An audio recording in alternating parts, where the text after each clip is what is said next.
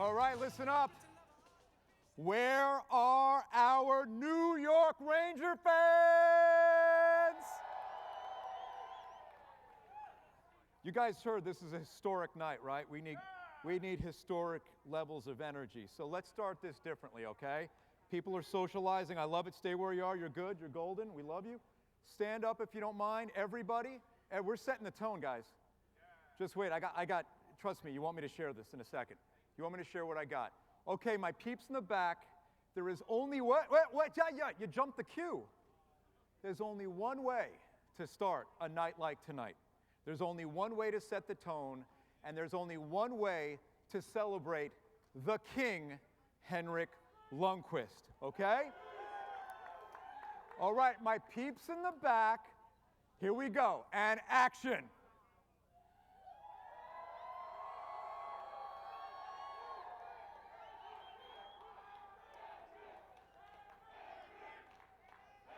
Yeah, you got the memo. You got the memo. Come on.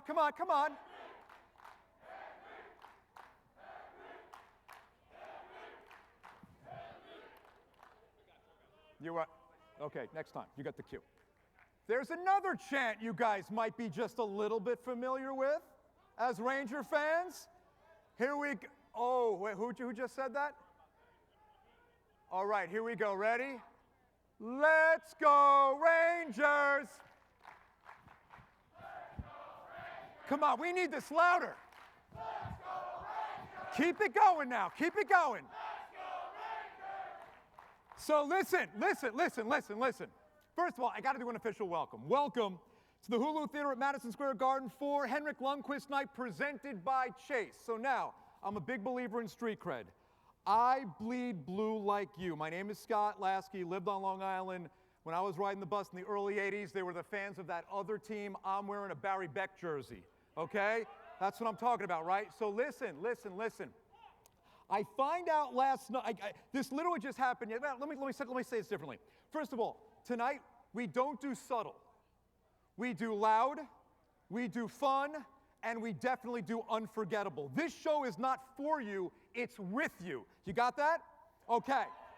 Secondly, so I'm in the pre-production meeting for this, and I find out firsthand, obviously, what's happening, who's going to be here tonight, and I also find out what you guys know. So let's quickly go over tonight's menu, because I think you're going to be pretty happy. First of all, we've got Blue Crew here. Anybody want a Ranger t-shirt? Of course, right? It's amazing how many people stand up at Madison Square Garden for one t-shirt being thrown out to 18,000 people. Okay, second, who do we have? We hope you have to have a DJ, and we got a great one. DJ Monopoly, kick it. Oh yeah.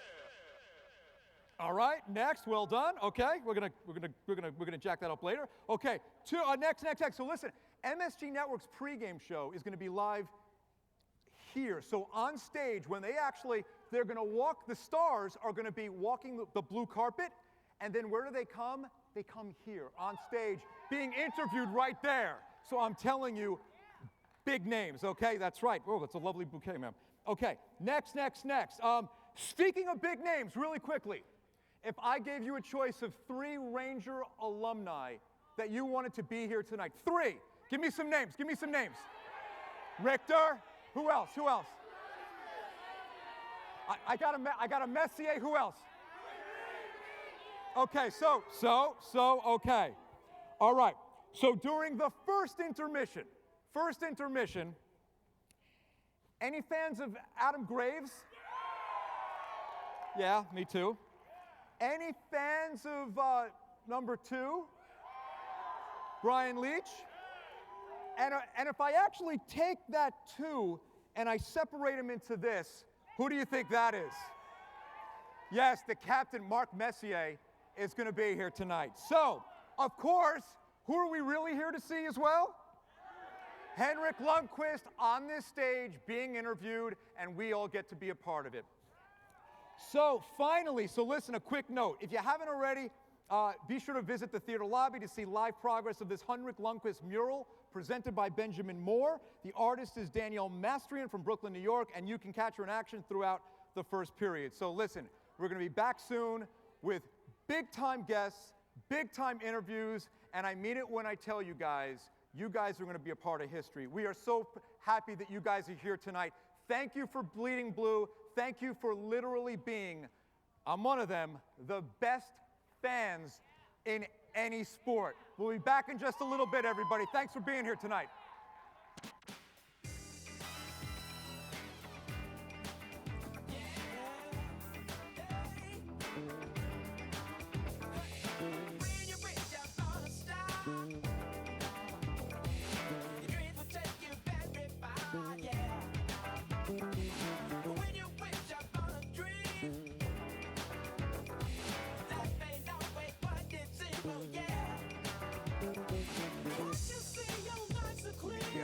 Yes, we get my card.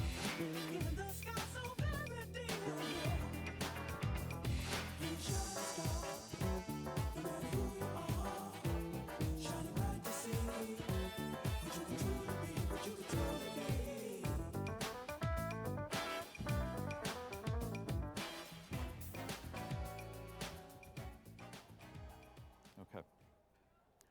All right, guys, we're getting the programming started. If everybody could please take a seat. We got a lot of things to share. How are you? Okay. Ranger fans, this event would not be possible without the support of the Henrik Lundqvist Foundation.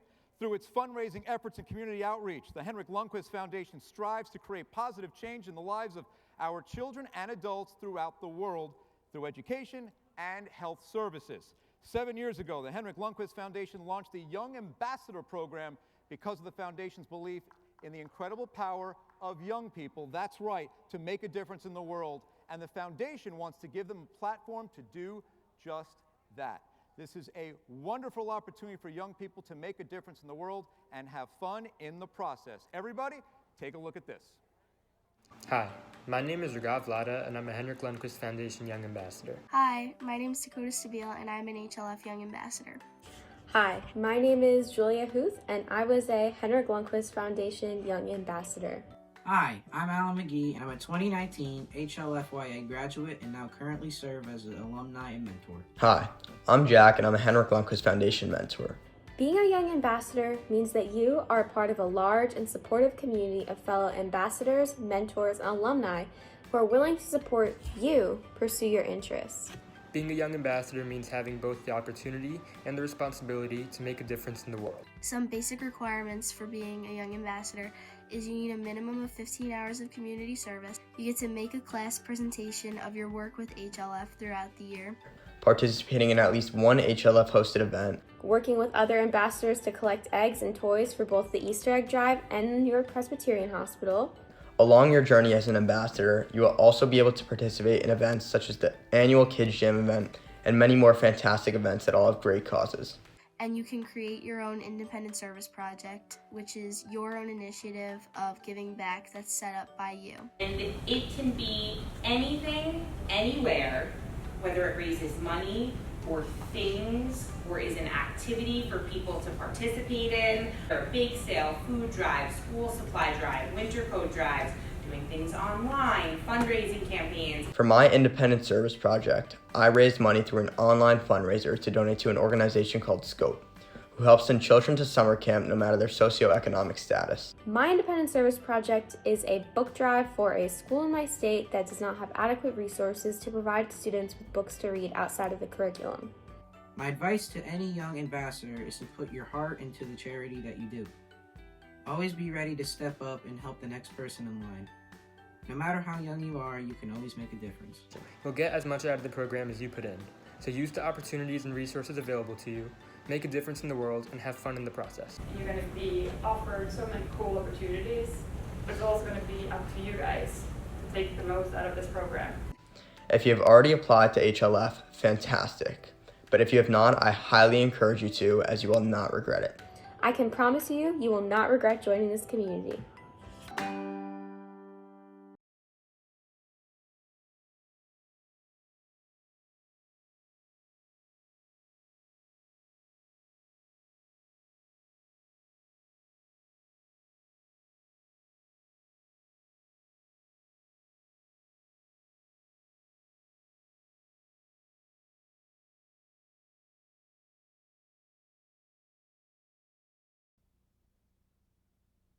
like on a in the movie set building. a I little remember bit. sitting in the car, just looking straight up, trying to see the top of the buildings. I couldn't believe it, like how tall the buildings were. And when we pulled into the gardens, like, and I'm in the lounge, and the door opens, and Mike Richter comes in.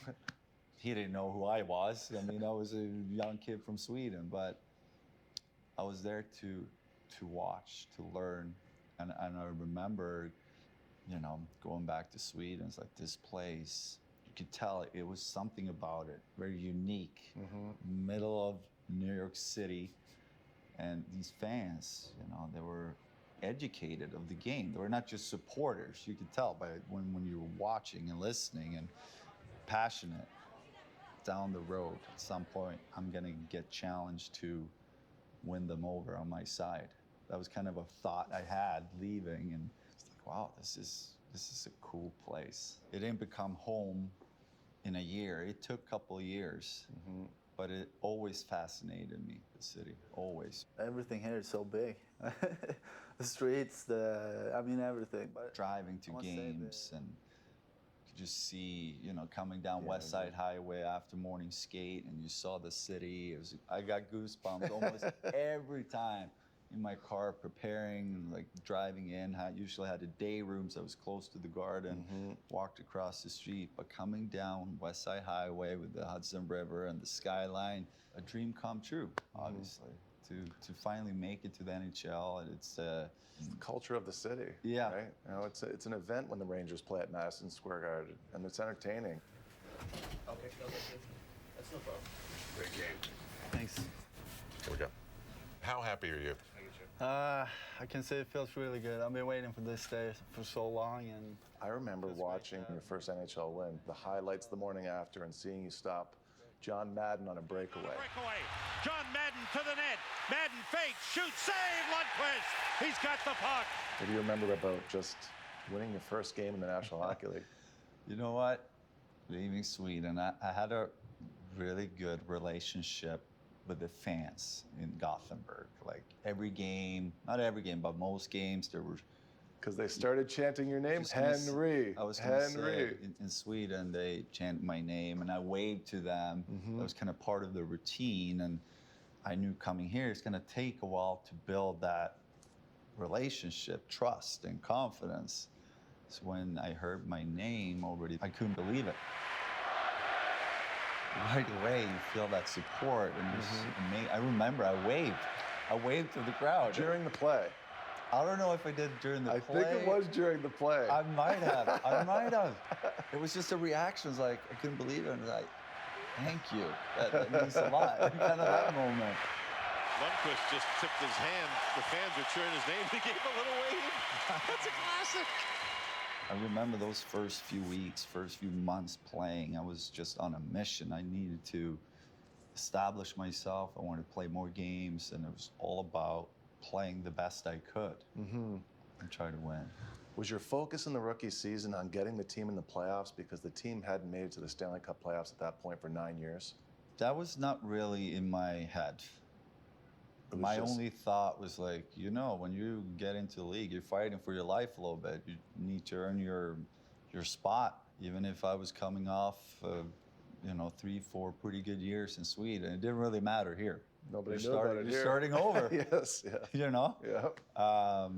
You just worry about what you need to do to have success, not think about what that will lead to. Well, you have moments throughout your career where you stop and you just take it in. That was definitely one of those moments where, how did I get here?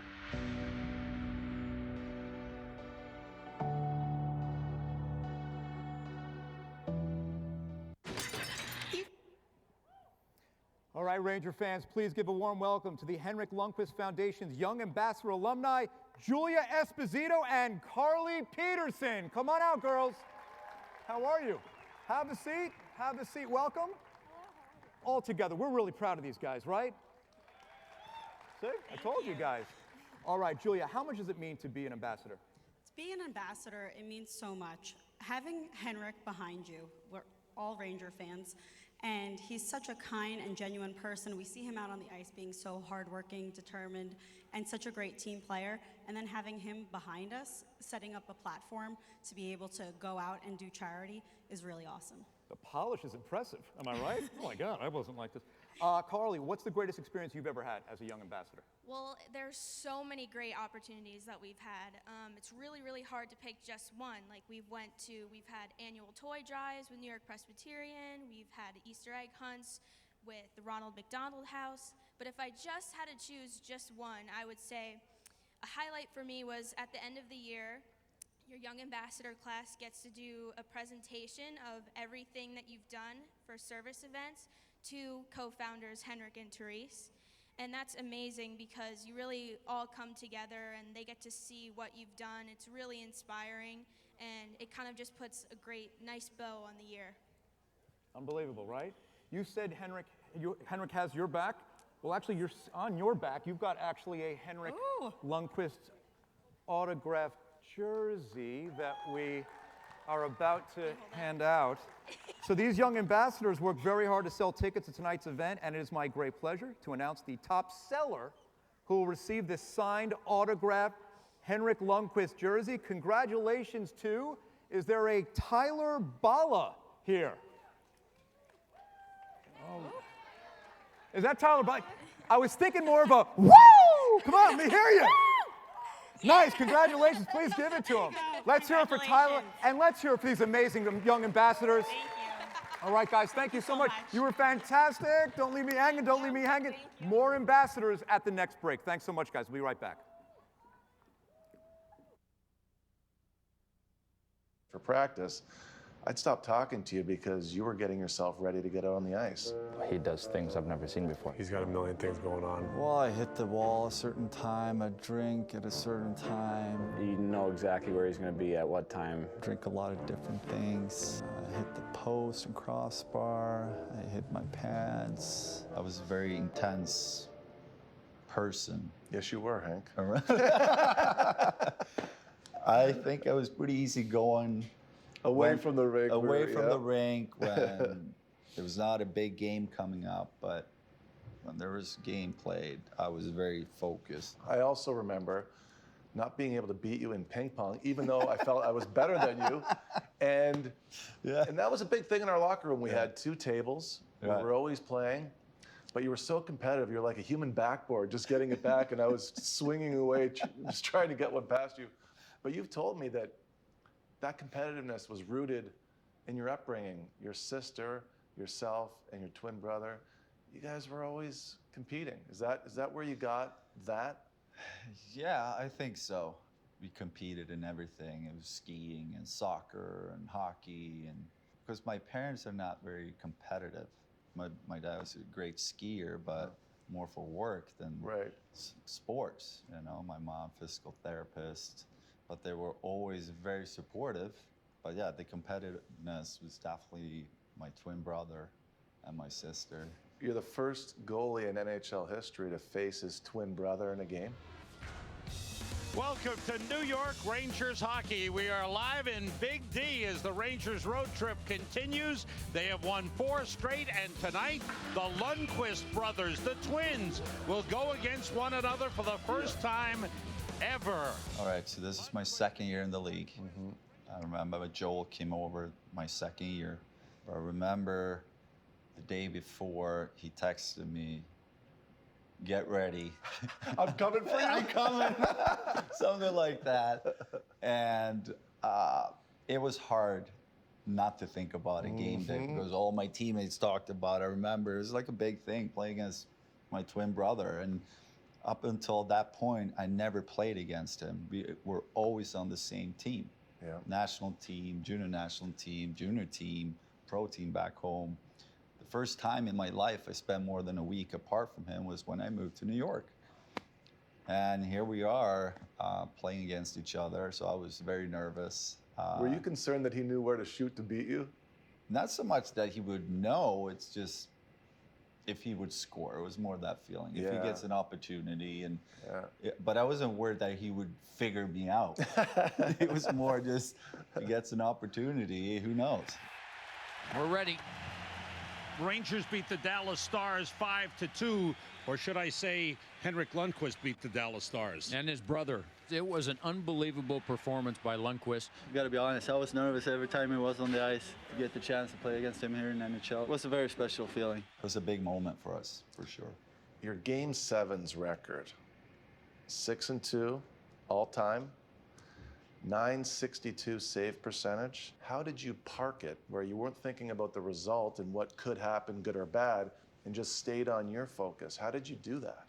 I was very committed to my process. Heightened commitment during those stressful moments of preparing for Game 7? It didn't change. I didn't do anything different.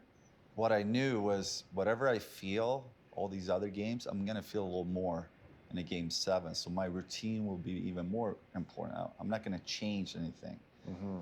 I might have been a little bit more nervous, but because I had my routines from, afternoon and leading up to the game, I felt like I, for the most part, was in a good place mentally. Because in the end, that's what it comes down to, especially for us goalies. Really what we do is like mind control. Yes. We practice a lot of technique, we do a lot of things, try to get faster, but in the end, the difference will be how do you control your mind in those situations. And my process of getting there stayed the same for, I'm gonna say, almost 20 years. You were 5 times nominated as a Vezina Trophy finalist, and you won the Vezina in 2012. I thought at that point, I'm away from the team as an outsider, and I'm saying to myself, Hank's got to be getting upset about this. He's not won his trophy yet. When's he going to get the Vezina? Did you want it? Was it important to you to get a Vezina? Yeah, I think at some point you want it, but it was more, for me, consistency has always been important. That was there. So to get nominated that was a big thing for me. Just to be in the mix. It was fun to win it, but it was as important to me to be in the mix for many years and viewed as one of the top goalies in the league. Hank, you were a tough teammate because you never got off the ice. You'd take breakaways at the end of practice for 20 minutes longer than I wanted to be out there. You were taking breakaways in NHL warm-ups, which was back in that time, nobody was doing. When you look at your approach to the game and you're in a big moment in front of 45,000 people in an outdoor game, and you have Daniel Briere on a breakaway for a penalty shot. Briere against Lundqvist. Save, Lundqvist! It's the competitiveness that go up one-on-one against someone, but it's also getting your feet working and timing, and there's more than one thing. Mm-hmm. But especially in practice, stay an extra 20, 30 minutes at 100 breakaways is like, you get the cardio going, you get your quickness in your feet, the reads, and it's just you and the shooter. And I love that, especially when the shooter really wants to score. And I think they feel the same way when you have a goalie that really wants to stop you. That's right. Everybody raises their focus and attention and You don't remember looking at me over at the bench and seeing me trying to get off the ice at the end of practice? I thought you were just doing it to break my chops. No. Your 302nd win to pass Mike Richter all time as the New York Ranger leader in wins. 4 days later, you pass Eddie Jacquemin with your 50th regular season shutout. What do you remember about those 4 days apart? Yeah, no, I remember. We were getting closer, and the Rangers asked me, do you want your parents to come over? We might do a little ceremony when it happens. So we tried to time it a little bit. Mm-hmm. Obviously, you don't know exactly when it's going to happen. You mean it's not a scheduled win? So my parents flew in, and when I broke Mike's record, obviously it was, you have moments throughout your career where you stop and you just take it in. Mm-hmm. You don't do it all the time because you're concerned and focused about what's ahead of you. But you have moments where you stop and take it all in. That was definitely one of those moments where, how did I get here? Yeah. And there it is. Henrik Lundqvist is truly the king. He is number one. I was so happy that I got to experience this and with the support from team and teammates and family, friends. It was very cool. So back to the story, my parents flew in and happened to watch the game when I had the shutout and broke the record. And the all-time leader in shutouts for Rangers goaltenders is Henrik Lundqvist. And then a few days later, we had the ceremony at the Garden, and that was very special to have my parents there and my wife, and at the time, Charlize, my oldest daughter. Henrik, in my hands here, I've got highlights of the celebration after winning Game 6, the 1-0 game against the Montreal Canadiens to get you guys into the Stanley Cup final. I'd like you to take a look at it and see if that brings back some memories. McDonough able to play it back out. Subban there. The Rangers are going to the final.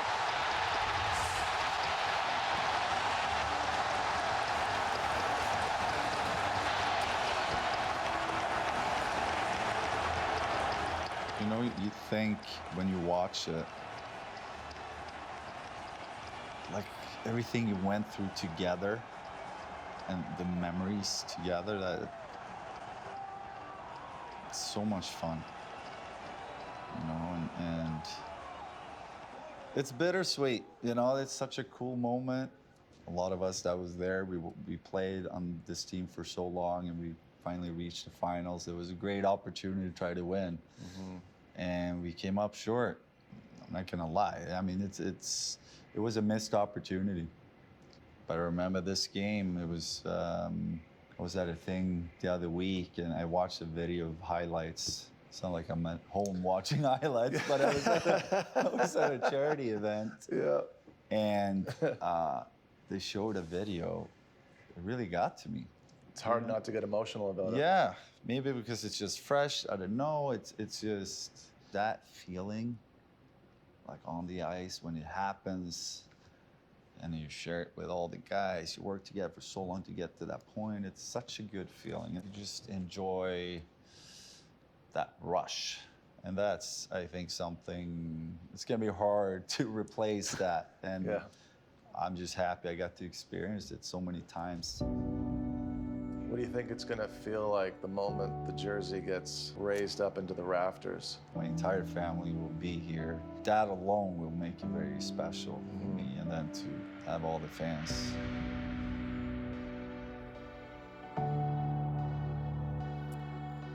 Yeah. Ranger fans, please welcome to the stage young ambassador alumni Julia Huth and Alan McGee. Come on out, guys. How are you? Take a seat. Take a seat. Once again, congratulations. Good to have you guys here. We'll start with you, Julia. What advice do you have for young people who want to be a part of the Henrik Lundqvist Foundation's Young Ambassador Program? Some good advice. My best advice would definitely be to try everything. When you get to a program like the Henrik Lundqvist Foundation Ambassador Program, you kind of start off by being matched with a mentor. I actually mentored Alan here, and I was able to help him through the process of his independent service project. And we were able to work through different networking activities and independent service projects, learning activities. And through that, you really gain a lot of skills. So don't be afraid to push yourself out there and really try everything. You'll get the most out of it. Amazing. Just amazing. What an amazing job, this foundation. So Alan, what about your greatest accomplishment as a young ambassador? My greatest accomplishment has got to be when I learned how to successfully create and complete my very own service project. The program has given me a lot of confidence to really look inside myself and find a cause that I'm really truly passionate about. This program has given me an opportunity to help people that are in need, and when you complete one of these projects, you really get a sense of pride that I can't even understand.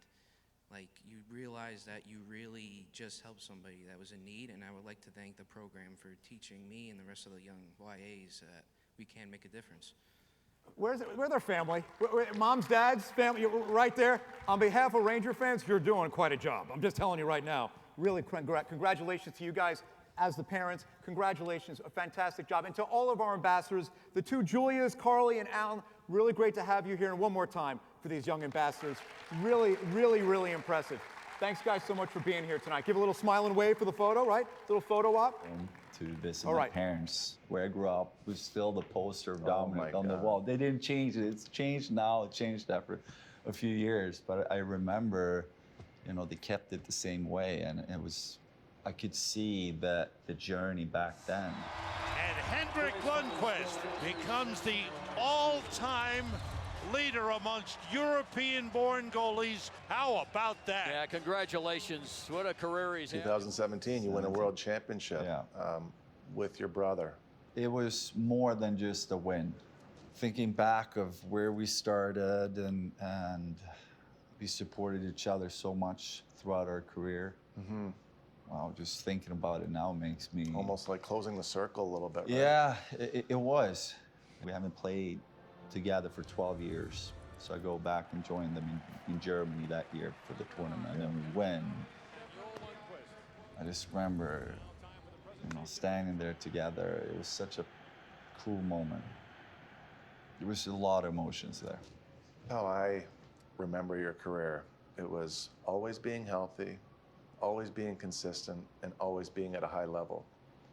How do you explain that to somebody? What's your secret sauce? You know, if you were to share it with a youngster, how would you share that with them? How would you articulate that? Well, I think playing in this league is a lot of work, and there's a lot of commitment. A lot of players can play good here and there, but to be consistent over a long time, it's a huge commitment from yourself, from the inside. Mm-hmm.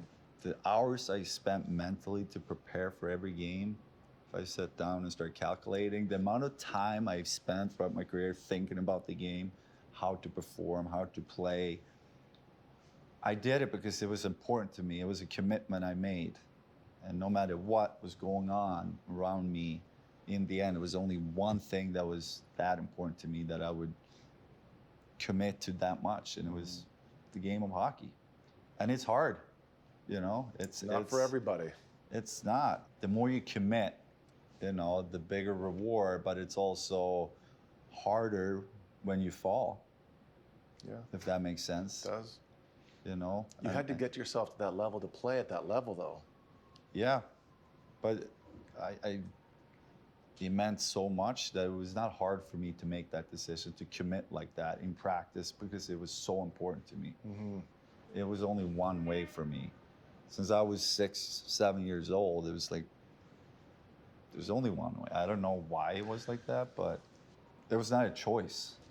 What do you think it's going to feel like the moment the jersey gets raised up into the rafters? Are you going to be able to keep it together? We'll see. Every time you go to that building, it's going to be there. I remember, you know, playing a lot of those games when, you know, Mess and Graves and a lot of these guys, I was on the ice and they were retiring their numbers, and it was a cool moment to be part of that. Mm-hmm. To see them and to experience it, realize how much they meant for this organization.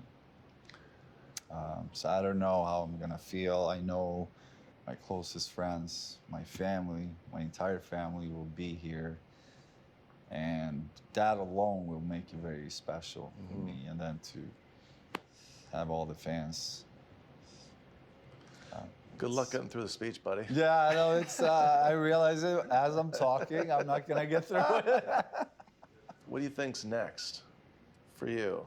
And where do you find that same passion now that the time on the ice is over? Yeah. And can you find that same euphoria after hockey? I mean, what's next for Henrik Lundqvist? What's next is I want to be happy. That's the most important thing to me in life. Be happy, and what really makes me happy, my family, friends, to do things that inspire me, to meet people. Mm-hmm. I've been so committed to one thing almost my entire life. It's to play hockey, stop a puck. I've been so committed to it. I'm now looking to do a couple of different things, not just one thing. Mm-hmm. You know, meeting new people, seeing new opportunities, and I enjoy that. You know, yeah, I'm gonna do some media stuff, or already working with you, having a lot of fun, you know.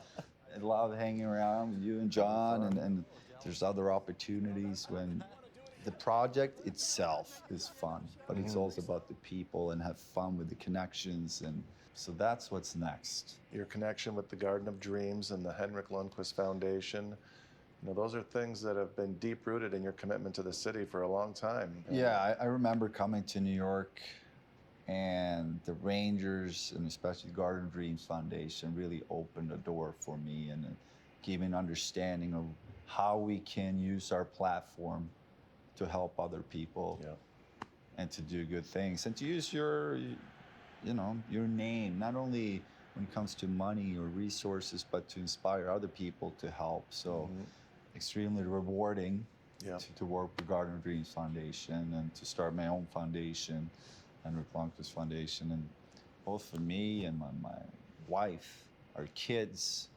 It's a family You know, involvement. for our kids to grow up in the city, they see a lot.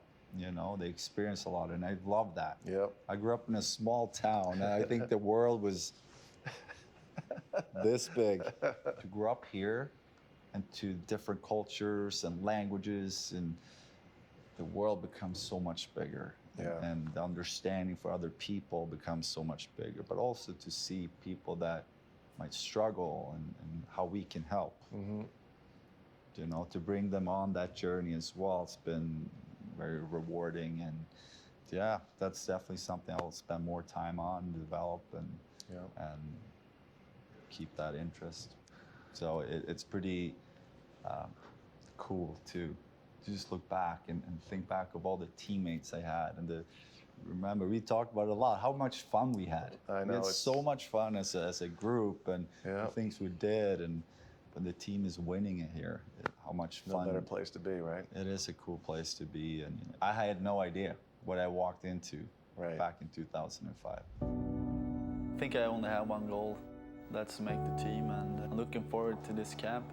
I've been waiting all summer to get here, so it's fun to be here, and I'm excited. Look, we all loved you as a teammate, and we're so proud of you. Congratulations with your honor on having the jersey raised.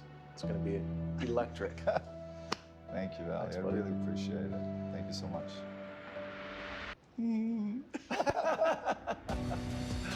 Anything else, guys? I think that's it.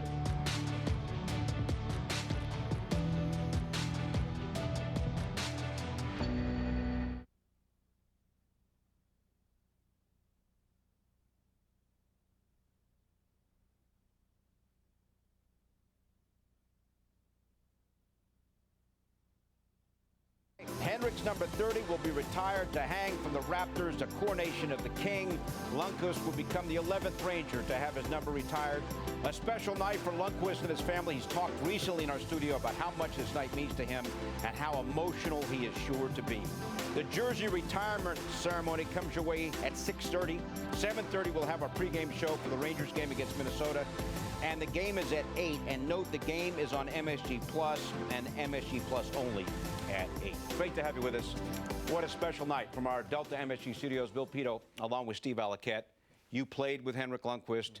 We now work with Henrik Lundqvist. I've been around him just a little bit, but enough to know that just to know him even this little bit makes even tonight even more special. Bill, Henrik's number is being retired because he's a great example for the next generation, so they know what it means to be a New York Ranger. That's why we're having this special night for him, and it's going to set everybody up for the next 20 years.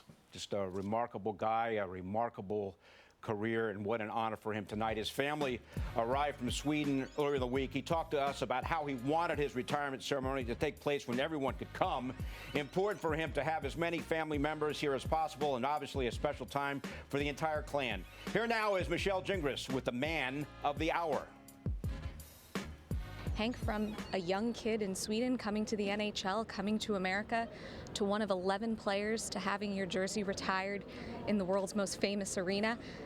I know before you mentioned how surreal this all felt, but now that we are truly just moments away from it, how are you feeling in this very moment? I feel great. I'm so happy. You know, so many people in town that meant so much to me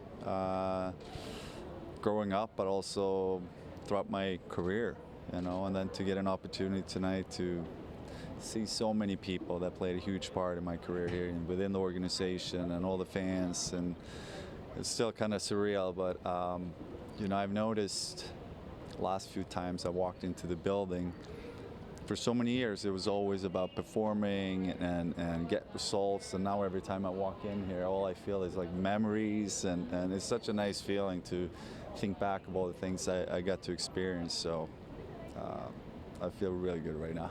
You mentioned your family. We just showed a video moments ago of them arriving the other day, a champagne toast as well to kind of kick things off. 60 family members from Sweden here, in addition to former coaches, teammates, friends, to celebrate with them and to have that support around you tonight. What does that mean? It means everything. You know, as you get older, you realize what's really important, and to share different moments in life. And obviously this is a huge moment for me and my family, and to be able to share that with all our friends and people that meant a lot to us for so many years. I can't wait. And we already started, you know, we started celebrating a few days ago. So guys are, you know, all our friends, they showed up. I'm so thankful for that. We have people flying in from all over the U.S. as well. So you know, you get an opportunity to have your friends overseas, to meet all our friends here in New York and in the States, and that alone feels very, you know, special. So on top of that, to have this ceremony tonight is going to be amazing. One last one really quickly. You know, this city has completely embraced you. You are beloved by the fan base and the city of New York. Tonight you have the opportunity to also celebrate with them. What are you hoping to communicate about your appreciation for this fan base and what New York City has meant to you over all of these years? Well, to me, it's an opportunity to thank everyone. That's really what it is. I'm going to go out there and enjoy the moment, yes, but also I want to thank everyone. And you know, we've been living in a strange world for the past 2 years. I didn't really have an opportunity to say thank you. Everything happened so quickly with COVID and everything. But I feel like for me, comes full circle here, and just get that opportunity to say how much I appreciate everything for so many years. And yeah, I'm super grateful and happy to get that opportunity. Enjoy the moment. Thank you so much. Back to you guys.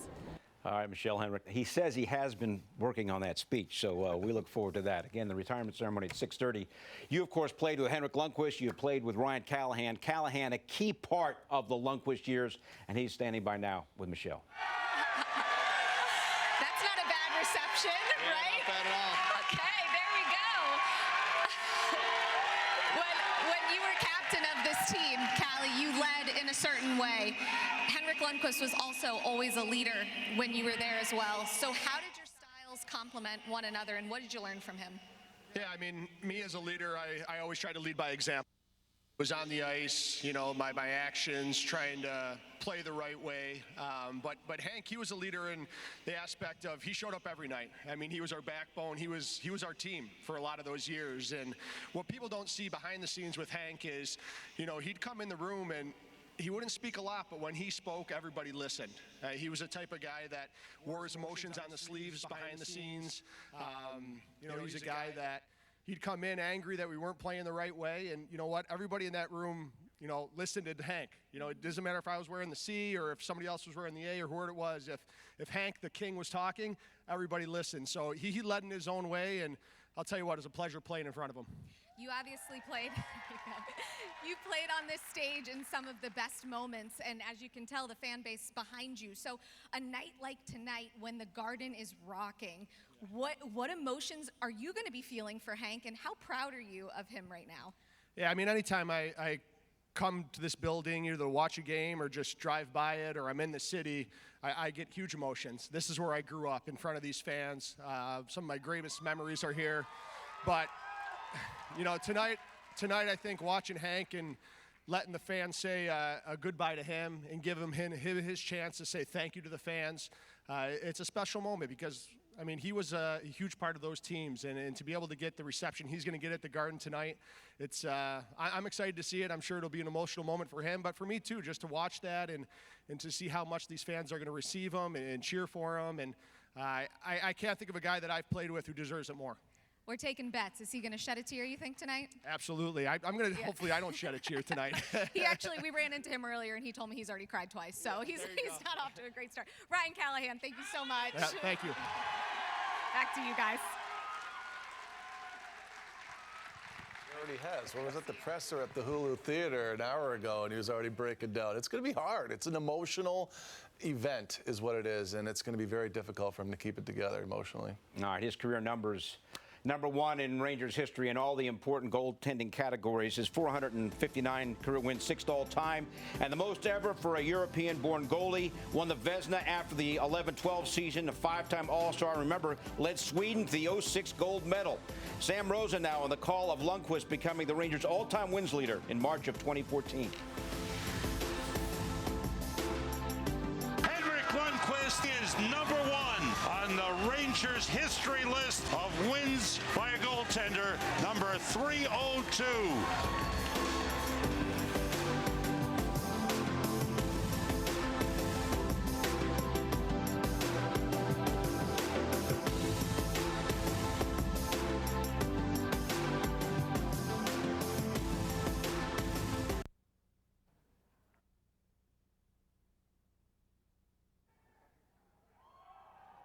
Yeah? Okay. All right, guys, we promised you big names. I think this qualifies, right? We also have big surprises. I can't see out there, but I need somebody. Kimberly Shepard. Are you here? Give me a woo. Give me something. Yeah, Kimberly Shepard. Where's Blue Crew? Blue Crew? Blue Crew? I hope you don't mind, but we actually have 2 tickets for you to go to tonight's game. Congratulations, guys. We're going to be hanging out later with Mark Messier, but you have a good time. I'm joking. Have a good time, guys. 2 tickets for you guys, and maybe just next at the next break, maybe we have another couple of tickets to give away, okay? So congratulations, guys. Let's get back to the pregame show.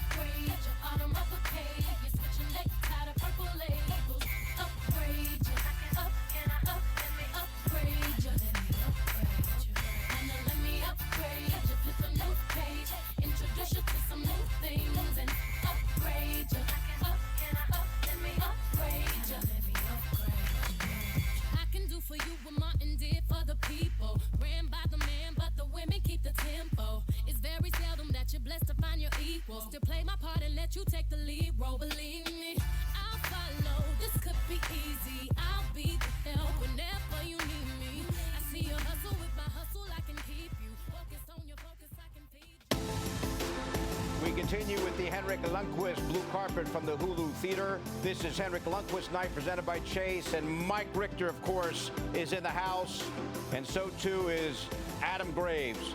Richter had his number 35 retired almost 18 years ago to the day, February the 4th, 2004. He was the Rangers' all-time wins leader until Lundqvist broke his record. Here's Mike Richter now with Michelle Gingras. Thanks, guys. Mike, there have only been a few of you that have walked this walk. An original 16, have your jersey retired, joining this special brotherhood. What do you think Hank is feeling right now as he is moments away from joining this club? Well, first of all, thanks for having me. It's a great celebration tonight. So, amazingly, you know, the press conference today, he said, if I cry, I cry. I mean, what you see is what you get. He's very in front of it. He understands it's an emotional time for the best of reasons. He said he didn't get a chance to say goodbye. But I don't think you know as a player how impactful and how profound this moment is until you live through it. And it's a really special moment. So it's fantastic for all you guys to be able to experience it. You've said before that leaving Madison Square Garden the night that your jersey was retired, you left a different person than you came in as. Can you elaborate on that and just the magnitude of this night? First of all, I lost about 5 pounds of sweat, so that was totally different. No, I just think when you retire, you lose a piece of your life. I mean, this is who you are, this is who you identify as, and then you have to come to grips with this whole new life, and you can be excited by it, you can be thrilled for it, but you have lost something. And I think nights like tonight really help you just to think about gratitude. And Henrik said that word a few times today. You're just grateful for having the opportunity to play in this league and represent this incredible organization. So I think that's what he's going to feel. One last one quickly. You had a chance. You had a chance to watch him for 15 years as a goalie. What stood out to you about him just that sets him apart? Not necessarily just what he did on the ice, but who he was as a human. I think what sets him apart is his consistency. That is a difficult thing to do in this league. It's so difficult to play that level every night. Whether you're Wayne Gretzky or you name the best players in any position on any team, and you have to bring it every night. And Henrik Lundqvist had consistency because he approached it as a professional. That guy worked. Yes, he's got style. He looked great out there doing it, but he had a work ethic that I don't think people understand, and that's what you see when you see him play that well. Oh, fantastic. Thanks so much, Mike, for taking the time. Thanks, guys. Guys, back Enjoy. to you. You want to talk about gratitude. Yeah. Well, here's the thing, right? Being around Henrik a lot in the last number of months, going through what he went through with his heart surgeries and how hockey had to end for him abruptly, he put it this way: I had to stop thinking about why is this happening to me, and he changed it and he said, this is happening for a reason, how can this help me? And that's a big thing. You'll hear Henrik use that word gratitude. It's because he's had a minute just to stop, let everything settle. He's always had such a narrow focus, and now he can have more of a broad perspective. I think he's grateful, he's happy, and he's very gratitude savvy right now. I feel like he knows every moment is so precious. When Henrik Lundqvist arrived on the scene, Kevin Weeks was the Rangers' #1 goalie. Kevin now across the street with Michelle Gingras. Michelle, take it away. Thanks, guys. Kevin, going back to 2005, you and Henrik were together. You really did have a front row seat to his emergence. What did you notice even back then when he was just a young goaltender that, like, okay, wow, this guy is special? As you see me start to sweat here on the stage, I can tell you he was so great right from the outset. He had so much command of his crease, command of his actions and his approach to the game day to day. His work habits were exemplary and just a consummate professional. Not to mention, he was unreal. And all you fans know that. He was amazing right off the bat. So right from the outset, I thought he had a chance to be something special. You spent a lot of time with him recently, especially leading up to this night. Do you have any stories about just what he must be experiencing or things he said to you, in the moments leading up? I would say this, pardon me, I would say the biggest thing for him is just gratitude. People see him, I say it all the time, you see him in the suit, you see the hair, you see the debonair leading man, but underneath that is a blue-collar person. He's a coal miner underneath that. I say that all the time. Nobody worked harder. Nobody was more committed to excellence than him, and I'm so proud of him. This is an amazing night. It's a historic night for him and his family. Any one of us knows that we don't get here alone, and for him to have all that success and individual success, it was really also based on his family and the love and support he got at home and his teammates. We have a lot of them that are here. A lot of them played a big role, and he'd say that too. So it's really all about appreciation for him, and I love where he's at right now. He's in a great place. I joke around and call him Zen-Rick because he's become very zen. As competitive as we all know him to be, he's also become very zen too. Thanks very much for the time, Kevin. My pleasure. Appreciate it. Thank you. Bill, back to you. Zenrik. When he's here next, we're going to call him Zenrik. Of course, Henrik, known for his great play on the ice and the way he dressed off the ice, a lot in common with our own Clyde Frazier. Henrik, how you doing? Well, Clyde Frazier here. I'd like to congratulate you on having your number 30 hanging from the rafters in the world's most famous arena. Back in the day, my man was Hot Rod, so I have a lot of profound memories of him. I also admire your exploits on the ice, as well as your style off the ice, so you're a cool dude, man. Congratulations again. It's well deserved. Against Lundqvist. Save Lundqvist with 19.6 to go.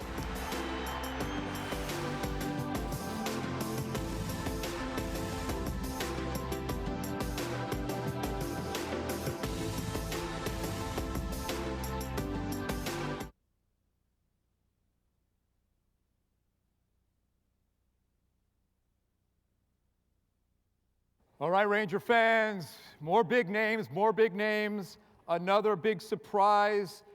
Kimberly Shepard, are you here? Kimberly Shepard? Not here? Son of a gun. All right. How about an Anthony Barbado? My voice went pretty high on that. Yeah, get up. Okay, get up. Okay, the good news or bad news, my brother? I'll do the bad news. So the last giveaway was actually 2 tickets, which is good. So the bad news, I don't have 2 tickets. The good news is I've got 4 for you, my brother.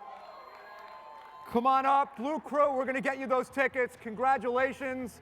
That's all we got. We're going to get back to the pregame show in just a sec. Thanks, guys.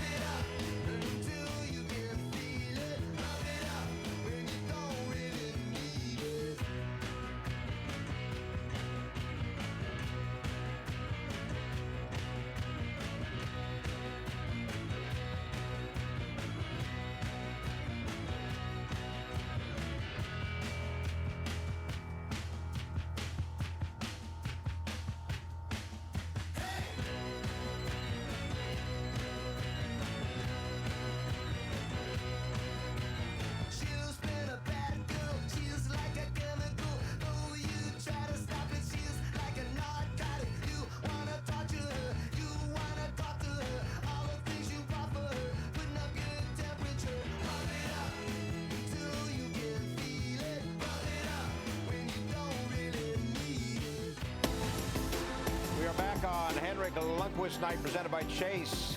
Henrik Lundqvist blue carpet from the Hulu Theater. Brian Leach there. Judy Joubert on hand tonight as well. And John Tortorella, who for many years, of course, was Henrik Lundqvist's coach. Here's Justin Tuck from Michelle Gingras across the street. You watched Henrik his entire career. In fact, Henrik's jersey was the first jersey that you ever purchased. So you did well with that one. Why was it so important for you to be here tonight? Well, listen, man, the Rangers are doing it right for all the things that Henrik has meant to not only this organization, but New York City, and being a part of the atmosphere of New York City. Just to see him get his flowers right now is special. I obviously grew up a hockey fan once I came to New York, and he was the man. He was the king then, and he's still the king. 2 elite athletes sharing the same city, albeit different sports. Sure. But tell me about the Hank that you know.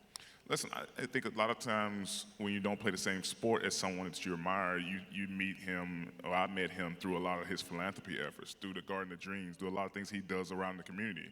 So when I think of Hank, it's so much more than just him being such a great hockey player and goalie. It's about what he did with the platform that this Ranger and the NHL gave him around being such a phenomenal person for all the communities that he touched, all the kids that he touched. So on top of all the things he did for us as Rangers fans on the ice, you know, I think his legacy goes so much farther than what he did as a goalie. Absolutely. You won 2 Super Bowls with the Giants. Speaking of this legacy, you were able to touch so many people in this city, and people don't forget that here. The love runs deep in New York. Yeah. Hank is going to feel that tonight. Yeah. What do you think the emotions will be and the appreciation for this city? Well, if you know Hank, he's a little softy. So I don't know if he's already cried today, but I promise you, I'm not a betting man, but there's FanDuel and DraftKings and all these other. If there's a bet out there for how many tears Henrik is going to shed tonight, take the over, because. But it shows how much he loves this city and how much he loves what all of us have meant to him, and I think you'll see that come out of him tonight. Justin, thanks so much for the time. My pleasure. Phil, back to you. Thank you. You know, that's the thing about Henrik, Steve. More than just a hockey player. Yeah. Even the non-hockey fan in New York knows and roots for Henrik Lundqvist. That was the unique thing about playing for the Rangers, is that behind the bench on any given night, you can have actors, actresses, people in entertainment, athletes from other teams in New York. And we always know. The guys are always asking me, who's here? Who's behind the glass? You know? And it's funny because it inspires you, because you want to have a strong performance when a guy like Justin Tuck, that's won 2 Super Bowls, has won. And I think there's something there, and that usually runs through from organization to organization. Oftentimes in sports, when you see one city win, they oftentimes win in multiple sports. And I think it's something that's very unique about being a New York Ranger. All right, Dan Girardi, one of Lundqvist's defensemen for 11 years. Had a great career with the Rangers, and he's now in the Hulu Theater with Michelle Gingras. Dan is someone who stood in front of Hank for a very long time, took a lot of pucks, a lot of bruises later. Tell me from your perspective what it was like to play alongside him for big moments of your career. Well, it's no secret he made my job a little easier out there. You know, it went both ways. Yeah, right? I'm sure he bailed me out way too many times, but you know, I'm hoping I made his life a little easier in front of him as well, trying to eat as many pucks as I could for him. And you know, I couldn't be happier to be here right now. This is a big moment for me, not only for Hank, obviously, but this means a lot for me to get the invite to come here and drive right from Niagara Falls, Ontario, right to get here. Pretty much hotel change, come here. This is a special night for everyone. You guys went through some epic battles together in your time together. Is there any story that you can remember or a time that you can share, a favorite memory with him? Oh, well, there's, you know. Tons, probably. Yeah, there's a lot, obviously, in 11 years. But, you know, I always remember the most is, you know, there's no secret Hank's a serious guy. Game day, you leave him alone, let him do his thing. Obviously, he knew what to do. But I always remembered at the training center in Terrytown, like, me and Callie that was just out here, we sat right beside him in the training center. We always tried to get him going. You know, he wouldn't want to laugh a lot and joke, but the times that we got him going and chirping us back and showing the other side of Hank that not a lot of people see, those are the memories I appreciate the most. And, you know, obviously there's so many great games we played in together and, you know, a lot of fun off the ice that we can't go get into, but no, not that much actually. He never hung out with us, so I'm just kidding. Just kidding. No, it was great times. You've taken the coaching career post-playing. What do you think is in the cards for Hank? I know now he's going as Zenrik, and he's adopted this new just personality, wants to be very happy in post-retirement life, but what do you think is next for him? I don't even know. Anything. Yeah, probably a lot of PR stuff and it's like modeling and stuff like that. I don't know. Yeah, that's the typical answer, but I don't know. I heard Tuck say there, like, he does so much stuff away from the rink in his charities and Garden of Dreams and his foundation. Like, he does so much great work there. I'm sure he'll do a lot more of that stuff. And, you know, this is going to be one special night, I'll tell you that. Yeah, he's also working for us right now, too, so a little bit of that as well. Yeah, he's not bad up there. I like Valley a little better, but... Ooh, Valley will love that. You're welcome, Steve. He's going to save that tape. I'm just kidding. Hank's way better. Thank you so much, guys. Bill, back to We all like Hank better than you. I'm sorry. I don't know what Dan's talking about there.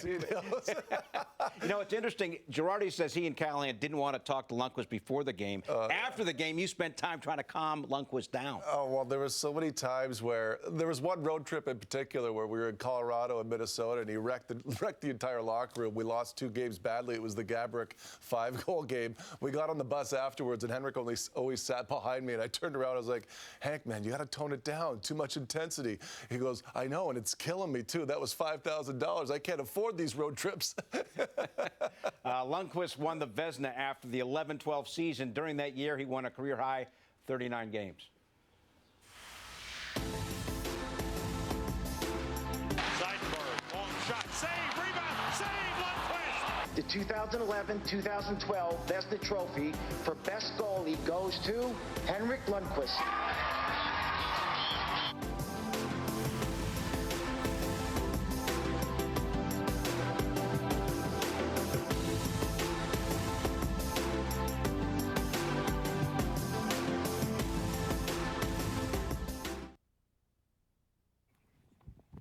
All right. You guys having fun so far? In the back. Let me hear you guys in the back. You guys having fun so far? We are just getting started. So you won't believe this. I just find out. Oh, that guy is very sparkly and lit. Nice to see you in the back there.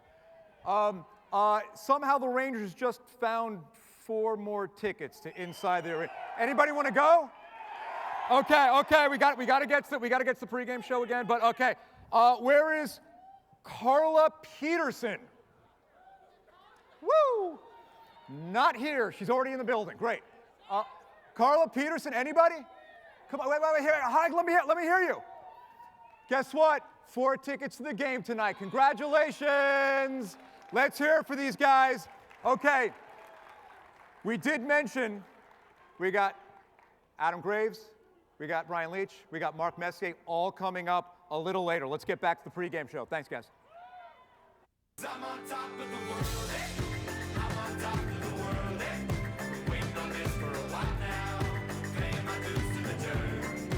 I've been waiting this long.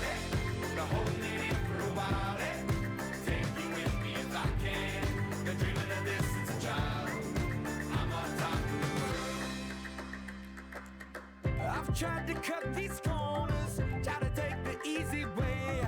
I kept on falling short of something. I could have gave up then, but then again I couldn't have, 'cause I've traveled all this way for something. I take it in, but don't look down. 'Cause I'm on top of the world, hey. I'm on top of the world, hey. Been waiting on this for a while now. Paying my dues to the dirt. I've been waiting to smile, hey. And his family, a press conference on the blue carpet, and the Benjamin Moore Vesna mural painted today in the Hulu lobby. Danielle Mastrione is the artist, and Henrik trying his hand at painting, and I'm sure he's good at everything, so why not? That'll be completed, that mural, during the game. Back with Steve Alliquette. I think it's worth bringing up at this point, and the jersey retirement ceremony is coming up at 6:30. Henrik did all this after being a 7th-round draft pick. You always make the point that when you were a low-round draft pick or get called up, you have to make an impression right away. How did he do it? You know what he told me was, and this makes a lot of sense, the 2004-2005 lockout that we had, Henrik stayed in Sweden 1 extra year. He played against Nicholas Backstrom, who was a starter for Minnesota at the time, played against Jose Theodore, who had won an MVP a few seasons earlier, and he had beat them in consecutive playoff wins. So now he had the confidence, because he beat all these top goalies, to come over here and be successful. All right, what a great career. Number of former Rangers in the house. Just getting started with Henrik Lundqvist night, presented by Chase. And the jersey retirement ceremony is next.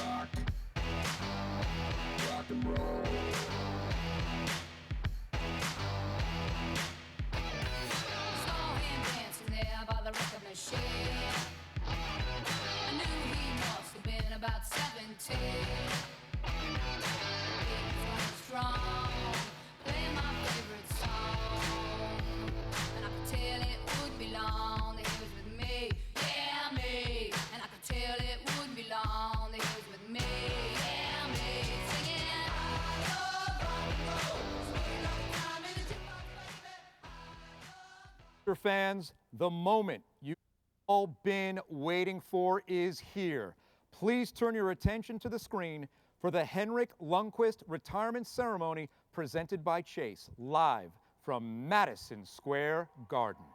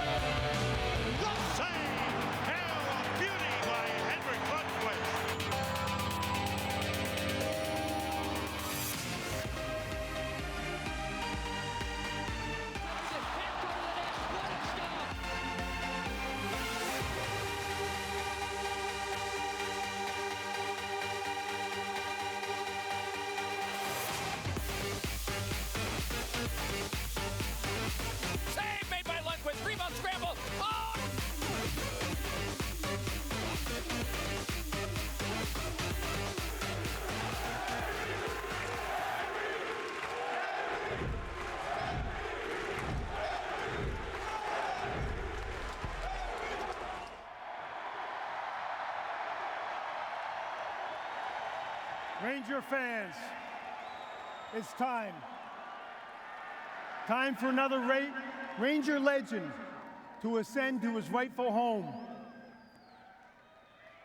Time for a city, a grateful city, to say thank you to a man who represented this organization with the highest level of professionalism and style.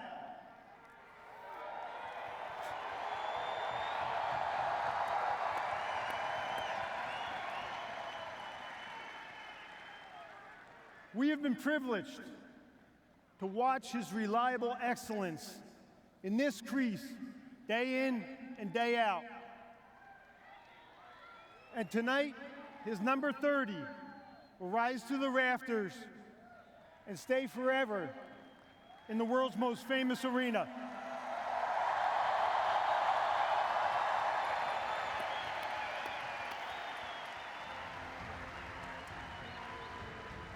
On behalf of all of us who have had our jersey retired, especially our beloved Rod, we want to say, yes, we want to say, welcome, Henrik. Congratulations. We're excited and honored to share this lasting special place with you. Thank you. The first thing that comes to mind when I think of Henrik Lundqvist. That's easy.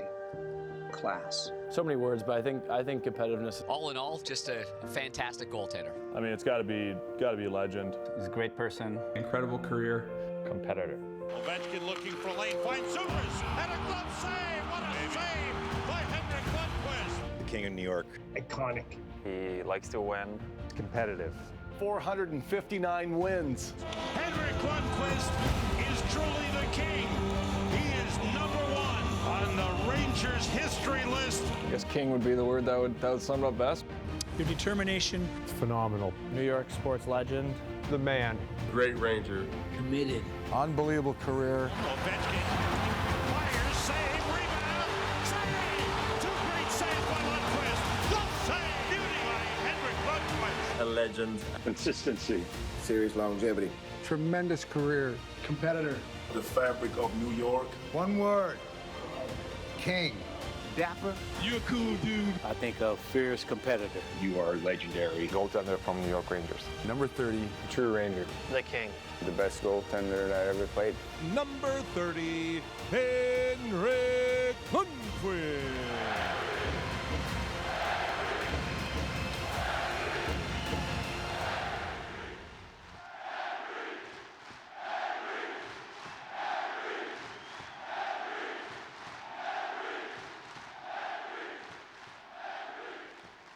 Hello, Ranger fans, and welcome.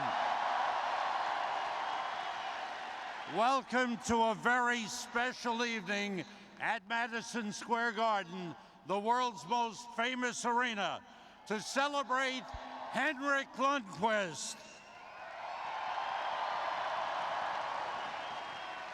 As he joins just 10 others in team history to have their jersey raised to the garden rafters.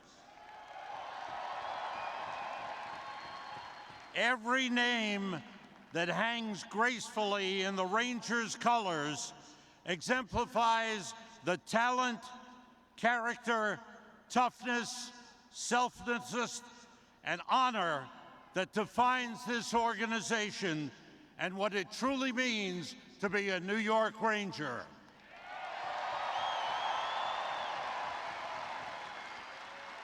Tonight is not only a time to reflect on the incredible legacy that Henrik worked so hard to create, but it's also a momentous turning point for the future, as a new standard of excellence is defined for generations to come.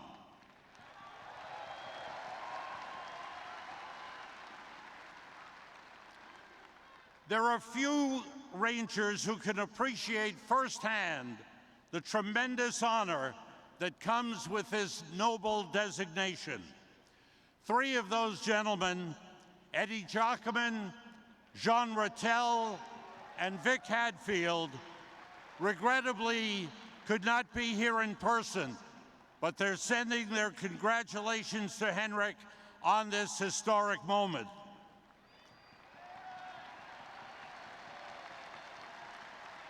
For the late Rod Gilbert, Andy Bathgate, and Harry Howell,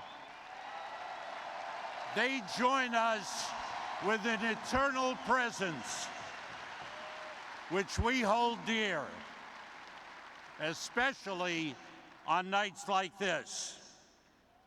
Right now, it is my privilege to introduce some of our greatest legends who have gathered here to celebrate Henrik and all he has meant to the Rangers organization.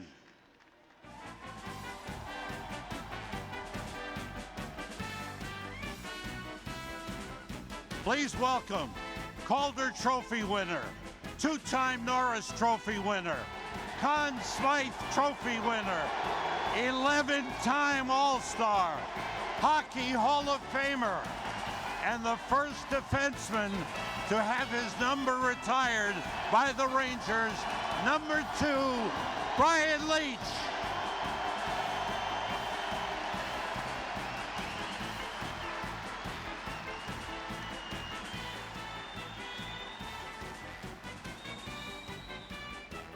Another beloved All-Star, King Clancy Memorial Trophy winner, Bill Masterton Trophy recipient, heart and soul player, number 9, Adam Graves.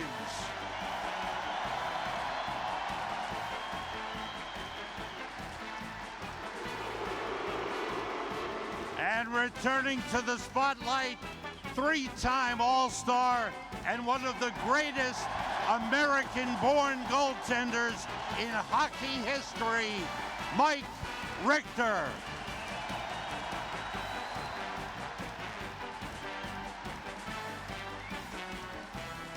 The next man needs no introduction, but we'll give him a little one.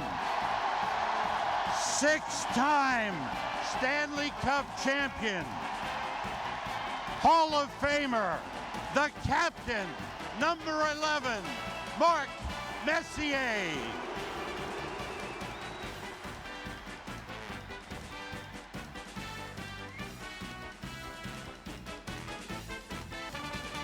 No player can have the long and illustrious career that Henrik had without the full and unconditional love and support of his family.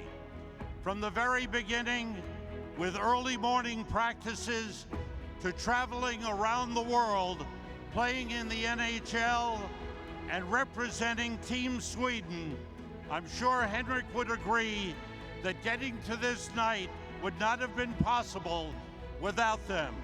So please, let's welcome Henrik's family. His parents, Henrik's father, Peter, and his mother, Eva.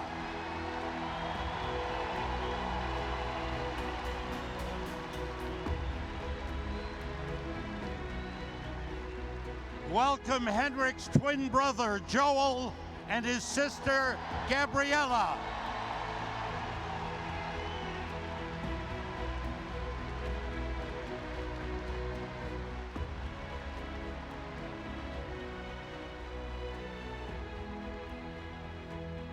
And now Henrik's wife, Therese, and Henrik's 2 daughters, Charlize and Julie.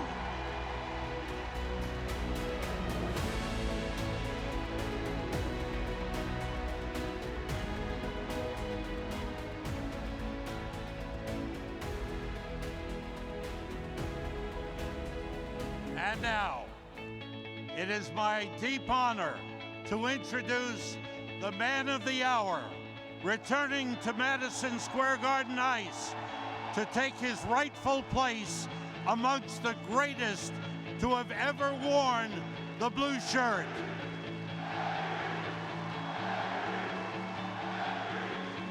A Rangers legend.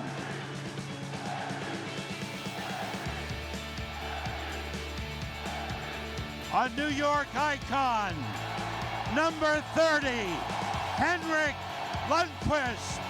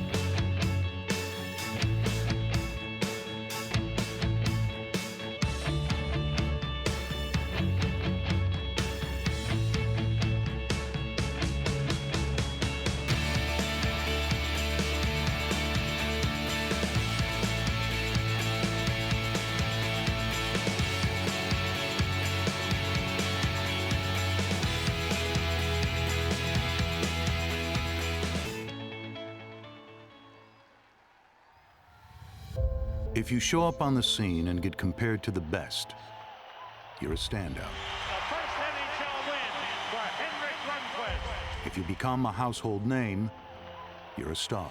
Stop by Henrik Lundqvist. He is in a league of his own. But if you keep shining, Great glove save by Lundqvist. night after night, Ties Eddie Jockman, career shutout number 49. year after year, Henrik Lundqvist has joined the 400 club. you become something truly rare. An icon.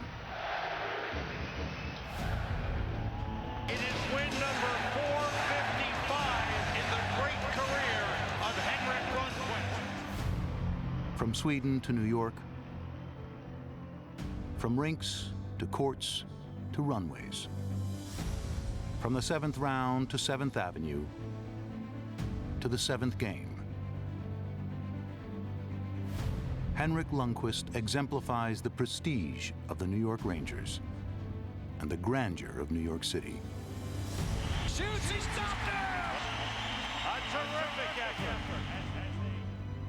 He taught us discipline, he exuded grace, and he became one of the greatest goaltenders to have ever played the game. 459 wins, 12 postseason appearances, the winningest European-born goaltender in the NHL, and a crown jewel in the history of Madison Square Garden forever. The Rangers are going to the final. The 2011-2012 Vezina Trophy for best goalie goes to Henrik Lundqvist. Here's a breakaway. Ovechkin, save! Mono on the rebound, a save! What a save by Lundqvist! But behind it all, behind 15 unforgettable seasons as the face of this franchise, it is ultimately Henrik Lundqvist's class, poise, professionalism, and humanity that will be remembered for all time.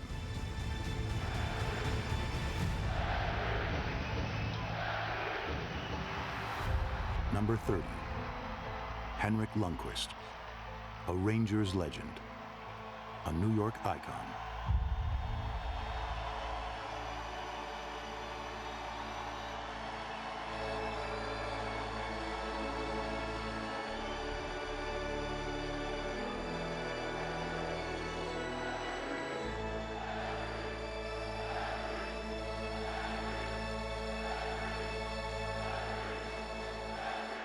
His story began on March 2nd, 1982, when Henrik, along with his twin brother Joel, were born in Åre, Sweden. Skiing was the most popular sport there, but the Lundqvist brothers chose to play hockey instead, and their competitive spirit emerged. During one practice in the early years, someone asked if anyone wanted to be a goaltender. So Joel grabbed Henrik's arm, raised it up, and so history was made.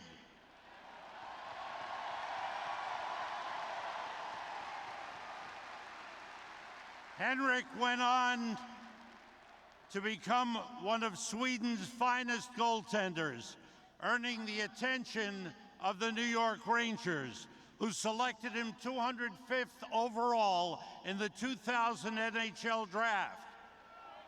Henrik continued on in Sweden to break 4 national records and was named Best Goaltender, Best Player, and League MVP by 2005.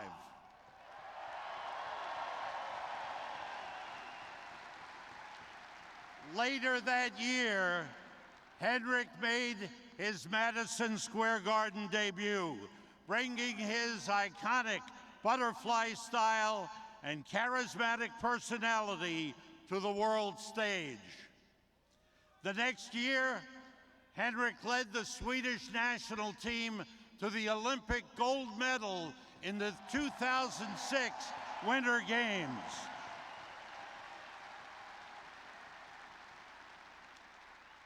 But what was most impressive about Henrik's game was not how he performed over any one season, but rather how consistently flawless he was over so many seasons. He was nominated for the Vezina Trophy in each of his first 3 seasons and won the award in 2012. In 2006 and 2018, his extra effort earned him the Rangers' prestigious Stephen McDonald Award.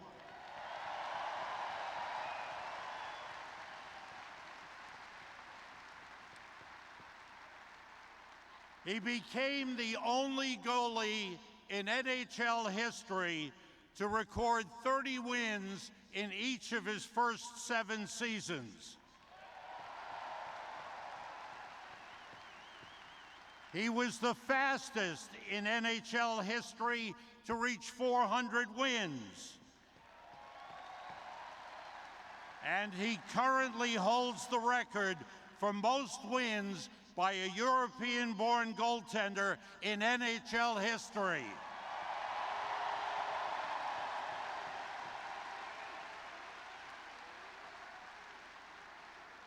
He's the Rangers shutout leader, playoff wins leader, all-time wins leader, and 9-time team MVP.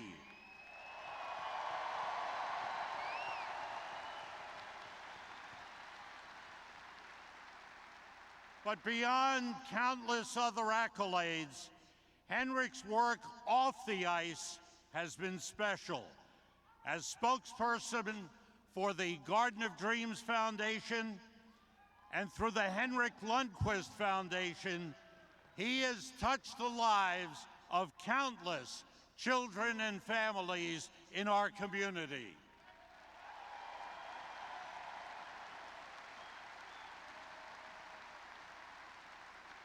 His competitive spirit, work ethic, perfectionism will stand as a model. His style, charisma, and generosity will continue to inspire.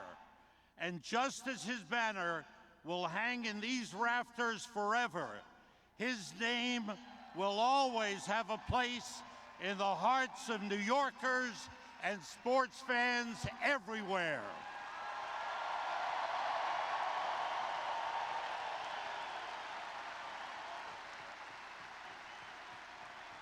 So, Henrik, we thank you. Congratulations on this historic moment, and we all wish you well in the next chapter of your incredible story.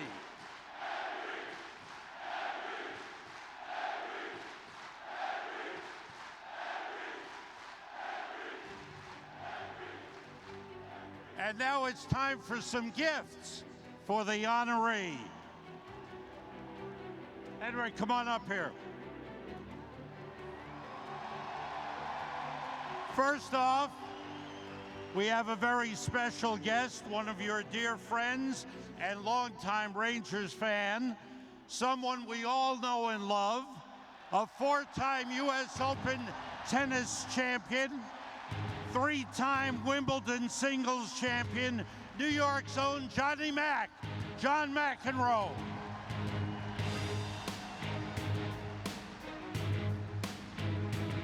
We thought it was fitting that he join us to present you with a Tramar Viking electric guitar from Hagström Guitars in Sweden.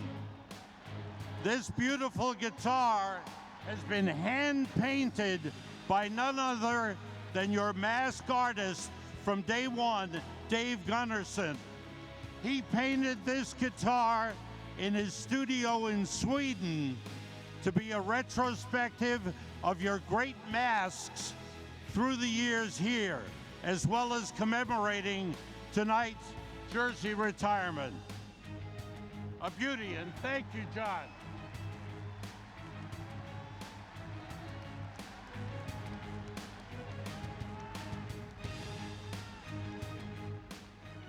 Now, Please welcome longtime New York Rangers head equipment manager, Ocasio Marx.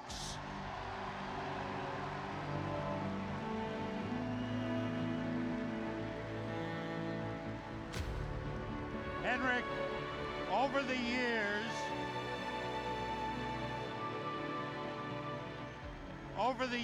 you had quite a few shutouts. So to commemorate those scoreless nights, we'd like to present you with all 74 pucks from your 64 regular season shutouts and 10 playoff shutouts.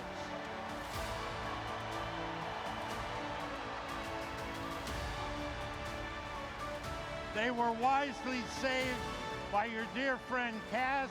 He put all of those pucks into a framed display, highlighting each game for you to proudly showcase your amazing achievement. Thank you, Cass.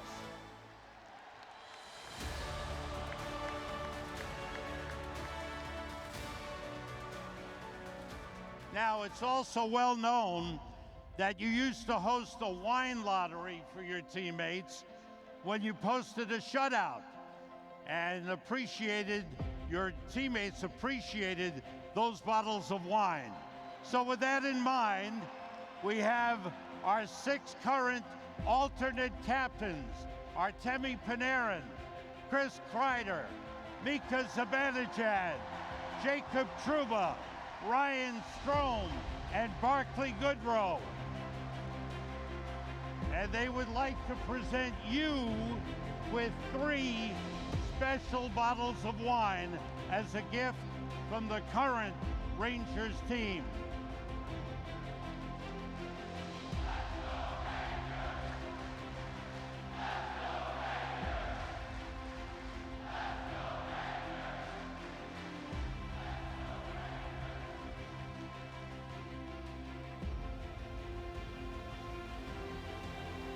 I think he likes it.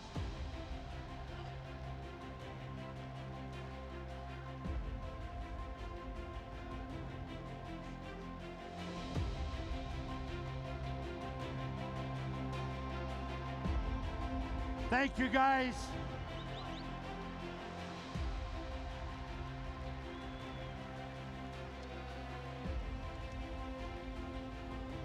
And Henrik, we all know your love of fashion and travel. So all of us here at Madison Square Garden and the New York Rangers would like to present you with a very special gift with those 2 things in mind, and we'll ask the Rangers legends to unveil it for you.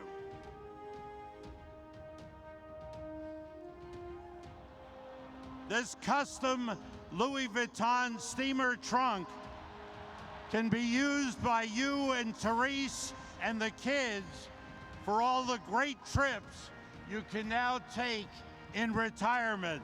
That is, when you're not working at MSG Networks.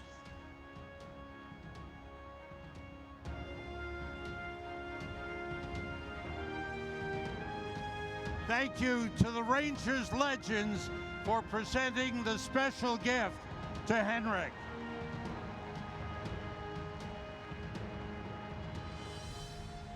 Thank you, Henrik. Next up, I want to pass the mic along to Henrik's beloved friend and fellow broadcaster, the man who was in net for the Rangers when rookie Henrik Lundqvist appeared on the scene, and who, when hit with an injury, gracefully passed the torch to tonight's honoree. A man who has gone on to break barriers in the world of hockey broadcasting, and who continues to be a leader and champion of growing the sport everywhere. Please welcome former Rangers goalie Kevin Weeks.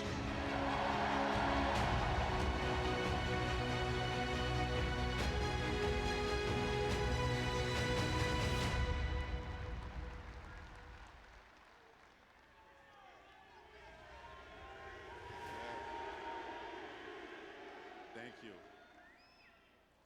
Humbly speaking, thank you. From a legend that is the great Sam Rosen, voice of the Garden.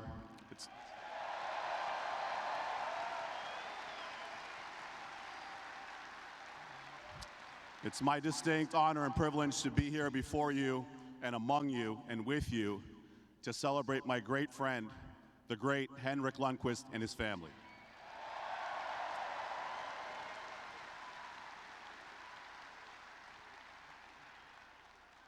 I might be the only person in the world that'll be on the ice and have a sweat rag and need the air condition turned on.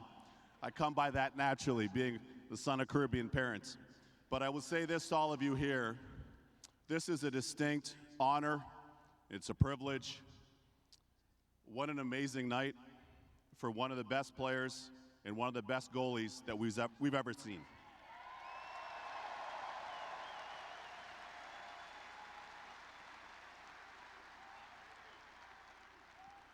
Yeah, let's hear you.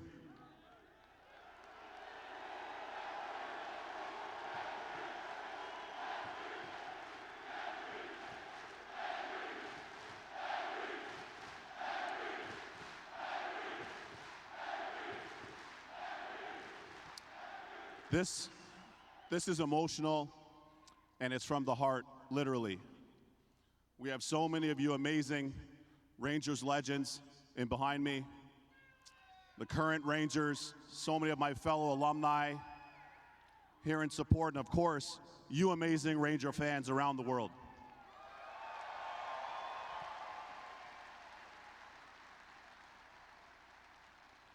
Quickly, I'm going to tell you a little quick story. I remember hearing from friends of mine that were playing over in Sweden, and they said, Weeksy, this guy's good. I was like, how good? How good? They're like, Weeksy, this guy's great. And they know who they are, they shall remain nameless. But what you were already authoring over in Sweden before you came over here, I heard all about it, and you literally came by force across the Atlantic, over here, across the East River, across the Hudson, and not only did you take over the net and take over the crease and take the position by storm, you took New York City by storm.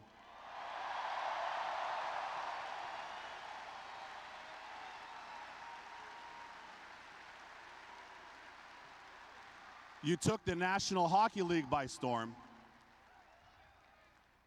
You took the New York Rangers by storm.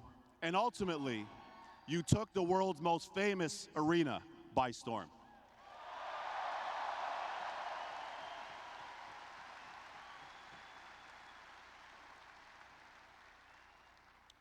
I can tell you, and for those of you in the audience and around the world and tuned in on different platforms, this gentleman behind me didn't get here by himself. It's a function of great upbringing, great siblings, great parents, great family, and that's what helped him be where he is here today.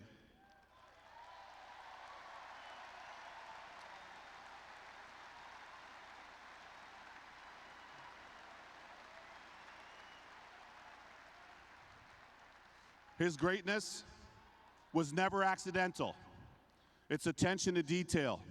It's hyper-focus. It's commitment to greatness and chasing it every single day. Going on the ice early, avec Benoit Allaire, the great Benny Allaire, one of the best goalie coaches.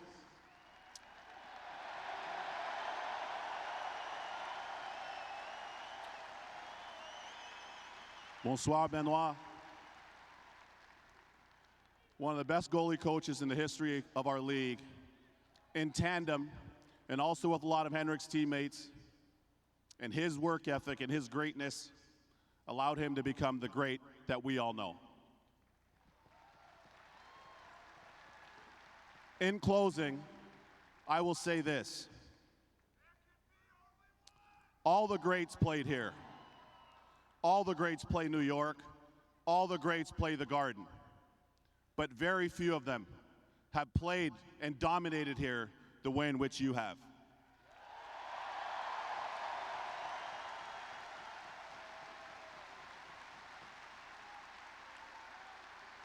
Last but not least, I can tell you this. A lot of people say they want New York. They say they want to play here. They want to perform here. Very few of them do, and very few of them can own and dominate New York like the King.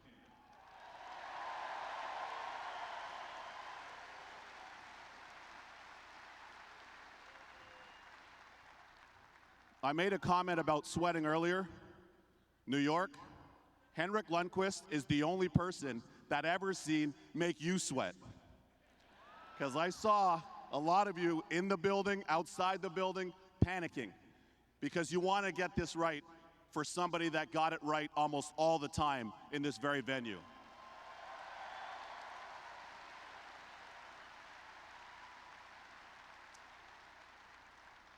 Henrik, Therese, the entire Lundqvist family, enjoy your special night. It's a collective effort which led to your greatness. Congrats on having your jersey raised to the Raptors here at the world's most famous arena and the fastest in Ranger history.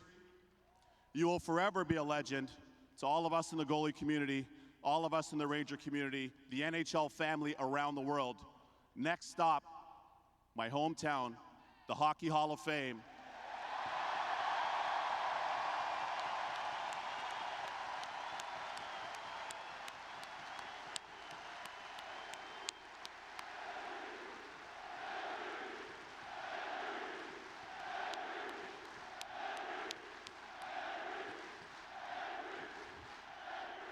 Thanks to each and every one of you Ranger fans that are tuned in across all platforms, all you NHL hockey fans around the world.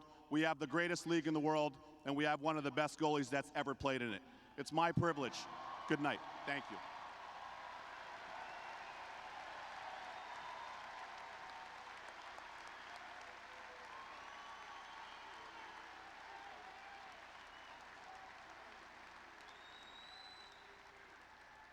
And now, it's time to hear from the man. Here's the King, Henrik Lundqvist.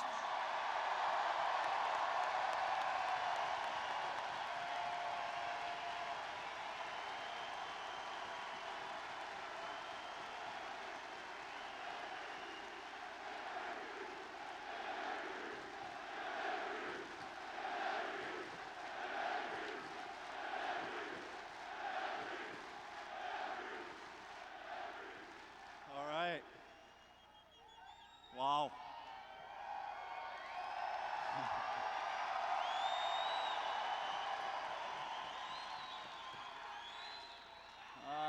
I missed you guys. I missed you. I really have. So,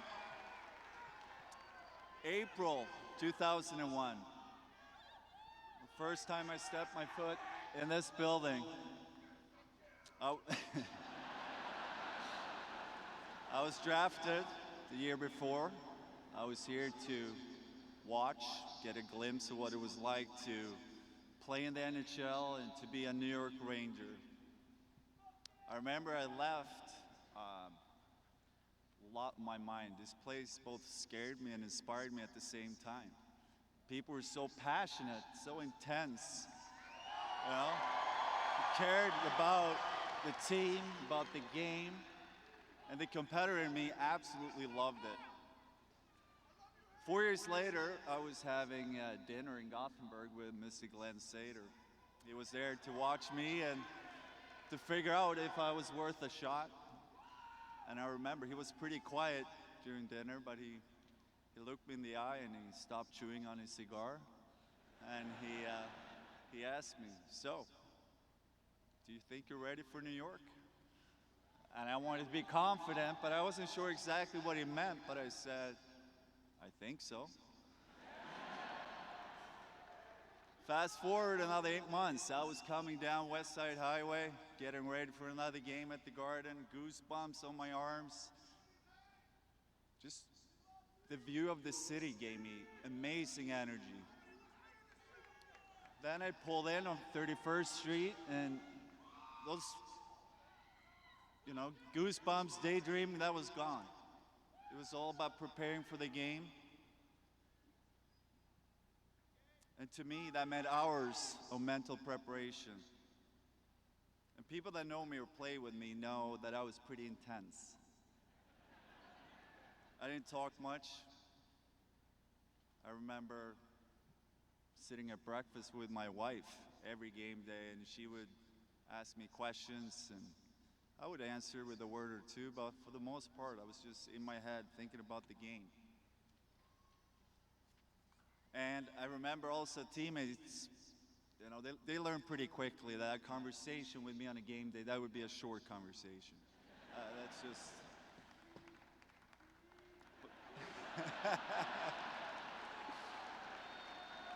And then, you know, the outcome of our games had a huge impact on my life. A win and the smile and great energy I felt could not be mistaken. You know, we usually went out, we celebrated, great dinner, a loss, and it felt like the world was about to end. And, you know, that roller coaster of emotions is something I'll never forget. And probably not my wife either. But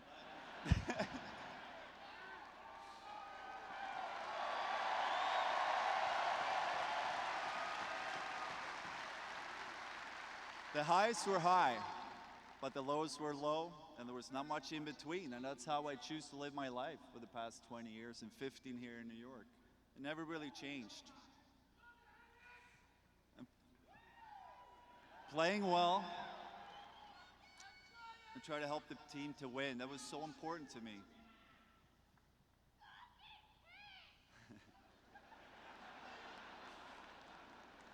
And sometimes I think about, was it a little extreme? Probably.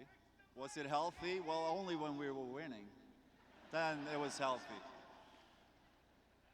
But I must say that contrast I felt between winning and losing really pushed me throughout my career. And the joy versus pain, that was part of my journey. And because it hurt so much to lose, it made it so much sweeter to win.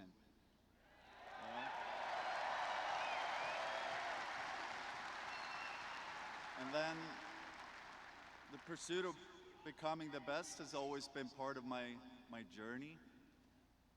And I often refer my career to as my journey because to me that's what it was. An adventure with so much excitement, uncertainty, and change. And when I look back at my 15 years in here, and what gives me the most satisfaction, it's not the wins or the personal recognition, but it's really the commitment I felt to the New York Rangers, and the commitment they showed me for so long.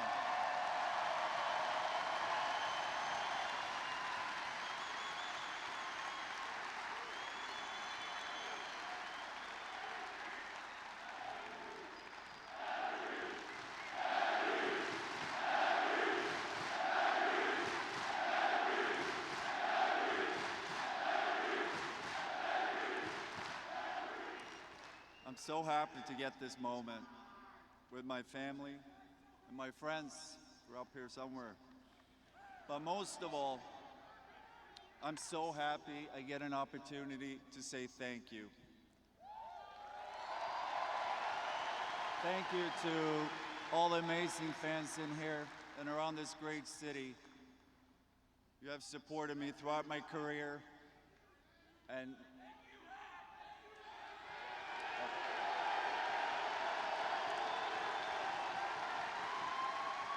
it's been an amazing experience, and it's given me so much joy, and it's definitely played a huge part in making my journey so special. So thank you to everyone in here and around the city.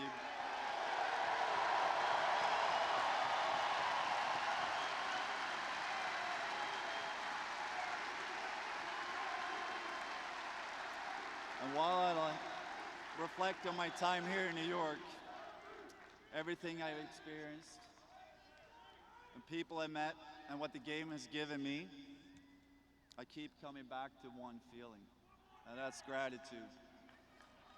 I feel so grateful for everything this organization has given me, supporting me and my family.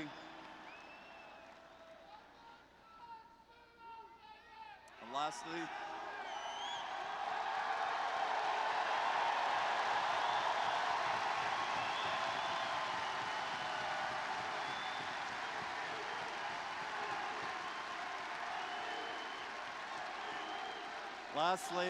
I want to thank a few people.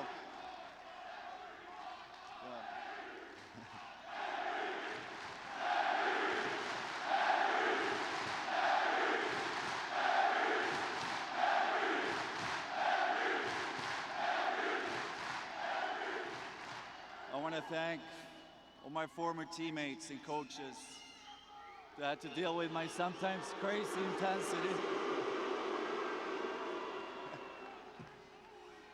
And some of you are here tonight, and I really appreciate you guys being here. Thank you. I want to thank Mr. Dolan and Mr. Sater. Both of you have been incredibly supportive ever since I arrived back in '05, and it's been an absolute pleasure getting to know you both.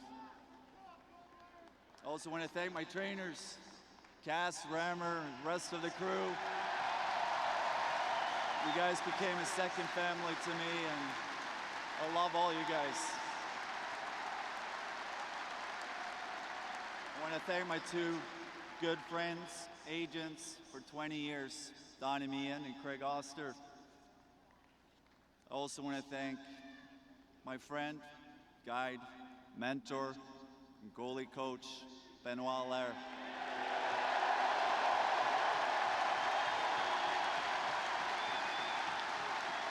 Could never have done it without you, Benny. You made every day fun. You know how to challenge me, encourage me. I'm not sure how many video sessions we had over the years, but it was a lot. And countless hours of talking about the game and life. So thank you so much for what you offered to me as a player, but even more so as a person.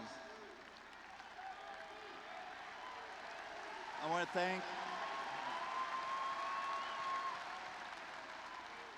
thank my family.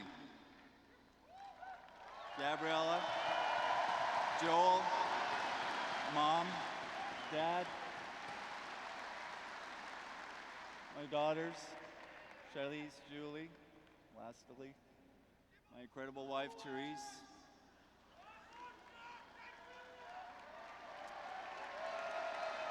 The amount of support you've given me has meant so much, and I'm so happy to share this moment with all of you. And Therese, I know it's been a roller coaster for many years, and at times it hasn't been easy to deal with ups and downs, but now I'm finally talking pretty much every breakfast, and you know, it's been exciting now to start a new chapter.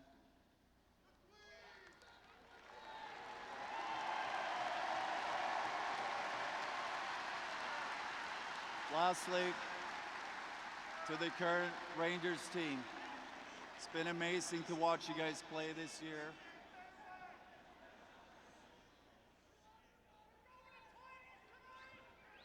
I just want to say, enjoy the ride. Playing for the New York Rangers and playing in the greatest city in the world.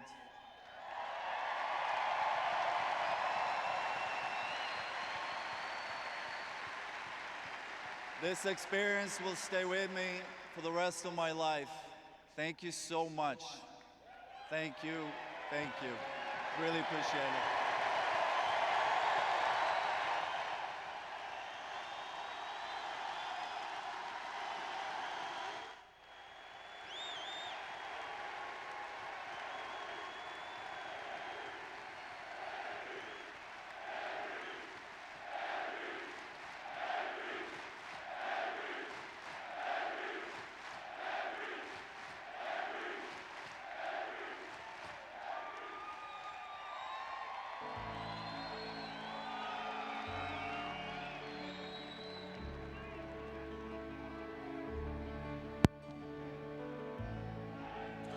Thank you, Henrik.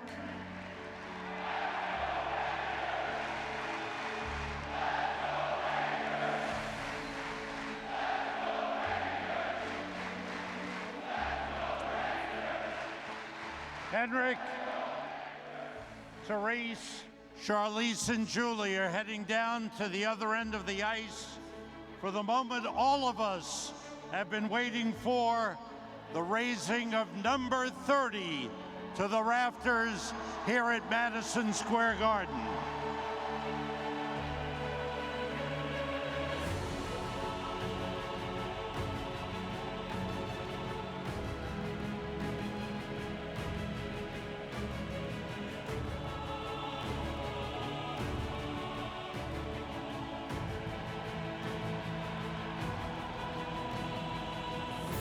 Henrik, your name and number will now grace the garden rafters forever, inspiring all who set foot under this roof and representing the excellence, loyalty, and commitment that you've demonstrated throughout your great career.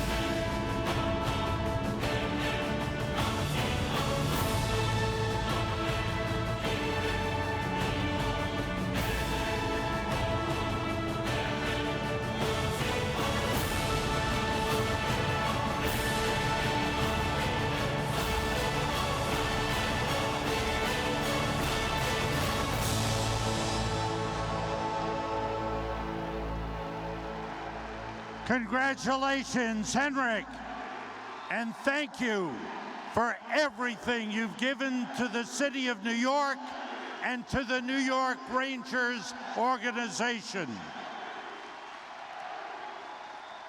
And now, to conclude, 5 Rangers legends: Brian Leetch, Adam Graves, Mike Richter, Mark Messier, and Henrik Lundqvist, immortalized forever.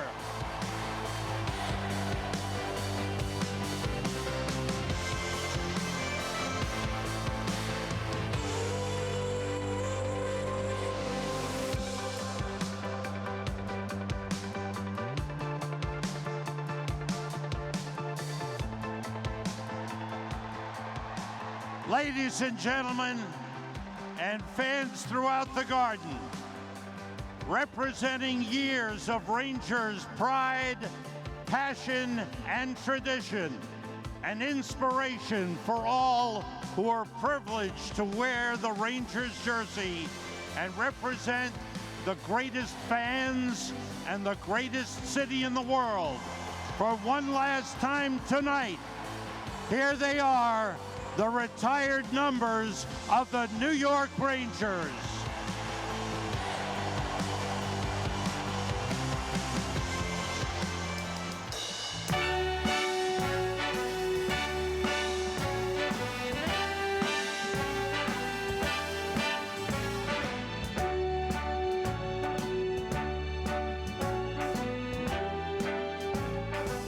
Start spreading the news.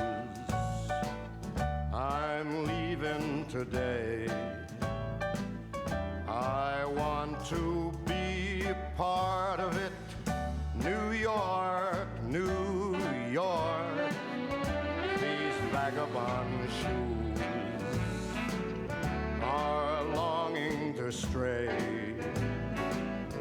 right through the very heart of it. New York, New York. I want to wake up in a city that doesn't sleep and find out.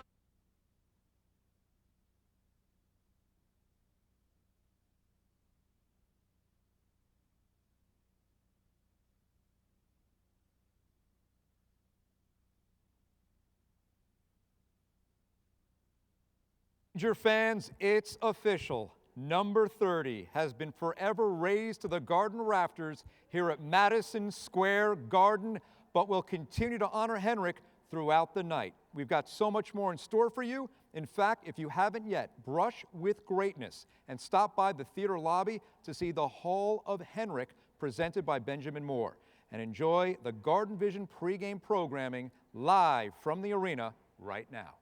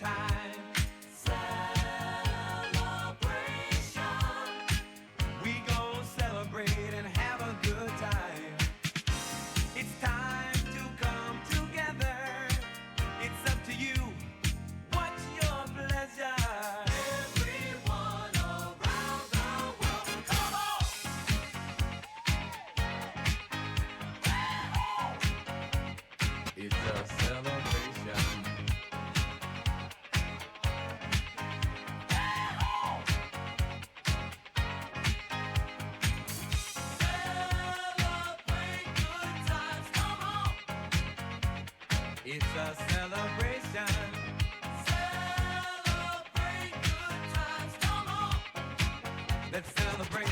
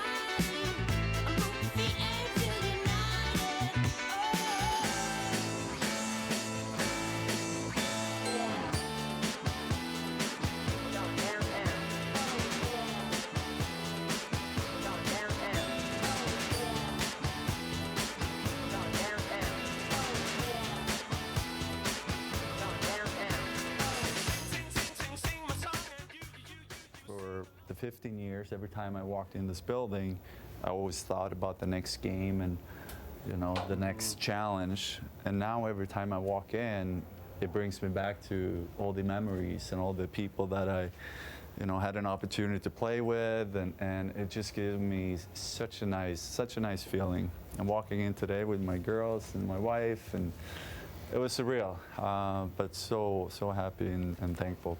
Hank, when Cass brought out the pucks for the shutouts, I mean, I thought that was gorgeous. Where do you think you're going to hang that beautiful with all the shutouts? I thought that was awesome. You know what? I hardly can focus on the gift. I got emotional just to see Cass. I know he's been, going through a lot of things health-wise, and I was just so happy and shocked to see him there, and they walked up to me. That was a great moment. And again, thinking back of all the memories, Cass, that was my guy, building all my stuff, and equipment. You know, any goalie needs a good equipment manager. He was awesome. We had the best. All the hours we spent together, and I love that moment. It was great to see him, and obviously we'll have to find a spot for all those pucks. I'm sure that won't be a problem. Congratulations. The rest of the night, the rest of the week, the rest of the month will just be another chance to celebrate. We look forward to doing that with you, and thank you so much for everything you brought to us over 15 years. I have said this to you in private, and I'll say it now in public. I've never been around an athlete so accommodating so often. I can count on these two fingers the amount of times you said no to me in an interview in 15 years, and that's a pretty amazing thing. So from the bottom of my heart, thank you. Thanks, John. Appreciate it. And I look forward to see you back at work soon. Let's go. But not tonight. We got a game. Let's get Not tonight. Henrik Lundqvist, everyone.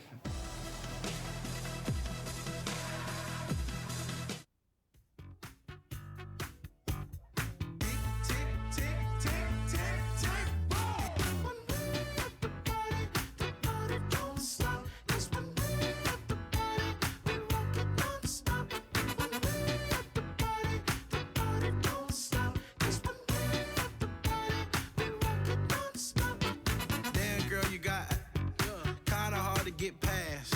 Got that short dress on, but damn girl, you got class. Car got 200 on the dash. Champagne all up in your glass.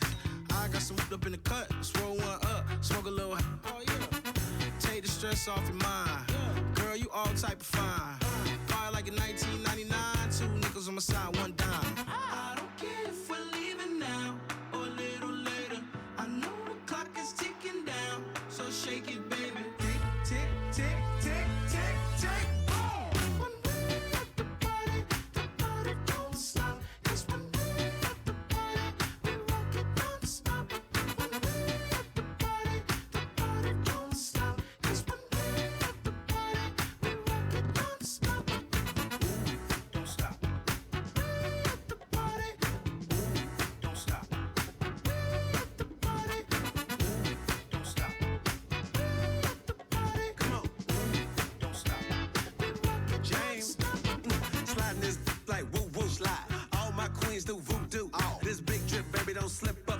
Mama was a freak and her daughter no different. Too clean, too crispy. Don't catch me, now you gon' miss me.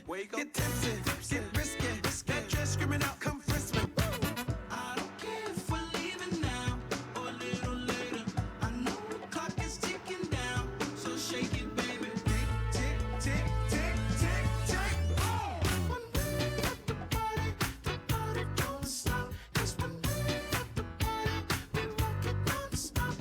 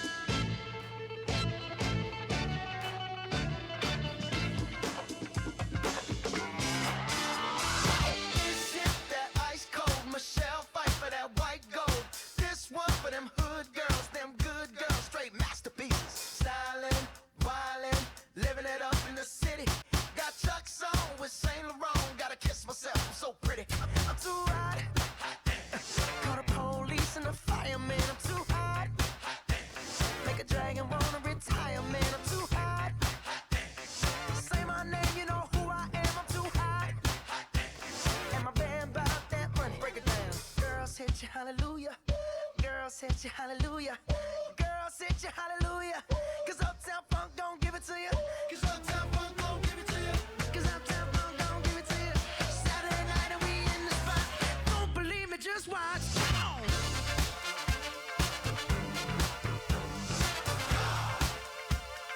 Don't believe me, just watch. Don't believe me, just watch. Don't believe me, just watch. Don't believe me, just watch. Hey, hey, hey, oh! Stop. Wait a minute. Fill my cup, put some nigga in it. Take a sip, sign the check. Julio, get the stretch. Right to Harlem, Hollywood, Jackson, Mississippi. If we show up, we gon' show out. Smoother than a fresh drop skipping. I'm too hot. Call the police and the fireman. I'm too hot. Make a dragon wanna retire, man. I'm too hot. Trick say my name, you know who I am. I'm too hot. And my band bought that money. Break it down. Girls hit you, hallelujah.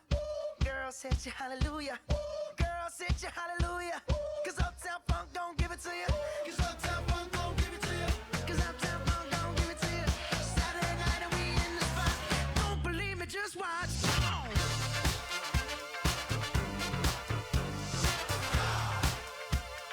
Don't believe me, just watch.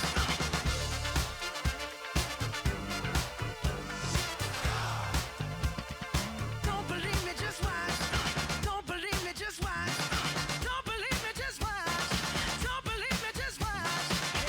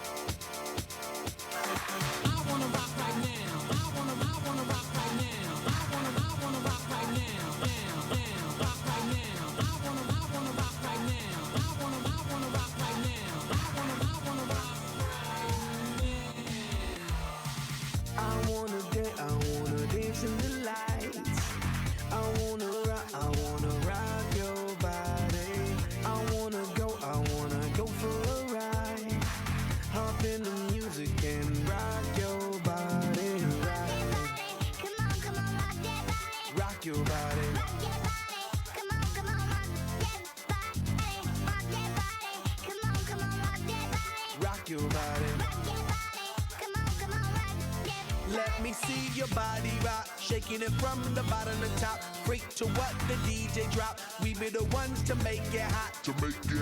Electric shock, energy like 1,000,000,000 watts. Space be booming, the speakers pop. Galactic, call me Mr. Spot. We bumping in your parking lot. When you coming up in the spot, don't bring nothing we call pink dot, 'cause we burning around the clock. Hit the lights and then turn them off. If you green, that don't make you stop. Like the jungle, we run the block. No one rolling the way we rock, way we rock. I wanna rock right now. I wanna rock right now. I wanna rock right now. I wanna dance in the lights. I wanna rock your body. I wanna go for a ride. Hop in the music and rock your body. Come on, rock that body. Rock that body. Rock that body. Come on, rock that body. Rock that body. Come on, rock that body. Rock your body. Rock that body. Come on, rock that body.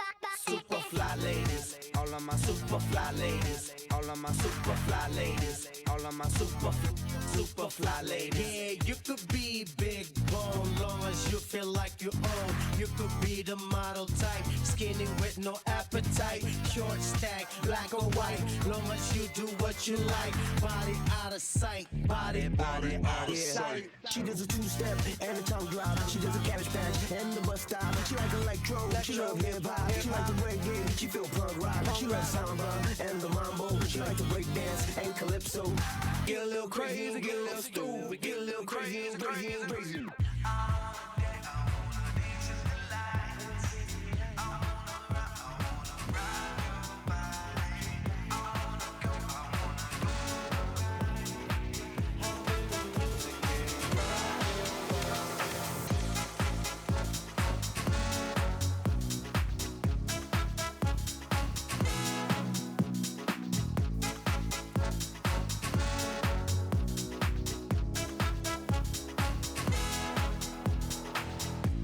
Don't hide your emotion. You can throw down your guard and feed from the notion. We can be who we are. You taught me something, yeah. Freedom is ours. It was you taught me living is togetherness. I am the giant. Oh, I am the giant.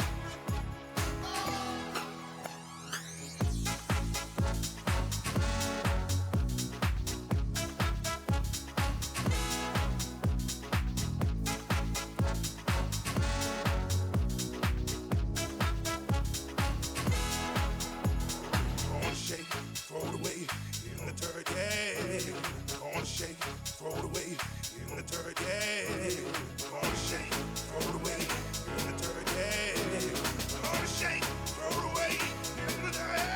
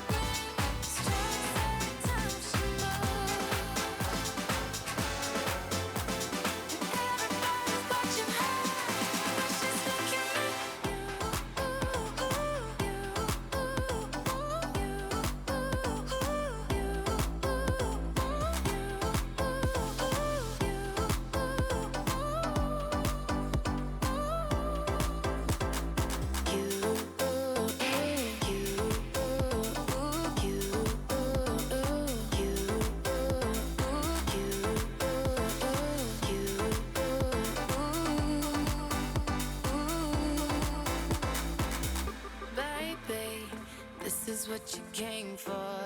Lightning strikes every time she moves.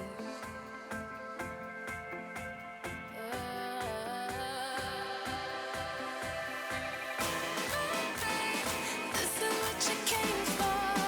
Lightning strikes every time she moves.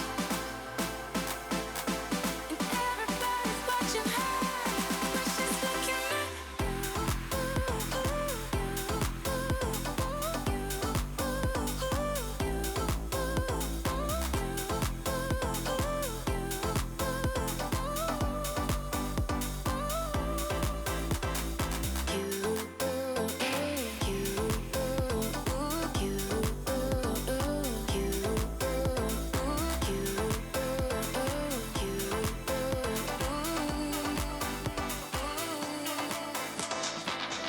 Maybe selfish, but I'll take your pain.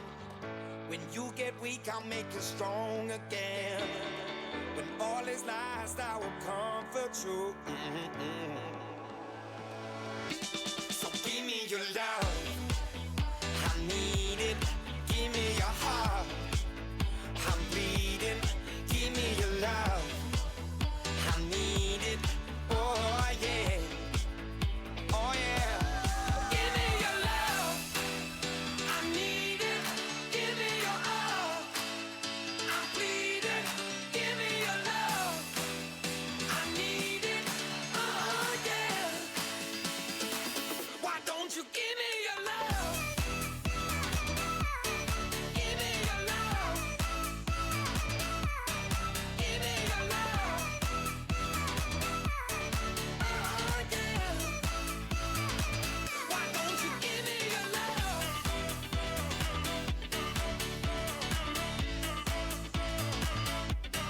Give me your love.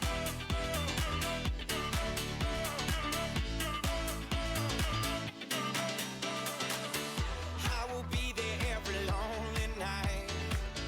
When you wake up, I'll be by your side. I will always be there for you. Oh yeah. So give me your love, I need it. Give me your all, I'm bleeding. Give me your love, I need it. Oh yeah.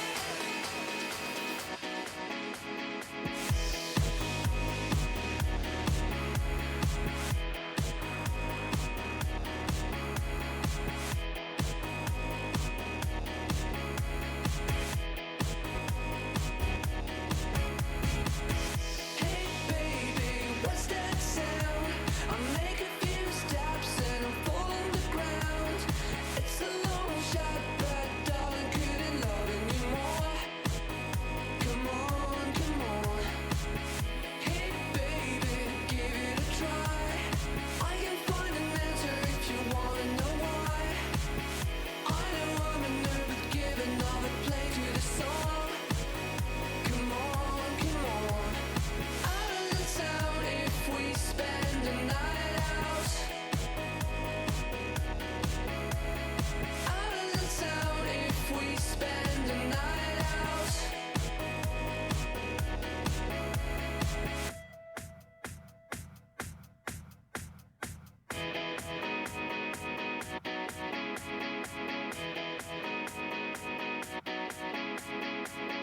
Hey baby, what's that sound? I make a few stops and I'm falling the ground. It's a long shot, but darling, couldn't love you more. Come on, come on. Hey baby, give it a try. I can find an answer if you wanna know why. I know I'm a nerd, but give another play to the song. Come on, come on. Out of the town if we spend the night out. Out of the town if we spend the night out. Out of the town if we spend the night out. Out of the town if we spend the night out.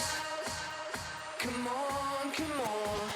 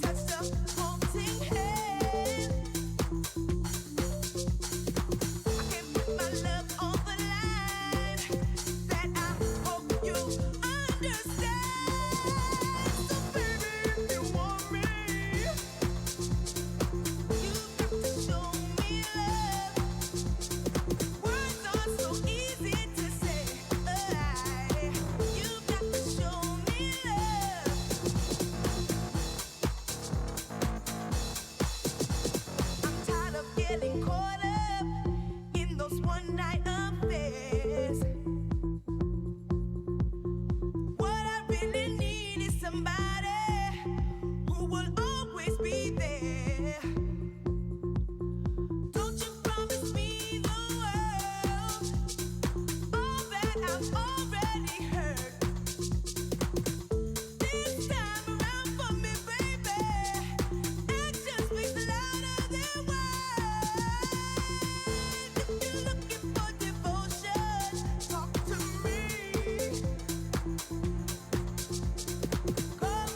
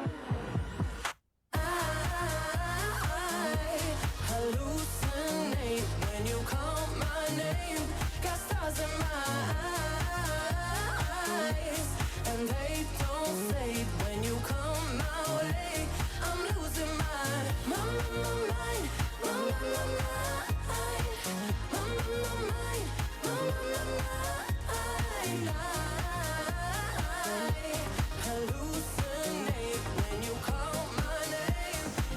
I'll take you anywhere I go, anywhere. I'll take you anywhere I go, anywhere. I'll take you anywhere I'll go, anywhere. I'll take you anywhere I go, anywhere. I'll take you anywhere I go, anywhere. I'll take you anywhere I go, anywhere. I'll take you anywhere I go, anywhere. I'll take you anywhere I go, anywhere. Let's get it now. I want the time of my life. Yeah. Oh, baby. Give me the time of my life. Let's get it. This is the last $20 I got, but I'ma have a good time ballin' in that. Tell the bartender line up some sides, cause I'ma get loose tonight. She's on fire, she's so hot. I'm no liar, she burned up the spot. Look like Mariah, I took another shot. Hold her, drop it like it's hot. Dirty talk, dirty dance. She a freaky girl, and I'm a freaky man. She loose, have some fun. Forget about bills in the first of the month. It's my night, your night, our night. Let's turn it up. I knew my rent was gonna be late about a week ago. I worked my ass off, but I still can't pay it though. But I got just enough to get off in this club. Have me a good time before my time is up. Hey, let's get it now. I want the time of my life. Yeah. Oh, baby. Give me the time of my life. Hey, hey, hey. Let's get down to business. Give you one more night to get this. We've had a million nights just like this. So let's get down to business. Let's get down to business. Give you one more night to get this. We've had a million nights just like this. So let's get down to business. Back and forth with the bull. I know I said it before, I don't mean it. It's been a while since I had your attention, so it might hurt to hit it.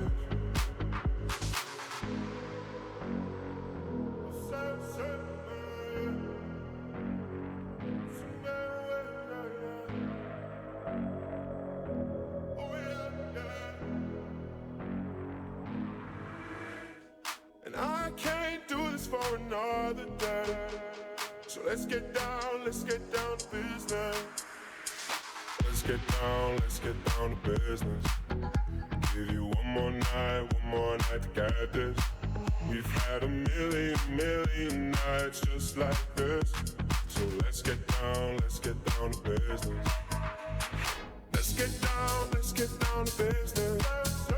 Give you one more night to get this. We've had a million nights just like this. So let's get down to business.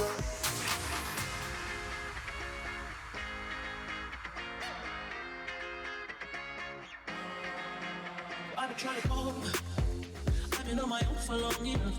Maybe you can show me how to love. Maybe I'm going through a drought. You don't even have to do too much. You can tell me I'm just a touch. Baby, I look around since city's cold and empty. No one's around to judge me. I can see clearly when you're gone. All right. Okay, Ranger fans, it's almost game time. You guys are having fun so far, right? Okay. Okay, so really quickly, first period intermission. You guys heard already? Adam Graves, Brian Leach, Mark Messier. That's first period. Second period intermission, guess who? Of course, right? I don't know if you noticed, everyone on the dais pretty much is stopping by. So, okay, listen, puck's about to drop. There's only one way to start a Ranger game. Can we please? Somebody with the chant, somebody hook us up. Here we go. Okay, wait. Take two.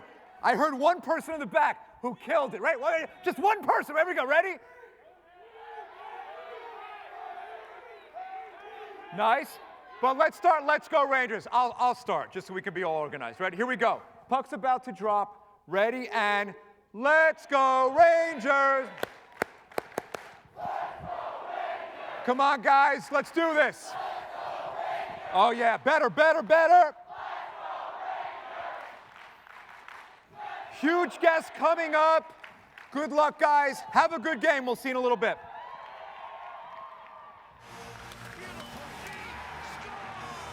Anyone who comes to this city to make their name finds it's full of opportunity. They score! Going to the net. They score!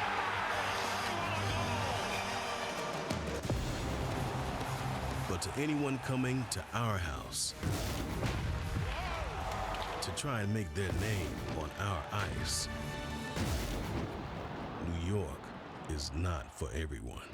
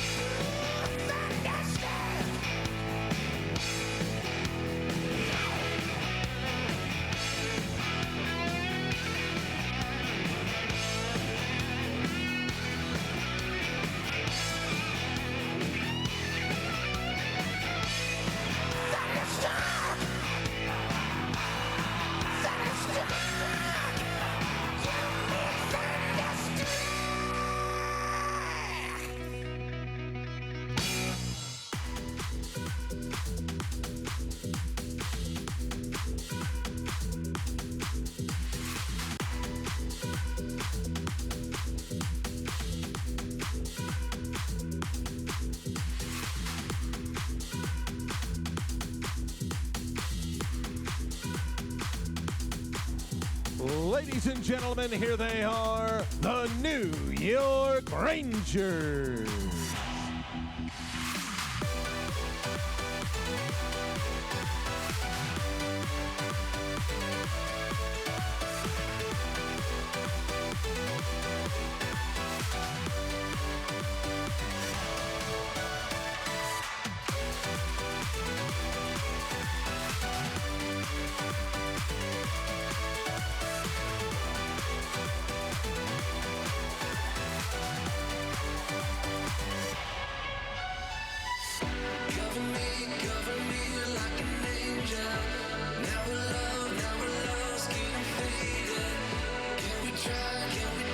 Now, let's meet tonight's starting lineup presented by Chase for the New York Rangers.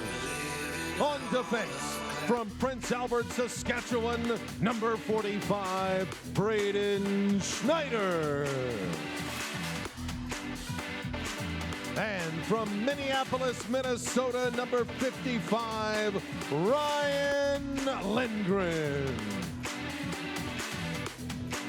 At left wing, from Cranbrook, British Columbia, number 29, Dryden Hunt.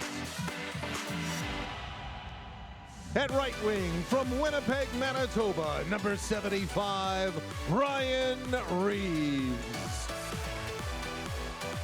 At center, from Canton, Massachusetts, number 17, Kevin Rooney. And in goal, from Moscow, Russia, number 31, Igor Shesterkin.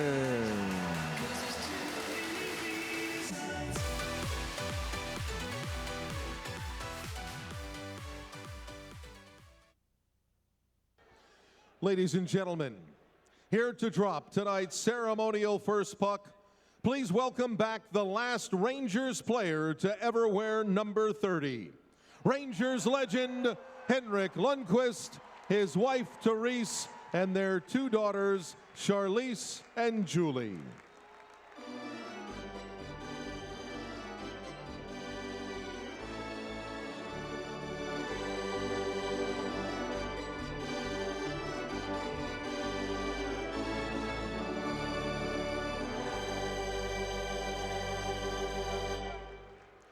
Joining them at center ice are wild forward Matt Zuccarello and Rangers alternate captain Mika Zibanejad.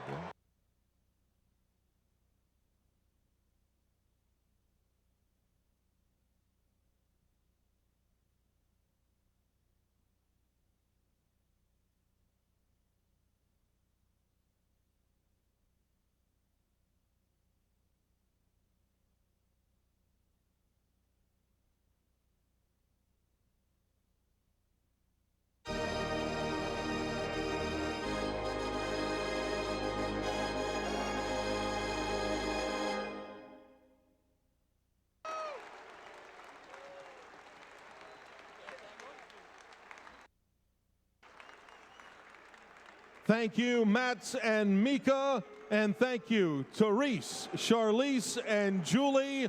Ladies and gentlemen, number 30, Henrik Lundqvist.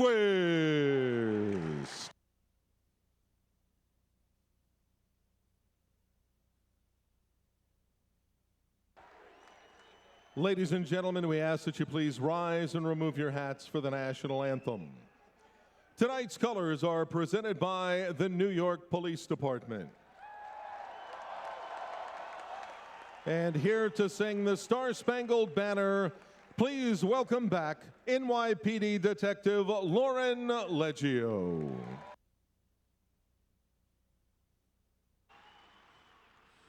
Oh, say, can you see by the dawn's early light what so proudly we hailed at the twilight's last gleaming, whose broad stripes and bright stars through the perilous fight o'er the ramparts we watched were so gallantly streaming, and the rocket's red glare, the bombs bursting in air, gave proof through the night that our flag was still there. Oh, say does that star-spangled banner yet wave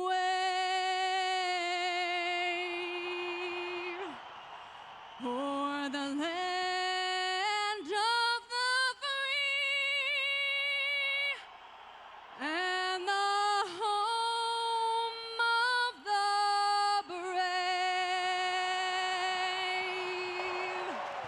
brave? Ladies and gentlemen, Lauren Leggio. We are set for our goaltending matchup. Igor Shesterkin in goal for the Rangers with 20 wins on the season. He's won 7 in a row. And across the way, the former Ranger, Cam Talbot. Great to see him.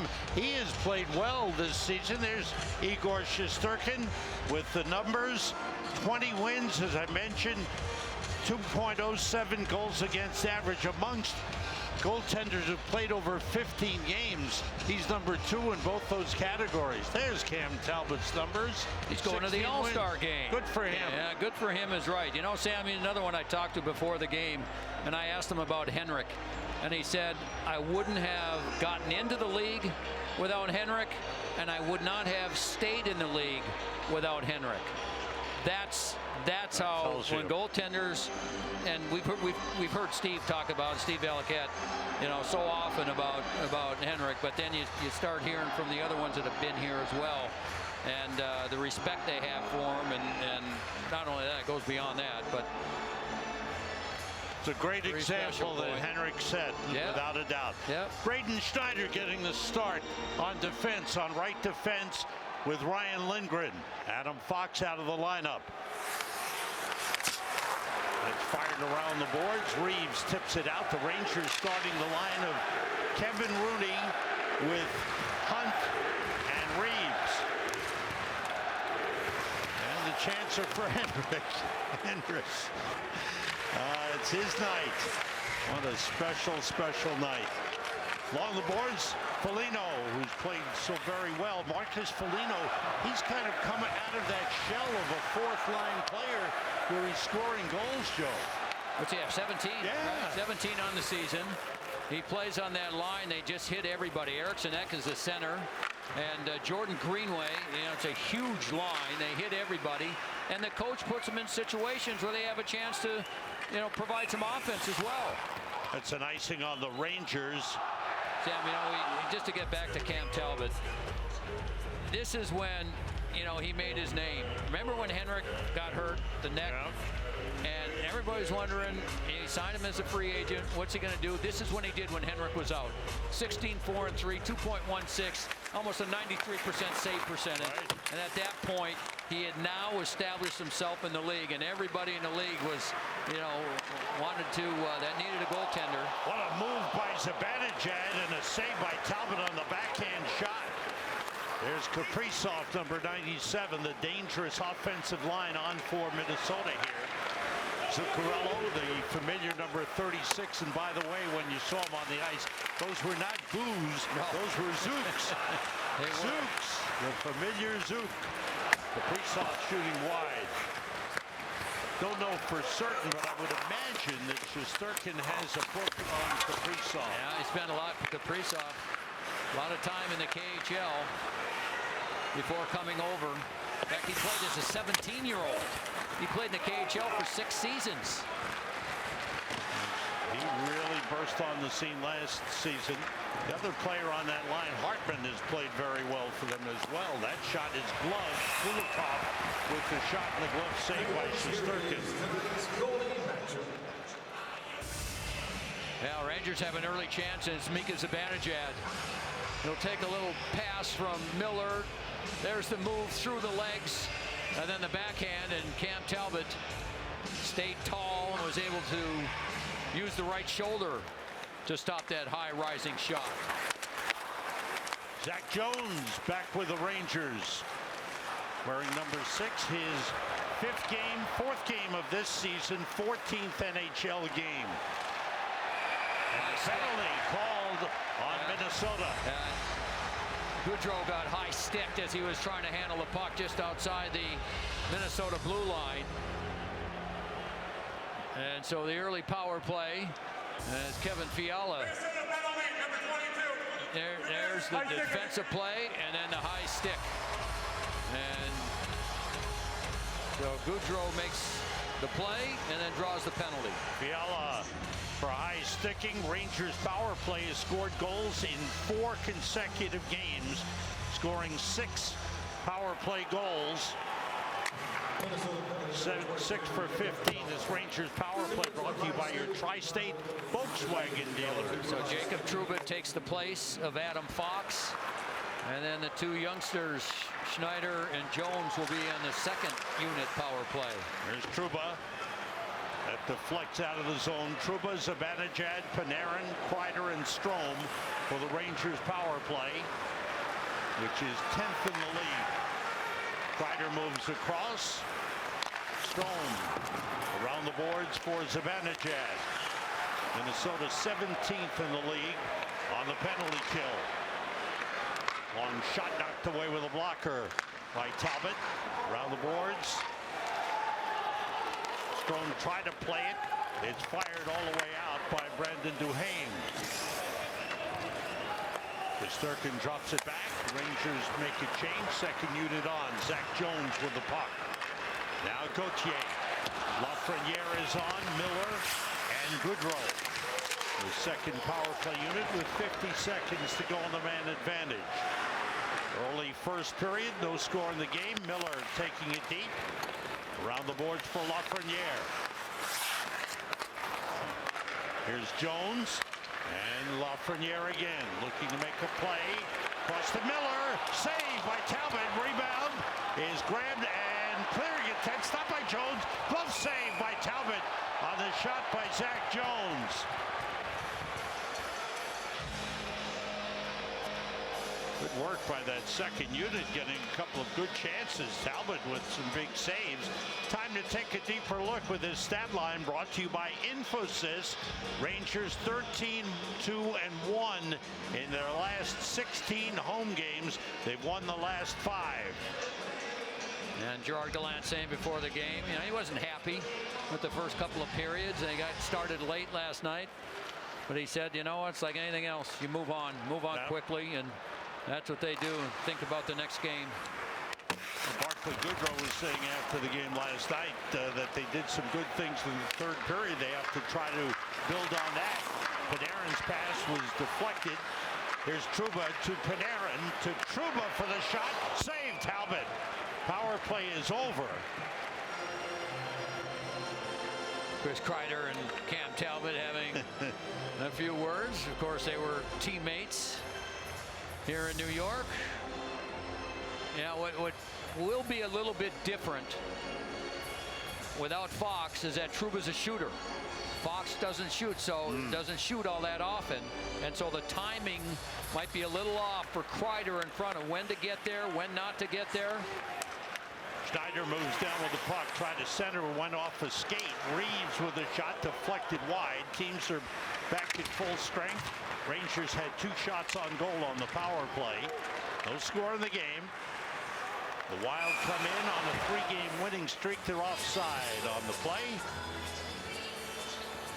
Fans, head to Madison Square Garden this Sunday, January 30th, as the Rangers take on the Seattle Kraken for the first time here at the Garden. Release the Kraken. Get tickets at NewYorkrangers.com/TIX. They won a big game. Yeah, they in did. Pittsburgh in overtime last night. They played pretty well the last few weeks. Brought down the left side by Gauthier. Drives to the front, and he was stopped on the play by Goligoski, who stayed with him. There's Fiala.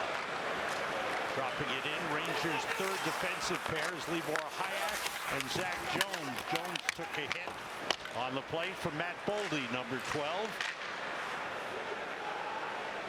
Goligoski and Spurgeon, the defensive pair for Minnesota. Alex Goligoski and Spurgeon has played very well. Yeah, he just returned back for 2 games after being out for about a month. He's also their captain. He's really elevated, become a real good defenseman in the league. He's been a good player for a long time, Sam. A lot of people didn't think he'd be able to play with his size. Schneider trying to get it to Lafreniere. Hartman plays it, deflected, taken away by Kreider. 3-man rush, 3-on-2 across. Zibanejad looking, takes it deep, trying to hit Lafreniere a little behind him as he went to the net. Yeah, Kaprizov, Sam, might have come back and gotten a stick on that as well. Trouba with Miller on defense. Strome, Panarin come on. Lafreniere heads to the bench for a change as Goodrow will come on. A backhander went wide by Strome. Around the boards for Panarin. Panarin centers. Barclay Goodrow is on now. He took a hit from Eriksson Ek. Panarin's pass deflected out. 6:20 gone by here in the first. Goodrow. Now Panarin swept away by Marcus Foligno. Kulikov sending it up the boards.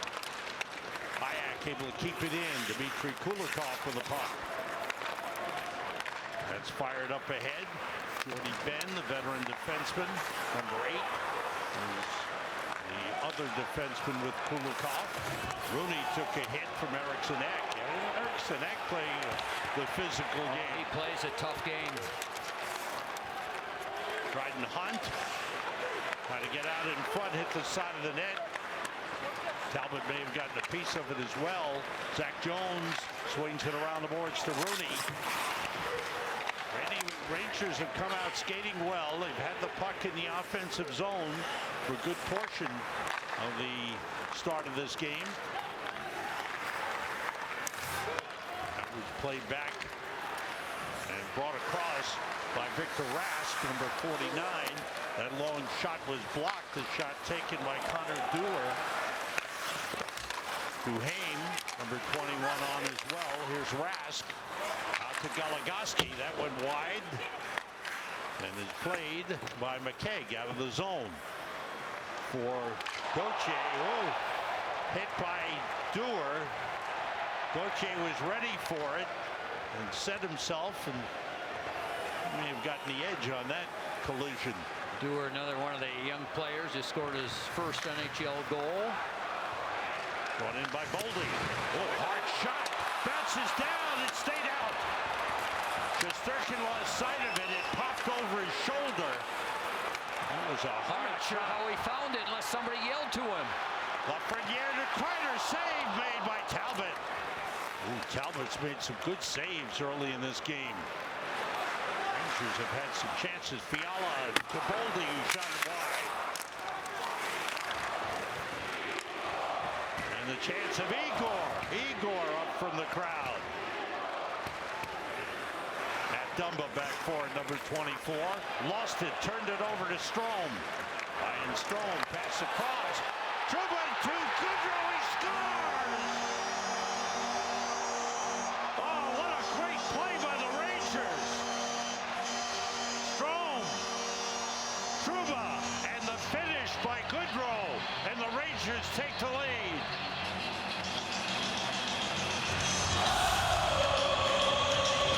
Well, Minnesota has a chance first, and there's a save off the mask. Where is it? He feels it hit his leg, and then he reacts to it to keep it out of the net. Then the Rangers go the other way. What a play by Strome. Beautiful passing, as then Trouba is able to find Goodrow. Goodrow had a wide open net last night. He hit the post. Not tonight. He puts this one right in the middle, and the Rangers take a 1-0 lead. Barclay Goodrow keeps adding to career high for him. And the Rangers have a 1-0 lead. Goodrow's 10th goal of the season. And a 3-game goal scoring streak for Barclay Goodrow. How about that? Panarin took it away from Kaprizov. Kaprizov plays it across to Kulikov. Chipped off the glass, knocked down, kept in by Miller. Goodrow's centering feed. Kulikov broke it up. Jordy Ben the outlet pass. And Strome comes back to intercept. What an outstanding passing play for the Rangers. Yeah, how about Trouba too? I mean, yes. Strome with had to go kind of across his body with it across the ice, but it certainly was a beautiful second pass as well. Ryan Reeves. Spurgeon picked him up. Marcus Foligno tried to clear it. It was kept in by Lindgren, then brought out. Foligno sends it in. Snyder a quick look around. Foligno checks in. Greenway, number 18, big forward, is on the ice for Minnesota. The puck sent all the way down on icing on the Rangers. 9:49 to go in this first period. Barclay Goodrow, boy, I like the way he's playing, Joe. I saw him before the game as he was stretching out a little bit outside the Rangers locker room, and I said, "You could have had 6 last night." He said, "I know." He said, "Just, you know, he hit the post a couple of times, right? And just, but you know what? He's being used in so many different roles, Sam, that I think he's just thriving on that. I mean, that was his reputation anyway. But basically, he was that third-line guy in Tampa, right, for two years, and a lot of it defensively. But here he's getting, a little chance to provide a little more offense. And you know the coach loves the versatility of Goodrow. Oh, for sure. Boldy leaves it along the boards. Fiala's pass was broken up. Kept in by Freddie Gaudreau. Spelled differently for Barclay Goodrow. the boards, Fiala, rather Boldy, number 12. Fiala's pass to Gaudreau. Now Boldy shoots wide. Lindgren looking to move it. He's knocked down by Fiala. And Slow getting up. Fired off the boards by Dryden Hunt. Wild come back in. We played over 11 minutes. Minnesota with only 2 shots on goal. Rangers have 6. Gaudreau from Trouba and Strome at 8:47, giving the Rangers the 1-0 lead. That shot sticked aside by Shesterkin. And the puck cleared out. To Haim along the boards, number 21. Zach Jones finds Julien Gauthier, who plays it deep. Jordy Ben after it. Johnny Brzezinski is on for the Rangers. Just called up. And that shot stopped by Talbot. Nice move by Kaprizov. And Zach Jones there to play it. Jones, you can see, as he gets more pro experience, whether in Hartford or the games he's played with the Rangers, he looks like a much more confident player out there. He's got a real high-end offensive mind to him. Trouba with a drive wide. The bouncing rebound was just missed by Lafreniere. Lafreniere circles, sets up Zibanejad, save. And the rebound went past Trouba. Here comes Zibanejad again. That was broken up by Hartman. Rangers look like a different team in this period compared to last night. Totally. They are totally on top of their game. Zuccarello was taken down by Kreider, who's playing him man-to-man. Lafreniere tried to clear, was kept in by Goligoski. Miller backhands it around. Kaprizov, what a shot. Good save. Shesterkin had to be ready for that one. That was a tough shot from a sharp angle. 7:10 to go here in the first.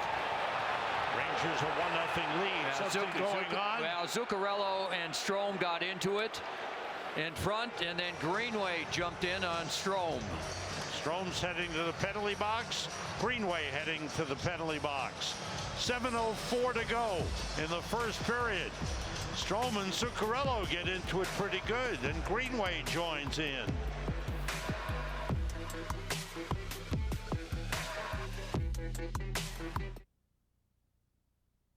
Okay, Ranger fans, who wants a t-shirt? Make some noise for the Blue Crew. We want to hear ya.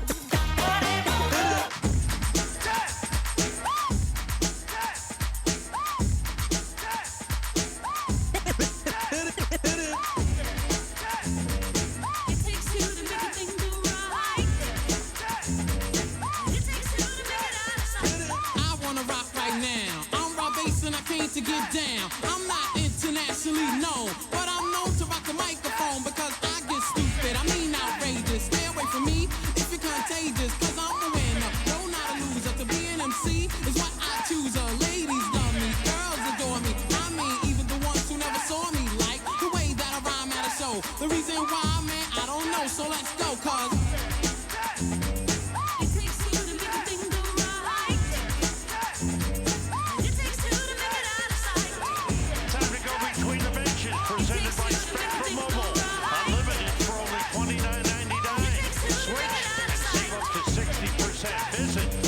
my name is Rob, I got a real funky concept. Listen up, cause I'm gonna keep you in step. Thanks very much. A whole lot of attaboys from the Ranger coaching staff so far to my left. They love the frenetic pace of this play so far. Couple things to file away. After Ryan Lindgren was knocked down by Kevin Fiala, Dryden Hunt challenged Fiala to a fight. It didn't happen. It was right in front of me. Keep it in mind, though. And when Julien Gauthier had his reverse hit earlier, Ryan Reeves screamed in his appreciation toward Gauthier on the bench.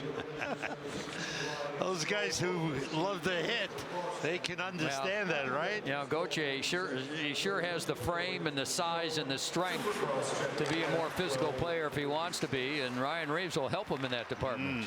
Teams are skating 4 aside. Strome and Greenway got 2 minutes each for cross-checking. Kaprizov leads it. Pass for Goligoski. Goodrow with a good play to take it away. And played off the boards to himself. Tried to clear it. It was blocked by Goligoski. Kaprizov along the boards. Rangers have Panarin and Goodrow with Schneider and Lindgren. Panarin to Schneider. Drops it back for Panarin. Checked there by Kaprizov. Battled by the 2 Russians. Kaprizov lost his stick. The puck carried out of the zone by Eriksson Ek. Nice play by Zibanejad to get it back. Rangers lead 1-0 on a goal by Barclay Goodrow. Andre Miller in. Pass for Trubov, his skate. Rangers are out shooting the Wild 8-3. 5:40 to go here in the first period. Miller plays it back to Trouba. Drops it off for Kreider, who's on now with Zibanejad. Zibanejad with the puck. Hartman on him. Talbot stops it for Matt Dumba. Dumba playing it back. Jonas Brodin just back from an injury. And he's a key man on defense for Minnesota. Hartman carries in. Sorry, Joe. Yeah, no, I just agreeing with you on Brodin. He's a heck of a defenseman. Another one of those players been around a little bit. You don't hear a lot about him, but really important player that Billy Guerin signed to a long-term extension. Teams are back at full strength on the ice. 4:50 to go. First period. Kevin Rooney. And after Ben. Jordy Ben playing it up the boards for Boldy. Boldy's been pretty good since coming in. Sam, really good. They wanted to call him up twice from the American Hockey League, and right before they were going to do it, he got hurt. Both ankles. And so that's why it took him so long to get up to the league. Goligoski with a shot. A nice glove save by Shesterkin. Rangers hold a 1-0 lead.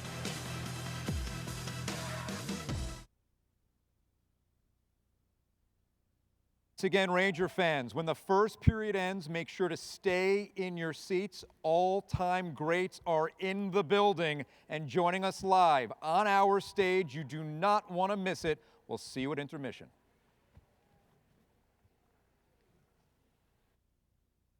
Welcome to the club. Not a better person, more deserving to get their number retired than you. What an unbelievable career in New York as the goalie, as the leader. You were the man.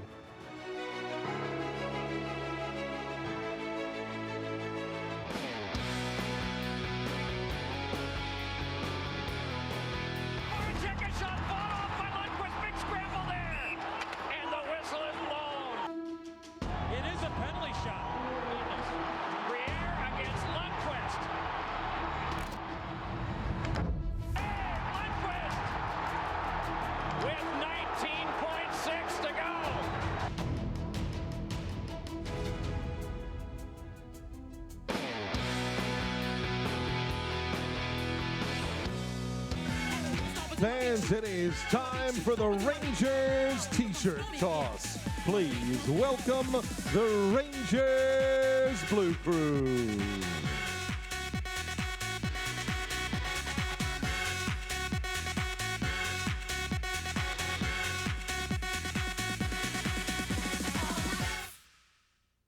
Here comes Madden on a breakaway. John Madden to the net. Madden fakes, shoots, save, Lundqvist. He's got the puck. The first NHL win for Henrik Lundqvist. Great moment in the great career of Henrik Lundqvist. Brings us to our Cadillac Trivia question of the night. Who was the last Ranger to wear number 30 prior to Henrik Lundqvist? Tweet your answer to hashtag Cadillac Trivia. You don't even have to look at it enough, do you? Huh? I think you don't I even know. have to look that one up. You don't have to ask our great staff person, Emmett McGuire, to do the work. Or go to the library and check You don't it have out. to go to the library. You'll be here in the intermissions. Don't ask me who it is. Just tell the people when it comes to that point. Good save by Talbot. 3:59 to go. Now there's Dean Evison. Boy, he's done a terrific job as the coach of this Minnesota team. And Sam, when it came to this tonight, this huge night here at Madison Square Garden, he told his team, everybody's going out to sit on the bench to watch this. You guys need to see this. You need to see what this is all about. Watch it, learn, and appreciate what you're going to see. And the entire team, they were there right from the first second it started until the end. He's old school. He was a tough, hard-nosed player. Boy, he's done a good job, Sam. Yeah. I mean, he's really done a good job. He's had to change some things and got a wonderful atmosphere in their locker room, something that was missing. Panarin fires it right through the crease. Strome trying to play it. He's tied up there by Brodin. Rangers have spent a good amount of time in the offensive zone. It's been a good first period for them. Sent all the way down, race for the puck. Rask after it for Minnesota. But Zach Jones, excellent skater, got to it first. Barclay Goodrow got it out of the zone. There's Jones with Zuccarello on him. That's a good matchup. You know, the previous game that Jones played for the Rangers, he was a -4, and then he went down. And I'm sure he remembers that and thought, if I get another chance, I'm going to make sure I get noticed in a little different way. And he's been real good here in the first period. Icing whistled on Minnesota. New York, America's #1 sportsbook, is here. FanDuel Sportsbook is now live in New York, which means you can bet on all of your favorite sports teams and make every New York moment more. Plus, new users can get a risk-free bet of up to $1,000. 2:57 remaining in this first period. There's Matt Zuccarello. And the good numbers he's put up. Drive by Trouba, save Talbot. The rebound goes in. Chris Kreider, the leading goal scorer in the NHL, adds to his total, number 31. He didn't realize it went in right away because he was facing, he had his back to the goaltender, and when the rebound came out, he put it through his legs, and then it ended up going through the goaltender, Talbot, and by the time Chris Kreider got to almost the corner, he looked over and saw that it went in. Right from the faceoff. Here's the shot. Now watch where Kreider is. Through the legs, and there it is. Looks up, sees it in. He's getting pushed at the time. Oh, wow. Still able to get a stick on the play. Boy, face-off, clean face-off win. And Kreider going to the net. An icing by the Wild, the face-off win, and Kreider using his strength in front to get to the rebound. Chris Kreider having the fantastic season. Lafreniere, good pass, and the shot by Kreider went wide, is covered side of the net by Talbot, and a little something going on. Hartman was separated from Zibanejad. Kreider's got something going with Zuccarello. They've been going at it a little bit. 2:31 to go here in the first period. Chris Kreider gives the Rangers a 2-0 lead.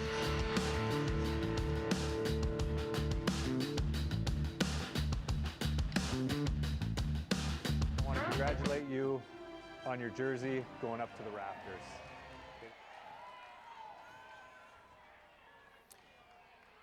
Hey fans, you're such an integral part of Henrik Lundqvist's achievement, so be sure to commemorate the night with a photo with the Vezina and Stephen McDonald trophies.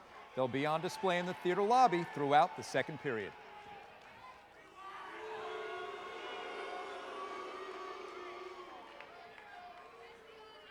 But you and the whole family have a great day today. Enjoy it, and talk to you soon.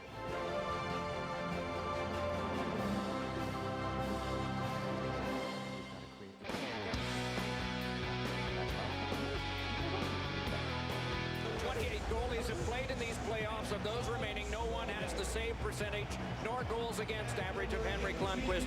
His next win sets a Rangers playoff record. Fitzmagic with it, though. Backhands one in front.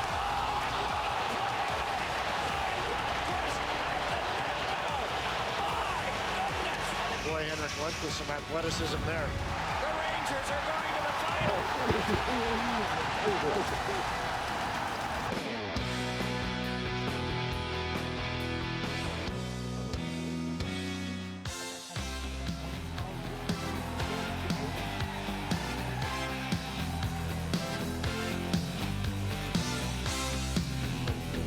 Presented by Mattress Firm. Well, you like success stories? This man was drafted in the 7th round, 205th overall in 2000. He's going to go to the Hall of Fame. There were a few people that were wrong right? on the scouting, right? You were right about that. But what that a happens. career. Yeah, boy, that happens. Sometimes it just takes a little longer, and maybe a little motivation because you didn't get drafted as high. And I'll tell you what, I don't know if it took any kind of motivation. He's just a self-motivated without a doubt, person. Yeah, you touched on it right at the top, watching him in practice. He worked so hard. He hated to get scored on in practice. It drove him nuts. He kept on taking extra shots. A whistle, penalty call. There's a slashing call, and it's on the Rangers, Johnny Brodzinski. New York so the penalty Wild number will get a 76. power play with just over 2 minutes remaining here in the first period. Now, Fiala and Lindgren were back on the ice. John told that story about those two, and they were back facing one another again. Chris Kreider's got a little streak going here. He's had a little streak going for 40-some games. Oh, man. 31 goals on the season. Boy, oh boy. He's had goals in 7 of his last 8 games. His streak was stopped last night in Columbus, so he starts another one tonight. Brodzinski slashing at 17:58. They're announcing the Kreider goal. Miller with a hit on Boldy. Trouba sending it around the boards, kept in by Spurgeon. Eriksson Ek sending it around the boards. Jacob Trouba with another assist. He took down Zuccarello, tried to clear, was stopped. Spurgeon to Boldy. Zuccarello in the corner. Eriksson Ek set up in front. Here's Spurgeon. Now Kaprizov. Rangers have Rooney and Goodrow with Miller and Trouba on the ice. Rangers penalty killing 5th in the league. Well, they have given up power play goals in recent games. Good clear by Goodrow, under a minute to go. Rangers have given up power play goals in 4 of the last 5 games. Matt Dumba across. Marcus Foligno sends it deep. Lindgren is there, takes over. Greenway after him, and Lindgren clears. 35 seconds to go in the first period. 2 seconds fewer on the penalty kill for the Rangers. Fiala's pass was blocked by Kreider, cleared by Zibanejad. Good work on the PK by the Rangers. Matt Dumba with the puck. Final seconds of the period. Dumba fires hard around the boards. Trouba tips it. Nice play to Strome. Comes out with McKegg. Joined by Miller. Off his skate. Couldn't get a clean shot. Hits the side of the net. Try to bank it in off Talbot. Power play is over. Period is over. And that was one of the better first periods the Rangers have had. Excellent, Sam. It was an excellent period. And Gerard Gallant before the game said, I'm hoping that the excitement of the ceremony carries forward for our team as they watch what happens. And it certainly did. Coming up, it's the first period intermission report brought to you by your local Honda dealers. Michelle Gingras will join us, and Mika Zibanejad will be her special interview guest. John will have scores from around the NHL, and then John and Steve Valiquette with highlights and analysis. Rangers with a good first period. They scored 2 goals. Barclay Goodrow and Chris Kreider get them on Henrik Lundqvist night.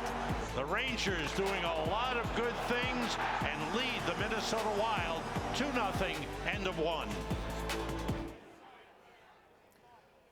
Okay, guys, you know what's coming up next, right?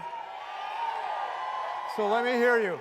Who is ready to meet some all-time greats? Well, we promised you big names, and when you're a New York Rangers fan and you bleed blue, they just don't come any bigger. Please welcome the one and only Mr. Adam Graves, Brian Leetch, and the captain, Mark Messier. Good to see you.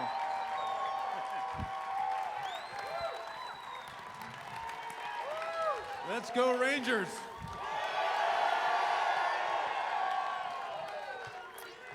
All right, so, well, first of all, guys, again, like, the love never gets old, am I right? I mean, let's feel the love for another second. Oh, what a night. What a night. So what we actually did, guys, you'll love this. These are questions hot off the press from fans. So these are fan questions. So we're going to start one for all of you. Can each of you share a few thoughts on Henrik and what makes him so deserving of tonight's honor? Why don't you go first, Spade? We always follow the captain. Oh, nice, nice. I'll go first. Thank you, Brian. That's a good old.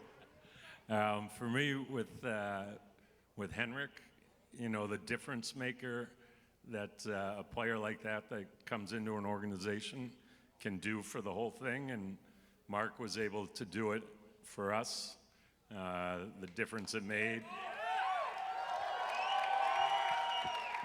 And Henrik was able to turn it over and allow the team to get better and figure out a way to play. But for me, it was the pride he had in wearing the jersey, embracing the city, embracing the fans, and embracing the community. So that's my biggest memory of Henrik, is the way he came from Sweden and became a New Yorker and embraced it all.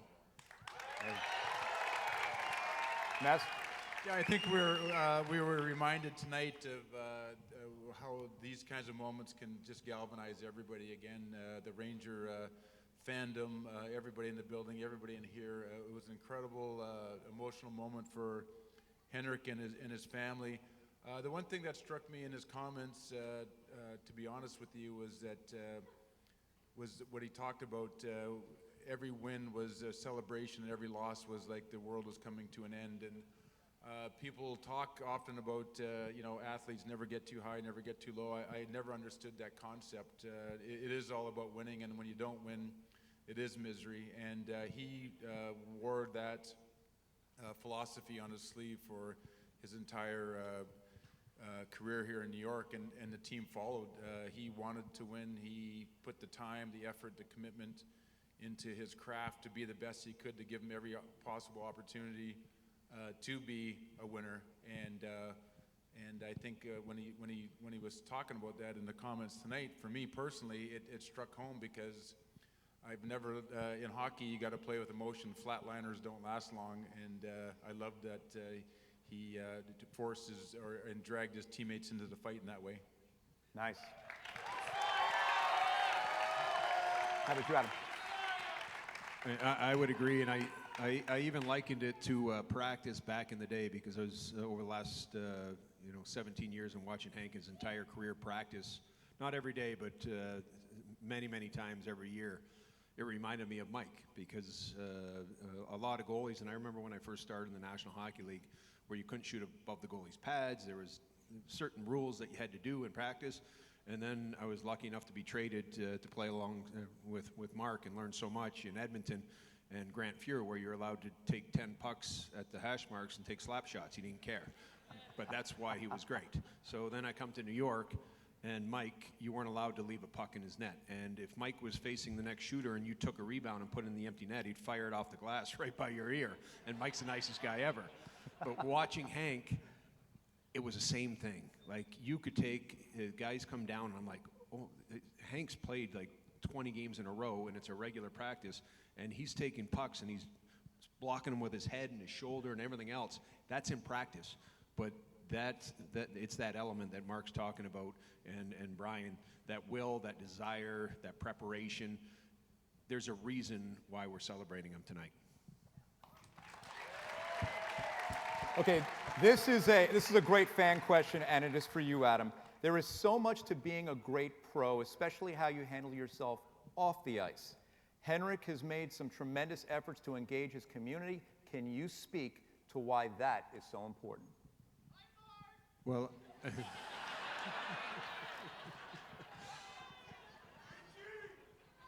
family? Friend? Yes, yeah, it's my best friend. It's my best friend? It's like, you got about 3,000 best friends in this room, Mark.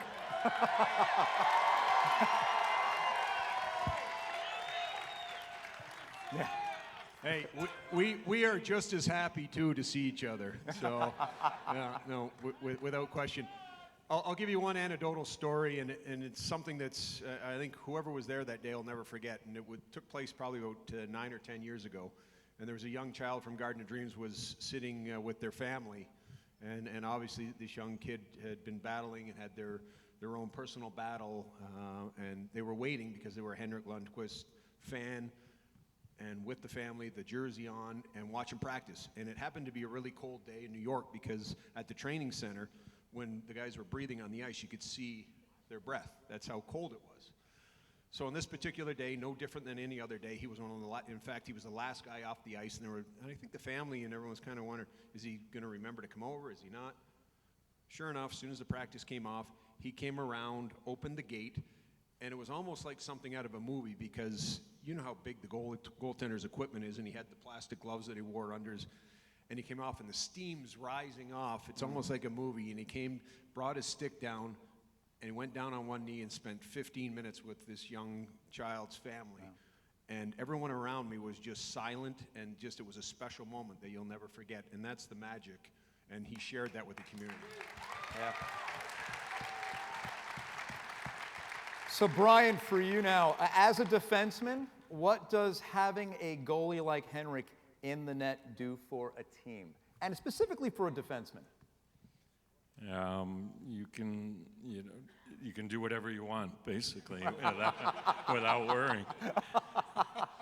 Unless Mike Keenan's a coach, but otherwise.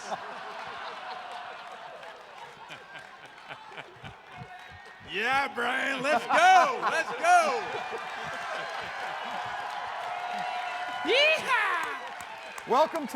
Welcome to Rangers Uncensored.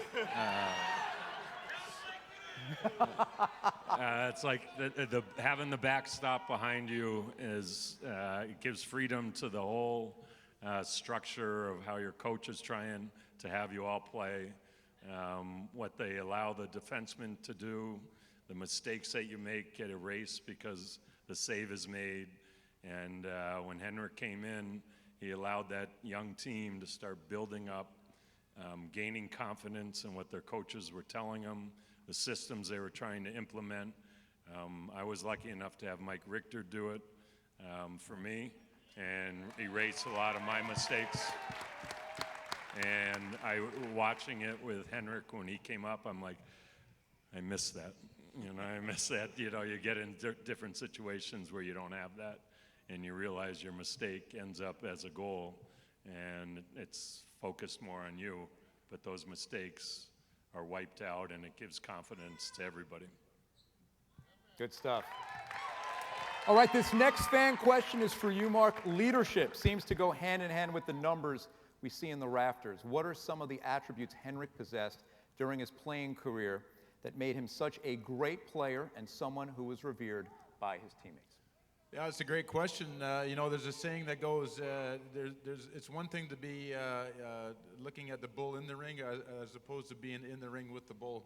And I say that because it's so hard to comment on a player that you've never played with and been in the dressing room, on the buses, on the planes, spending 20 hours a day and seeing that. So we are all, like all of you, just hearing the stories about his commitment, his dedication, his pursuit of excellence, his desire to win.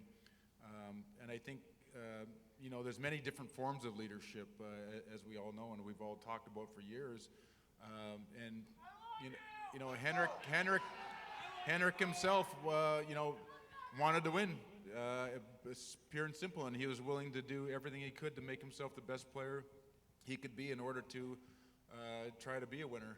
And I think that is a different form of leadership than as opposed to what you say in the locker room or what you do off the ice or how you galvanize the players.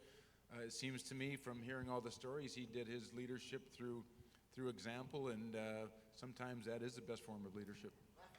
Yeah, and I'm asking the two other guys, the right guys, how contagious is that leadership by example?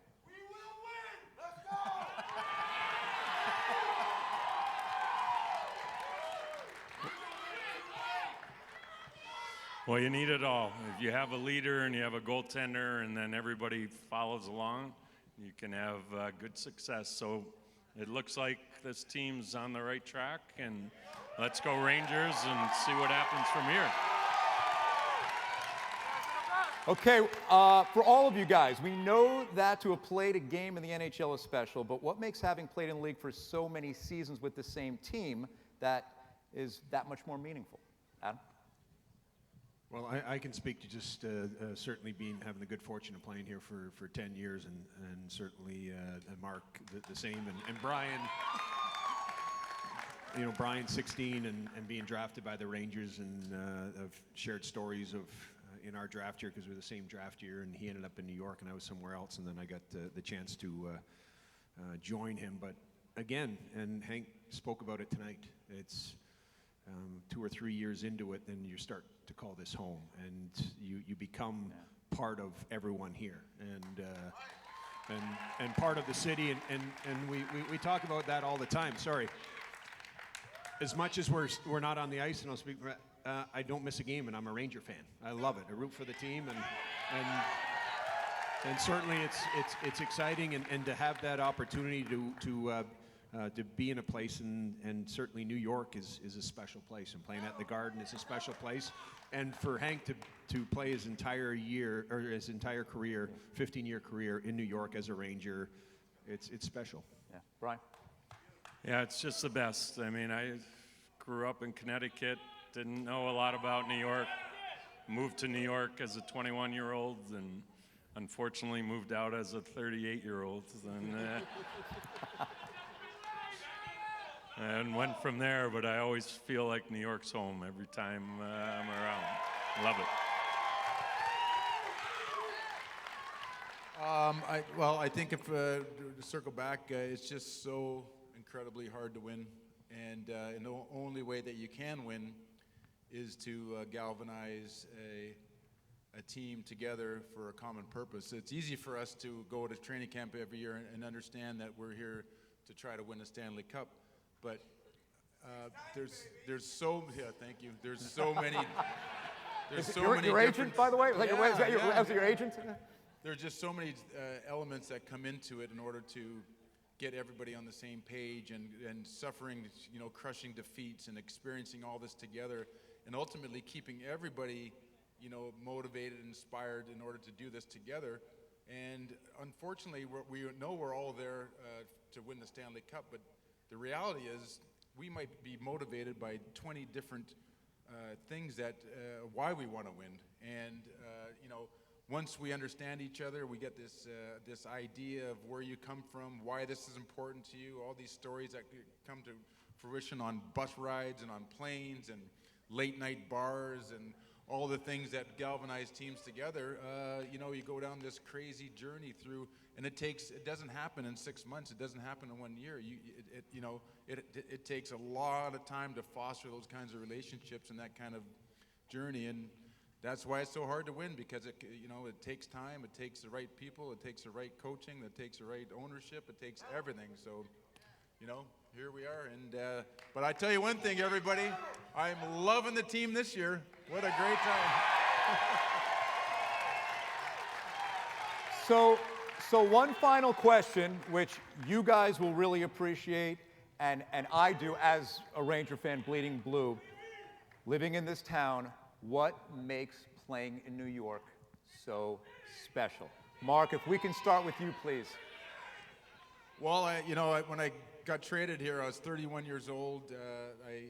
I was in a point in my life where I wanted a new challenge. I wanted to experience different experience, not only on the ice but off the ice.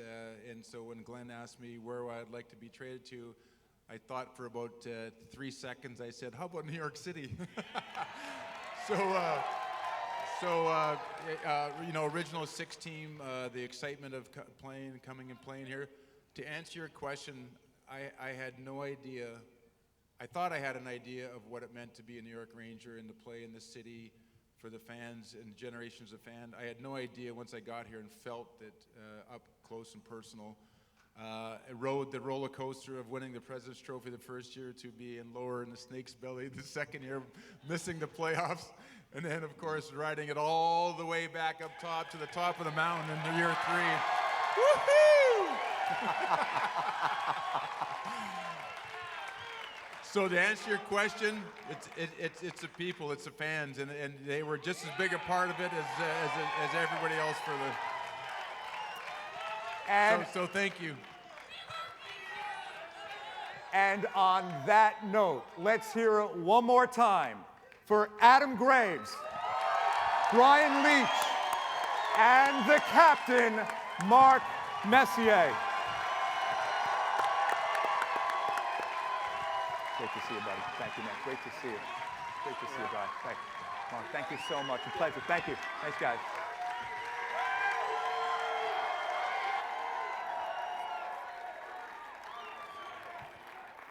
All right, Ranger fans, second period action coming up next. Thanks so much. You guys are the best. Tired in pregame ceremonies. Rangers have a 2-0 lead heading for the second period. New York Rangers hockey on MSG Networks is presented by Chase. And the Kia Conference standings look like this. Rangers with 60 points. Pittsburgh playing tonight. They're tied at home against Detroit 2-2. And Carolina all with 60 points.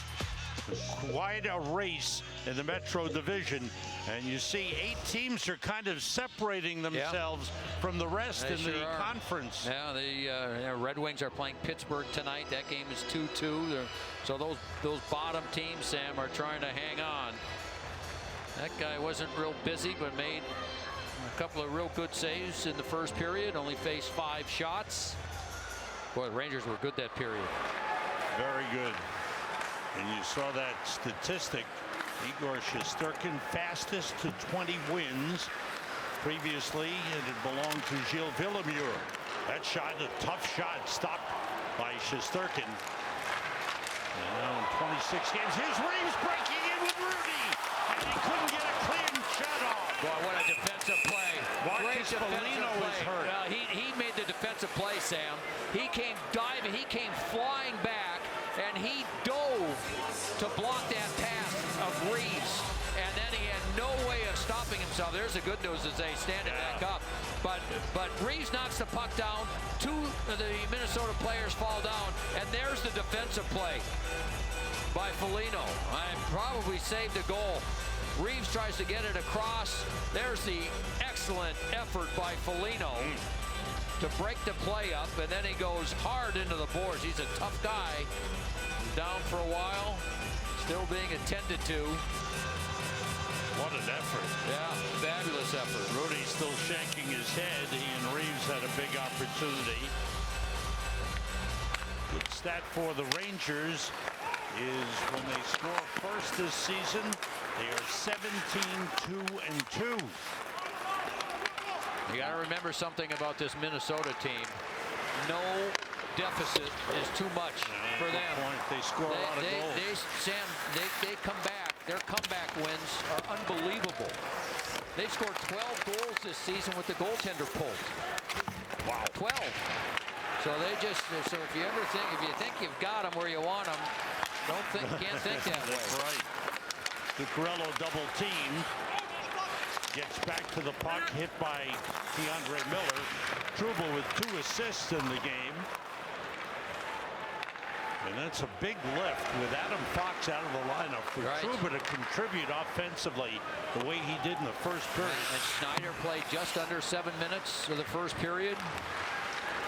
Was strong again. The Wild have won 3 in a row and 6 of their last 7. 6-0-1 in the last 7. They came after a 5-game losing streak where they were 0-4-1.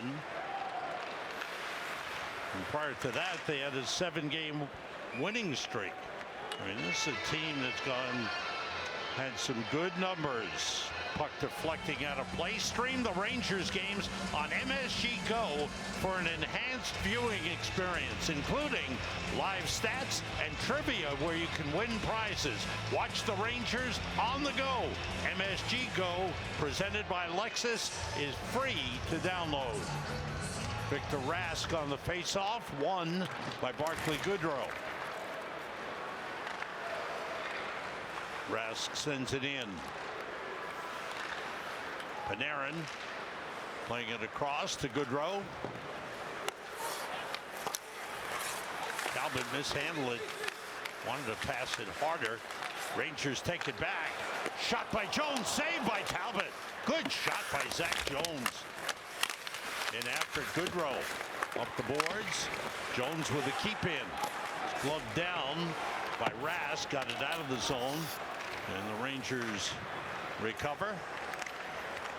Jones moves it up to Strome. Panarin.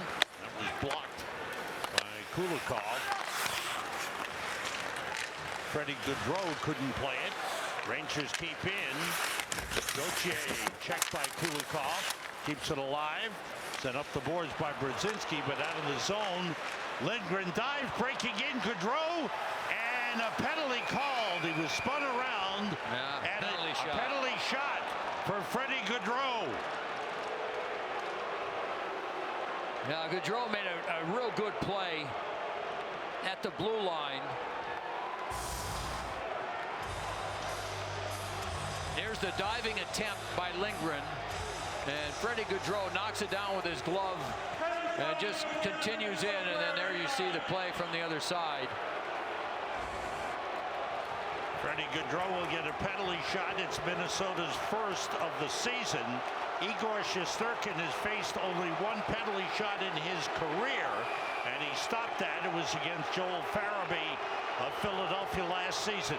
Freddie Goodrow fakes, saves Shesterkin. And on Henrik Lundqvist night, that's a big save. Well done. Shesterkin looked like he knew exactly what Freddie Goodrow was going to do, didn't he?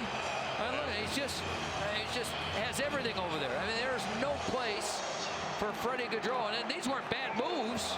You know, those are good moves. Quick hands, a couple of shoulder fakes, 2 or 3 times back and forth, and Shesterkin just didn't bite on any of those.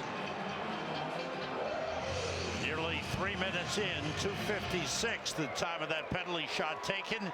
And Shesterkin with a big save. Dryden Hunt takes a hit from Dmitry Kulikov. Kulikov stopped by Rooney. Eriksson Ek moves it up, and it's cleared out. Foligno back on the ice. And that's good news for Minnesota. It's an icing on the Wild. Yeah, there you see, and there's a logo on the helmet. There it is, TK, and that's in remembrance of the great Tom Kerbers, who was an assistant general manager with them when he passed away from cancer, and had a long career as a player, really good player. excellent player, and I don't know if anybody ever said a bad word about the guy, Sam. He was just a fabulous person, and passed away way too young. So good remembrance. Yeah. Around the boards. Schneider was, rather, Trouba moved it up the boards and was stopped. And that's out of the zone. Ben puts it back in. The Wild have to touch up and get onside.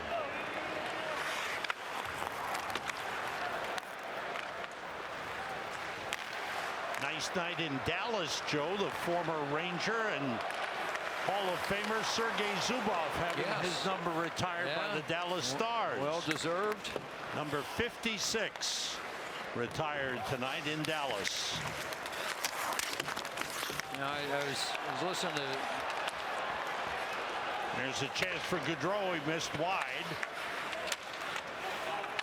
Go ahead, Joe. I was just going to say, I was listening to Ken Hitchcock, who coached that Dallas team when they won the Stanley Cup, talk about him today.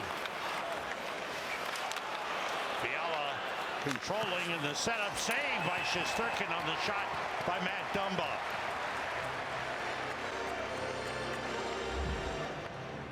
In ways big and small, the world has changed, but our commitment to getting you safely out in it, that never will.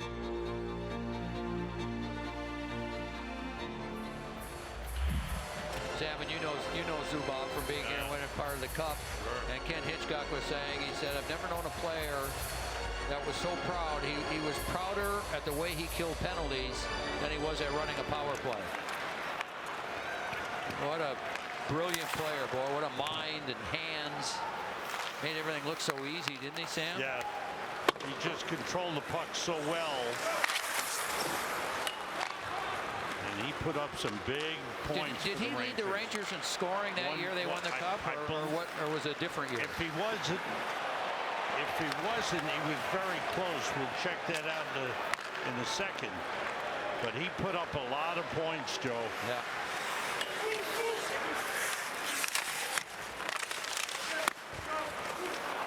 Side of the net. It's covered by Talbot. Minnesota's picked their game up a little bit. Shesterkin's been a little bit busier here to start this second period. A lot of early shots. The shots 6-1 to start period number 2. Barclay Goodrow has been front and center for the Rangers just about every game. Has another goal this game. 3 consecutive games now with goals for Goodrow. Then you throw in everything else he does. And Joe, that championship year, Zubov led the Rangers with 89 points. Yeah, okay. 77 That's what I assists. thought. Yeah. He was 2 points. He was 5 points higher than Mark Messier. Boy, oh boy. Leach I'm leaving. And Messier. Again, you made my point. They started the season with Gardner. I quit. I got one on you. That's the first time. Zuby. Some great players have passed through here. That's Victor Rask. Yeah, he's been in and out of the lineup. He came over in a trade from Carolina. Yeah. Trying to find his way. He's a smart player. He doesn't have great foot speed. That's the thing that really holds him back.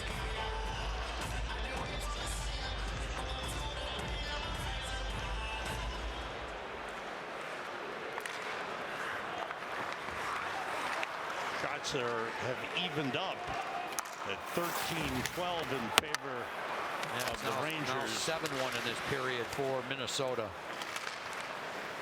Reeves playing it up the boards to Rooney. Rooney trying to lead. Dryden Hunt turns into an icing on the Rangers. Montefiore is doing more in state-of-the-art healthcare. Follow MSG Networks on Twitter to vote on the Rangers doing more player. Rangers have a game Sunday afternoon at home against the Seattle Kraken, and then Tuesday night home against the Florida Panthers before the break. Resume on the 15th. A lengthy break for the Rangers. 2 weeks. And hopefully that'll be enough time to get Adam Fox back in the lineup. Right, that's because they didn't have as many games postponed as a lot of the other teams. In Minnesota, they had like 10 games that they missed because of COVID and other issues, so couldn't go to Canada.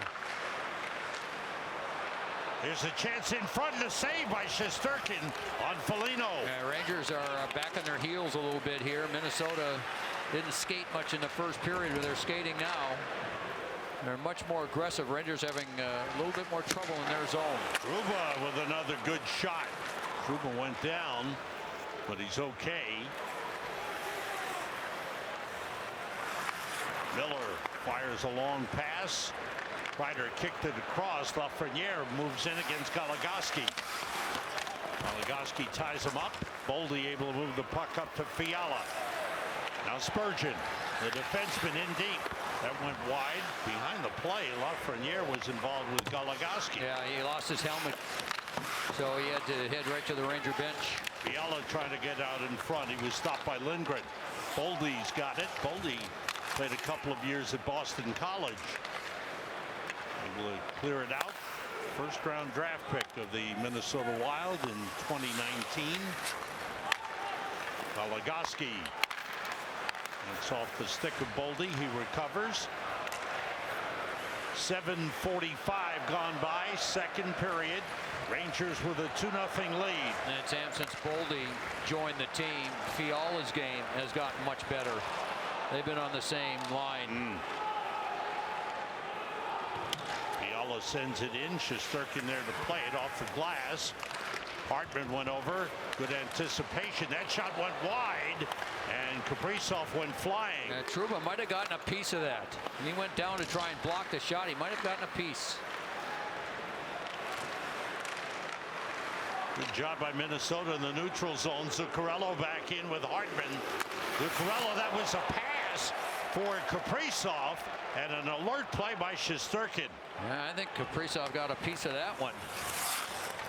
Rangers are having trouble making plays with the puck. Minnesota's quicker, a little bit more physical this period. The Rangers are not making as many easy plays as they did in the first. Jones made a good play on Kaprizov, and the Rangers turned it. Dryden Hunt after it. Hunt on with Rooney and Reeves.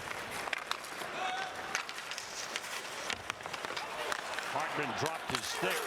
He was close to a holding penalty. Saved by Talbot on Reeves. Good chance, big chance for Ryan Reeves. Rooney took a hit from Kulikov. Kulikov's had several hits. Nice play by Zach Jones. Shot by Rooney, save, and the rebound fired out.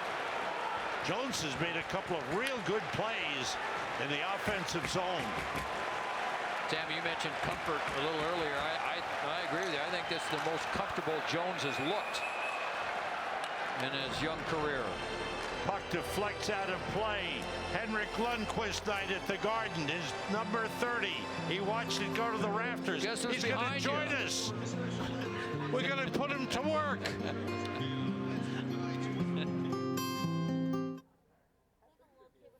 Okay, Ranger fans, don't miss out on the New York Rangers special ticket offers this season. Take advantage of the exclusive experiences and benefits. Buy your tickets at NewYorkRangers.com/ticket offers. That's NewYorkRangers.com/ticket offers. Question 1, which team did Henrik defeat for his first NHL win?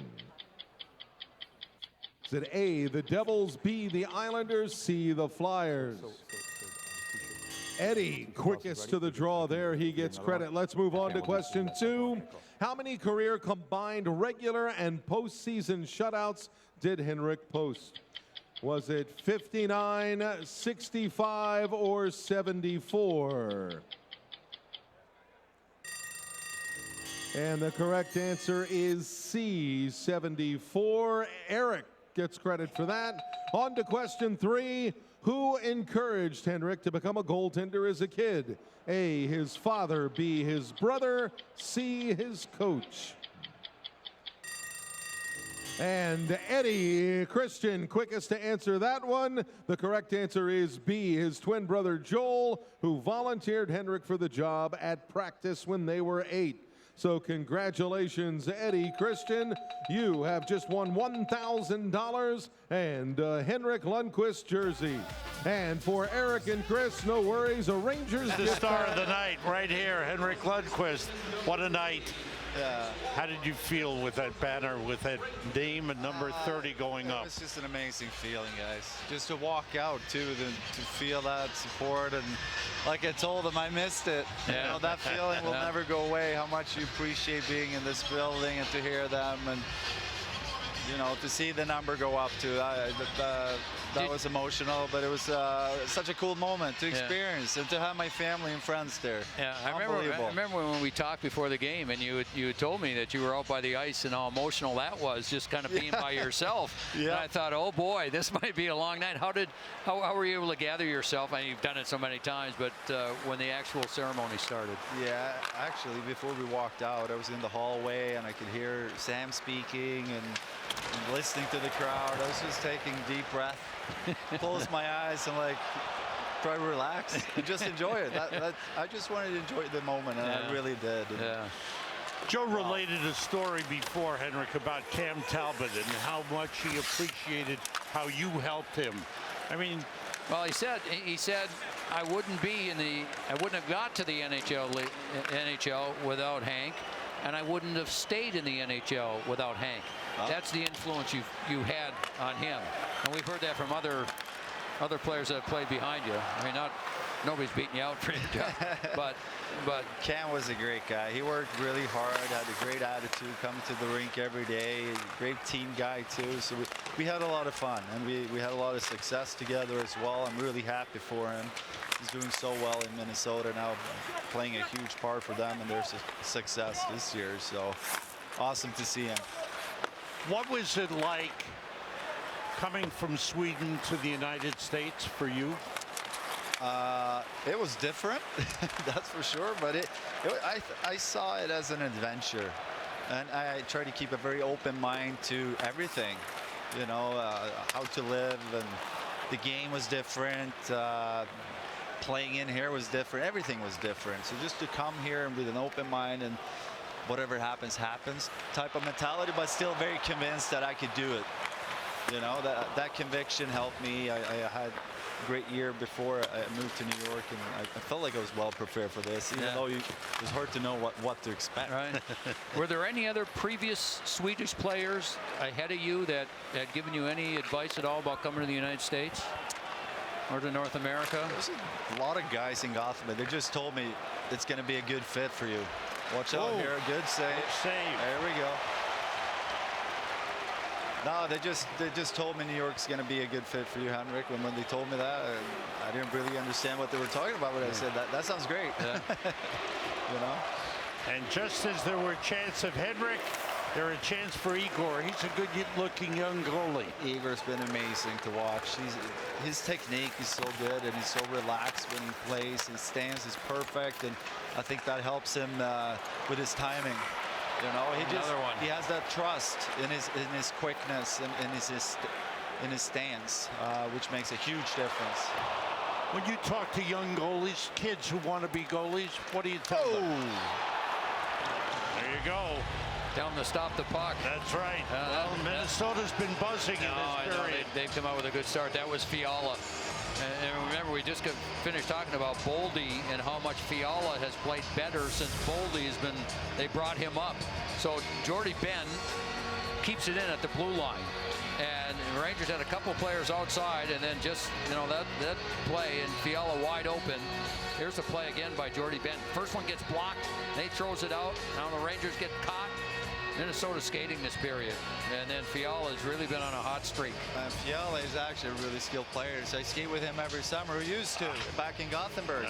So I've seen his hands. He has a great shot, a great vision, but that's 10 straight games with points for Fiala. I feel like over the last couple of seasons he's taken another step in his development, but I've seen it for years in Sweden and summertime skating with that guy. You know, Henrik, I've always been amazed at a lot of things you do, but your ability to focus like you have and the amount of work and effort you put in on just playing the game.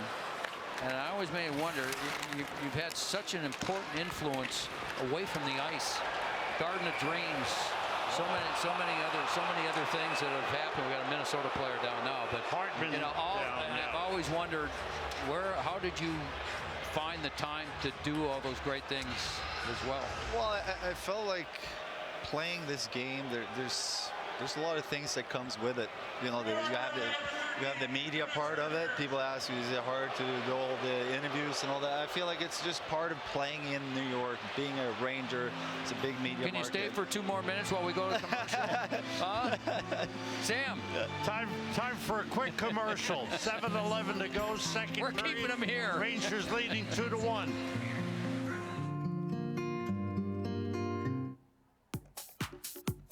All right, Ranger fans, let's bring back that energy. Who wants a T-shirt? Make some noise for the Blue Crew. We want to hear you.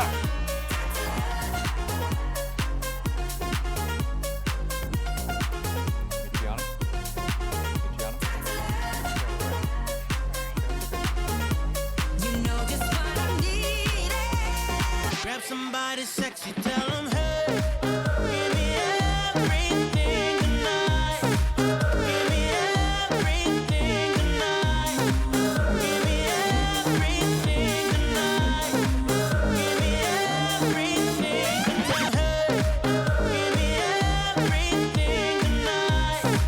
Give me everything tonight. Give me everything tonight.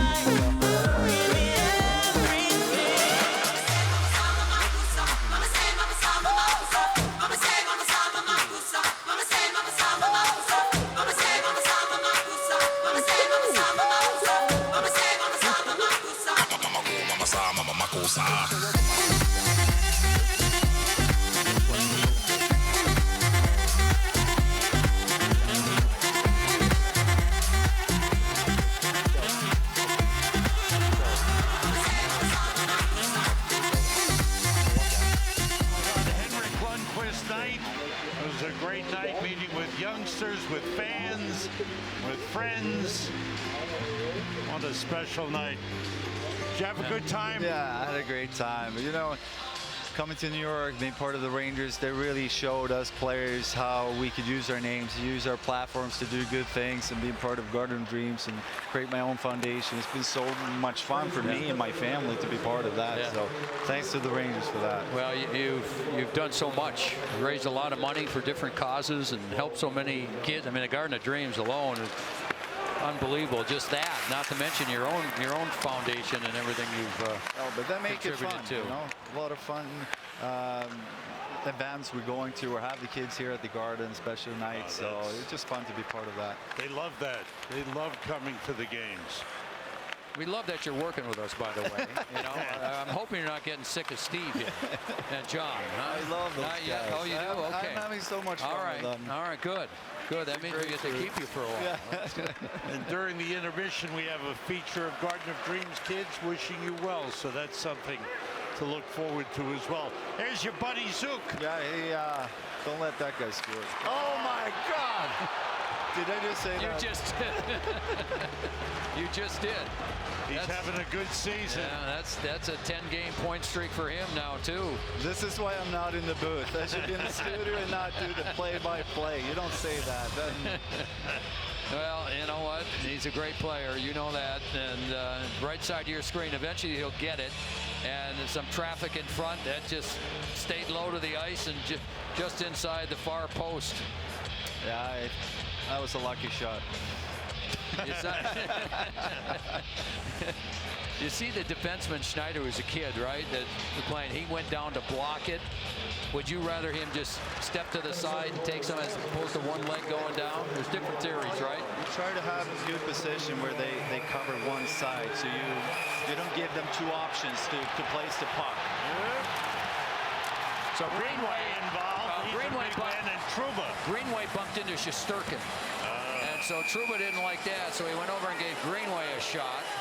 And this is their big, tough line. Foligno, 17. Reeves wants to get involved there.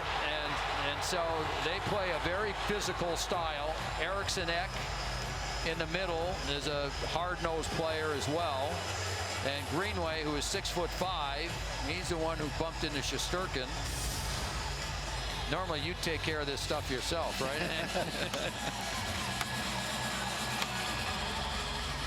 Well, it's good. They need to answer a little bit here. We get the emotions in the game. Yeah. And here it is again. Oh, yeah, that hurts. Caught him in the head, right? As a goalie, too, when you're in position, your neck is very exposed. So it doesn't, you don't need much for that to hurt. Yeah. The way you angle.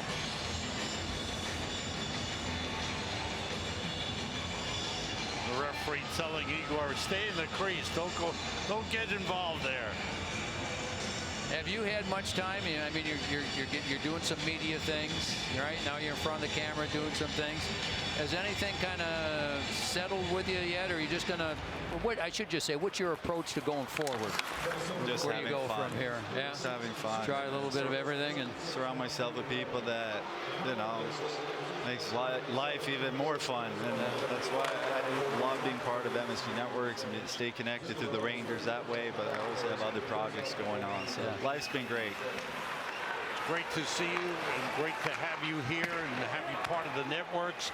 But this night was spectacular. You know, just to hear the fan reaction was just amazing. Being down on the ice, feeling it. Yeah, I love that. Fabulous. Memory for life, no question. And thanks, Sam, for all the kind words out there. I really appreciate it. You gave us a lot of great things to talk about.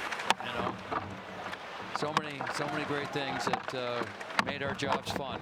So we appreciate that. Thanks. Thanks, Joe. I really appreciate it. Good luck with whatever happens, whichever way you go.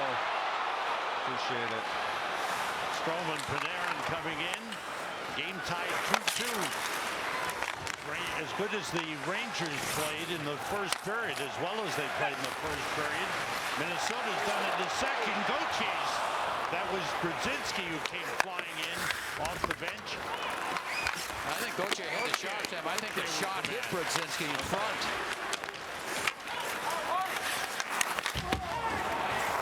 Brzezinski with a hit on Kaprizov, and he gets up very slowly. 4.5 minutes to go. An offside whistled on the play. Hank, congratulations on a great night. It was very, very special. Next stop, Hall of Fame. We'll see. Thank you so much, Hank, guys. thanks. Great to see you. Really appreciate it. It. Thanks. Look what you did. You got Suki all pumped up, and he scored that goal.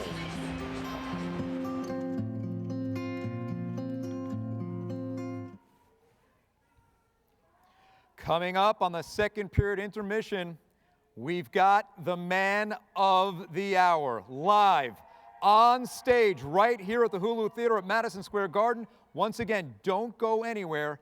Henrik Lundqvist is next.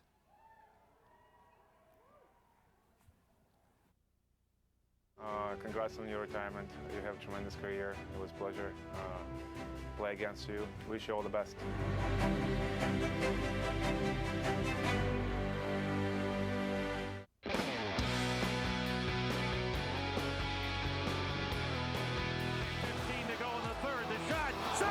Ovechkin again. Save by Lundqvist. Taken back by Backstrom. Save. 7 drives in around the net.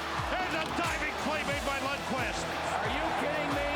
Here's Ovechkin. Save by Lundqvist. The rebound stopped by Lundqvist. To 7. And a glove save. The Rangers lead the series 3-1 as Henrik Lundqvist puts on another spectacular performance.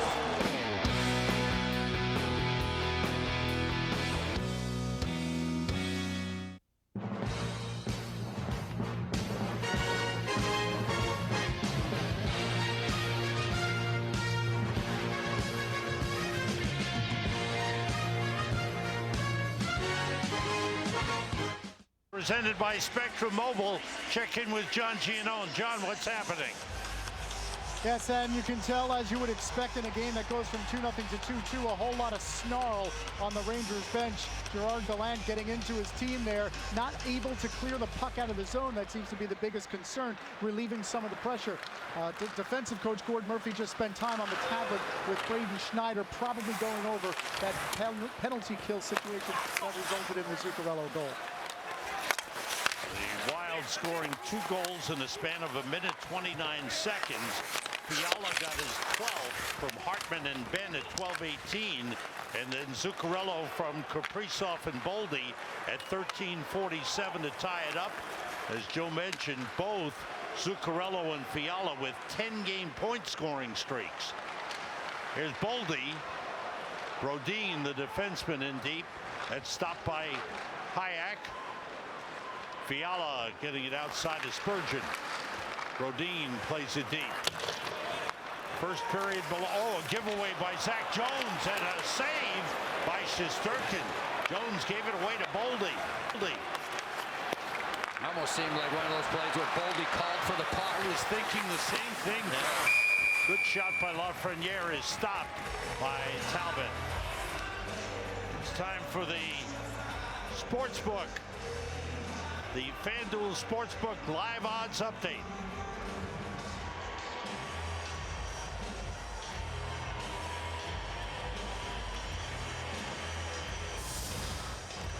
You know, generally you don't make a blind pass unless somebody calls for you. That was Jones who was following up on Boldy. And Jones had it and threw it back to Boldy, and Boldy had the chance, and Talbot has faced 7 shots in this second period. 19 for the game in this 2-2 game. Boy, Minnesota's come on, but that's them. Yep. And a little repair of the mask. That's why we've got the delay.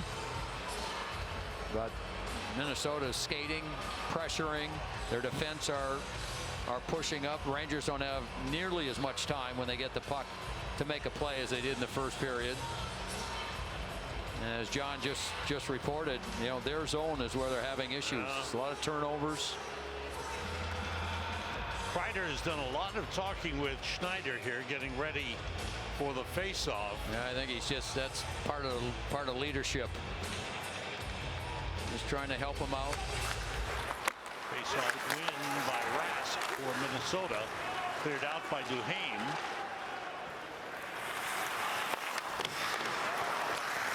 Here's Rask. Long shot by Spurgeon goes wide. Game tied 2-2. Rangers had a great first period. Outshot Minnesota 12-5. Led 2-0 into the first. And the Wild have come back with 2 goals here in the second period, as they have outshot the Rangers 15-7. Puck given away to Lafreniere. Finds Kreider. 2:45 to go here in the second. Kulikov. Long pass ahead for Foligno. Checked by Miller. Foligno went down. Trouba tried to block it in front. Boy, the shot got through. Yeah, Eriksson Ek, what a save again. Reeves, that's deflected by Ben over the glass and out of play. 2:22 to go. Fans, the Henrik Lundqvist exclusive merch collection is now available. Scan the QR code or visit NewYorkRangers.com/HenrikMerch to grab your gear. Yeah, Minnesota now is just they're attacking the net, especially those big guys. I mean, that was Foligno that tried to cut into the net, and his 2 line mates followed right up. Eriksson Ek battling Rooney. Now it's Dryden Hunt with Kulikov on him. Reeves against Ben. Dryden Hunt. Kulikov all over him with the stick. Miller. That's deflected, goes around behind the net. Greenway, looked like he got an elbow into Rooney. Ben battling Rooney. Hunt checked by Eriksson Ek. Good shift here by this line as they keep the puck in the offensive zone. Trouba trying to get a shot off, partially blocked. And Jordy Ben works it out. Foligno left it there for Hartman. Nice pass to Greenway. And that shot went wide. Dumbo with a big drive stick save made by Shesterkin. And the puck rolls into the crease and is covered by Shesterkin. Dangerous moment. Yeah, Greenway and Rooney came together there right at the end, but down in the other end, here's a reverse hit, they call it. Greenway sees him coming, Rooney, and hard to tell whether he got him with the elbow or just the shoulder. He is 6'5", but catches him up high as Greenway was handling the puck. He's a big guy, yes, Jordan Greenway. He's had to learn how to play a consistently physical game. Wasn't always in his nature to play that way. But he's found a comfort level with Foligno on one side and Eriksson Ek on the other. Two other guys that play very physical. Big battle in the corner. Kaprizov against Goodrow. Hartman sending it up the boards under a minute to go in the second period. With the game tied 2-2, Kaprizov for Zuccarello, a save by Shesterkin. Shesterkin's keeping the Rangers in this game. Well, this has been a big second period. And he's keeping them in it. Minnesota scored twice, but Shesterkin has made, I don't know how many dazzling saves. 19 shots on goal here in the second period for the Wild. The puck deflects out of play. I mean, Shesterkin is, again, Minnesota's attacking the net, and they're getting shots about 5 or 10 feet in front of Shesterkin. Numerous. There's that last one by Zuccarello. And just a quick pass, quick release. That's just a beautiful save by Shesterkin. He stopped 17 of 19 as Shesterkin in the second period. He did not stop Zuccarello's power play shot. Spurgeon. Lafreniere on the forecheck. A giveaway, almost a giveaway, but the Wild able to clear it out. Fiala playing it back. Sent in by Boldy, stopped by Shesterkin. Don't forget he stopped the penalty shot early. Yeah, you're right. Too. I did forget. Thanks. Man. Off the stick of Zibanejad. Fiala puts it in the corner. That's the end of the period. First period, Rangers dominated. Okay. Second period, Minnesota Wild dominated. It's all even, 2-2, end of two. And Minnesota just, they picked their game up a couple of notches. They were quicker. They were more forceful on the puck. They forced Shesterkin to just make, I don't know, 6, 8, 10 outstanding saves in the period, and they control the puck. Okay. So the Rangers are going to have to now readjust to that, down to one period.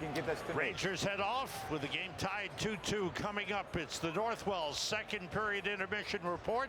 Michelle Gingras rejoins us, her special guest, former Rangers goaltender Kevin Weeks. And then we have John with out-of-town scores on the Audi out-of-town scoreboard. And Steve Valiquette will join John for highlights and analysis, all coming up on the Northwell second intermission report. Wild with a big second period. Make it 2-2, end of two. All right, you can feel the buzz. Who's ready? I know I am. All right, so we actually have two very special guests. Let me read this intro, and it is important that I read it because there's a lot of good to share about Henrik Lundqvist.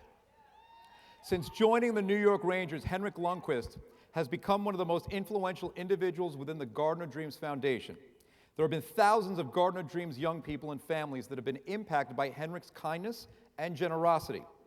Being named official spokesperson of Garden of Dreams in 2009, and being added to the Garden of Dreams Advisory Board in 2016, Henrik continues to demonstrate his commitment and dedication to bringing life-changing opportunities to young people in need. As Garden of Dreams prides itself, Henrik has stayed in the lives of young people throughout his career and continues to do so today. Henrik has participated in countless events and programs in support of the Garden of Dreams Foundation, including Henrik's Crease, Rangers Casino Night, and so much more.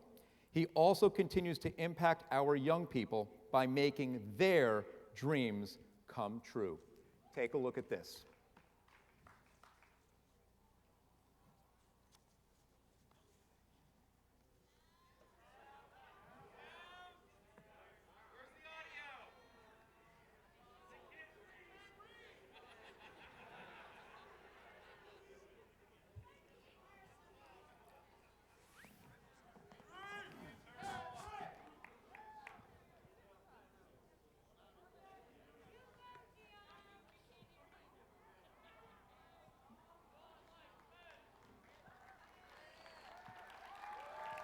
Okay.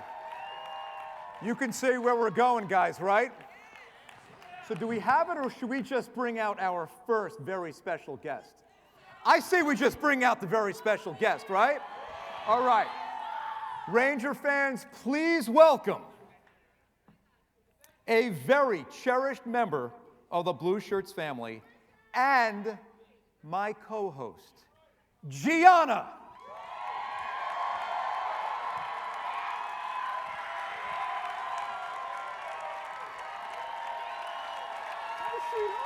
Hi, right there.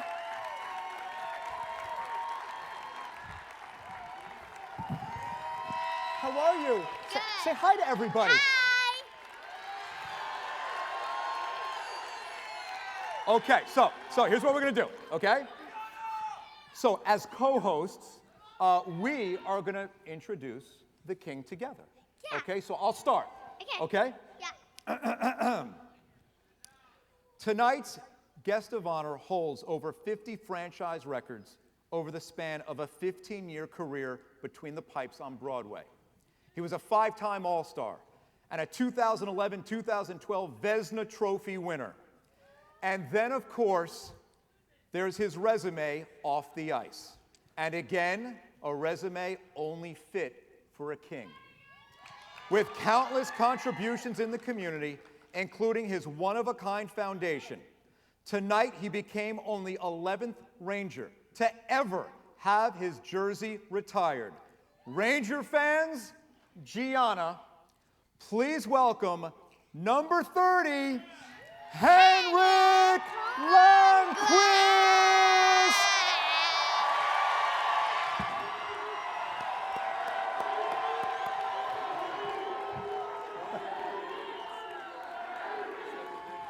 Congratulations, congratulations.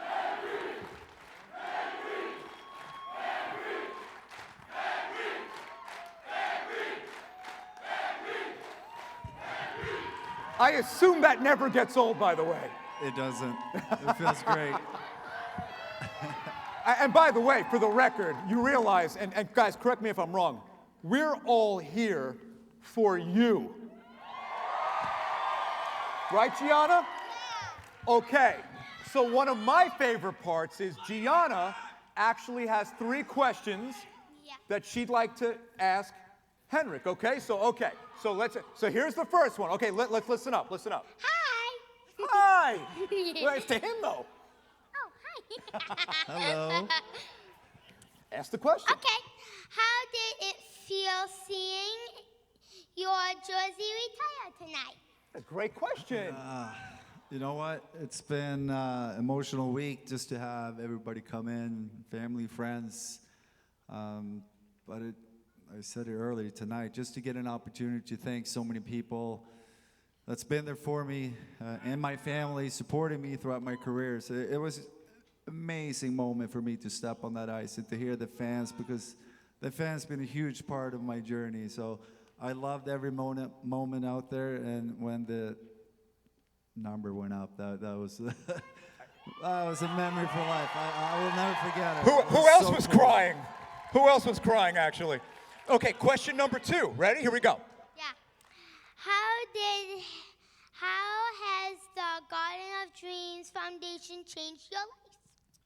So being part of Garden Dreams, you know, already my first year with the Rangers, they really show me the difference we can make as players, you know, being part of the community and use our names and resources and meet girls like you. We're having so much fun going to different events and bring you to the garden. And, you know, in the end, it's about having fun and feeling good. And we have moments with a lot of different kids within the community through Garden of Dreams. And I think it gives a lot of players perspective. You know, you play under a lot of pressure and you want to perform, but it's also about, you know, just feeling good and appreciate what you have. So sometimes it's a reality check for a lot of guys to come in and young players and realize how lucky we are to play a game for a living and represent the Rangers. And they help us understand that. I just want to say, of course, Hank is killing it, but Gianna's questions are awesome. Okay, am I right? Okay, question number 3. Here we go. Thank you. What is your favorite thing to do with your twin brother? And I'm so sorry. Excuse me, who else has a twin brother? Oh, she has a twin okay. brother. So, right? Actually, I heard about that. You have a twin brother. You know, having a twin brother, you understand each other pretty well, right? Yeah. You're good friends, and as tight as we are, me and my brother, we love to compete against each other. Yeah. You know, if it's on the tennis court or playing cards, I have to win. I can't let him beat me. It can't happen. So that, I enjoy it as much as it makes me nervous every time I go up against him. So to play hockey against him, that was very nerve-wracking. But luckily, he didn't score. That was extremely important. Yeah. So, you know what? Earlier we had a video, am I right, that we really were proud to show of Gianna. Do we have that queued up? Can we show that? Hello, my name's Gianna. What was your wish that's going to be granted? To go meet Henrik Lundqvist and go to a Ranger game because he's the best goalie in the universe.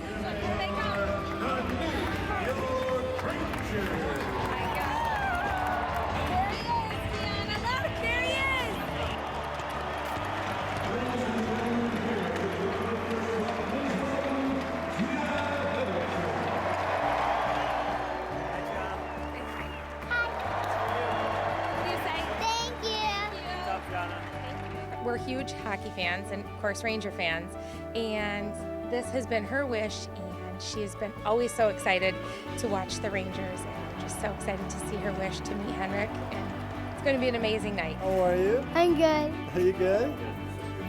I saw you on the ice. How was that? Good. Were you nervous? Yeah? You did great, though. You love bows. Is that true? Yeah. Is that cool? Yeah. Thank you. Oh, you're welcome. Thank you. Should we do a group picture? Yeah. This night has been the most unbelievable experience. Gianna's been through so much in her life, and to see her wish finally come true, thank you doesn't even cover how much we appreciate everything and how excited we are, and so happy for her to see this. All right, Ranger fans, one more time for Gianna.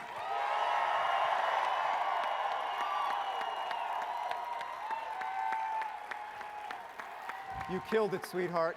You killed it. Okay. Thanks, Mom. And for Mom.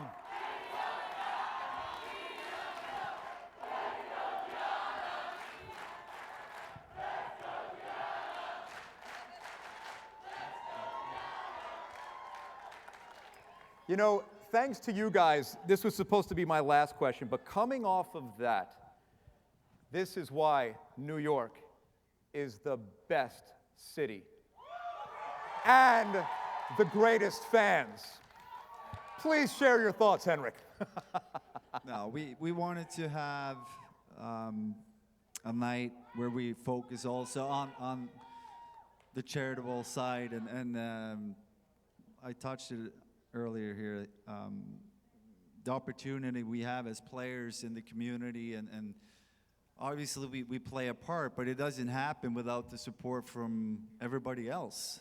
You know, and to have you guys here, it makes a difference too. We're raising money for a great cause, so hopefully you're having a great time and enjoy the night, but you're also doing a great thing to support both HLF and Garden of Dreams Foundation. So thanks for being here and sharing this night with me and everybody else. So. Even the guy Ranger fans are telling him how handsome. Thank you. I will thank you. Yep, thank you very much. I'm sorry, is that for me? Thank you. That was so nice. Oh, him. Oh, sorry, him. Of course. Here you go. Here you go. Thank you. Well, so listen. Actually, we have two other important things to share. Two important things. So if I may, because I gotta set this up correctly. Throughout the evening, New York City-based artist, you guys might have seen it out there, Danielle Mastrian, has been putting her finishing touches on a one-of-one Henrik mural. Ranger fans have the opportunity to brush with greatness and own this piece of history by bidding on this one-of-one Henrik Lundqvist mural. Proceeds will benefit the Garden of Dreams Foundation and the Henrik Lundqvist Foundation. So, if you're interested, please visit NewYorkRangers.com/Henrik Auction. Again, that's NewYorkRangers.com/Henrik Auction to bid on the mural. Special thanks to Benjamin Moore for bringing this to life. So if you don't mind, Hank, come on over here for just a second, because I think there's a pen over here, guys, a Sharpie, yeah. So can you just do us a favor, because again, you can bid on it, right? And every dollar matters. Rumor has it, it's not quite Henrik Picasso Lundqvist. However, you apparently did add a brushstroke here. Can you just identify, just so we know exactly where you did it? Okay, so in that corner, in that area. Hank, your composition is really impressive, the way you did that. Okay, so now you're going to sign it, right? So please go right ahead, sign it. I'll get out of the way.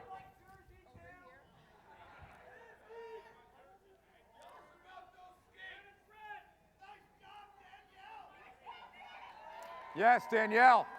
Way to go, man. That's exactly right. There you have it. Yep. I'm sure only the first time he's heard that. Okay, so Hank, we've got one more thing. Come on over here. So let's see. Okay, for over 10 years, you want to go here? For 10 years, you've been an important partner with Bauer Hockey. The insight and feedback you have provided has been instrumental in helping Bauer continue innovating goaltending equipment. You've also worked closely with Bauer on several grassroots initiatives to give back to the hockey community, especially back in Sweden and here in New York. So, as a thank you for all that you have done to advance the game and the inspiration you have provided to thousands of goaltenders at all levels across the globe, Bauer would like to present you a special gift. So please welcome one of the other greatest goaltenders in New York Rangers history, Mike Richter. Come on out, Mike.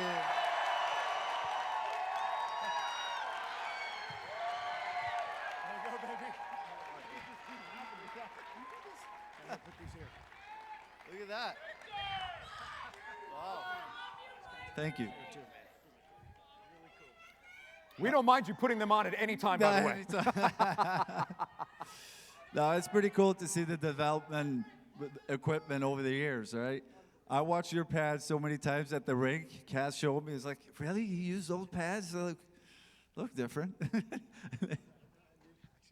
Yeah, if you think back to what JD had, they'd probably be heavier than you and me combined. It's scary what they had. So, yeah, it keeps evolving, as do the goaltenders. It just keeps getting better, man. Amazing. Ranger fans, let's hear it one more time. Mike Richter. Thanks, Mike. And of course, the king, Henrik Lundqvist. Thank you, guys. Thanks for coming. Really appreciate it. With the pads?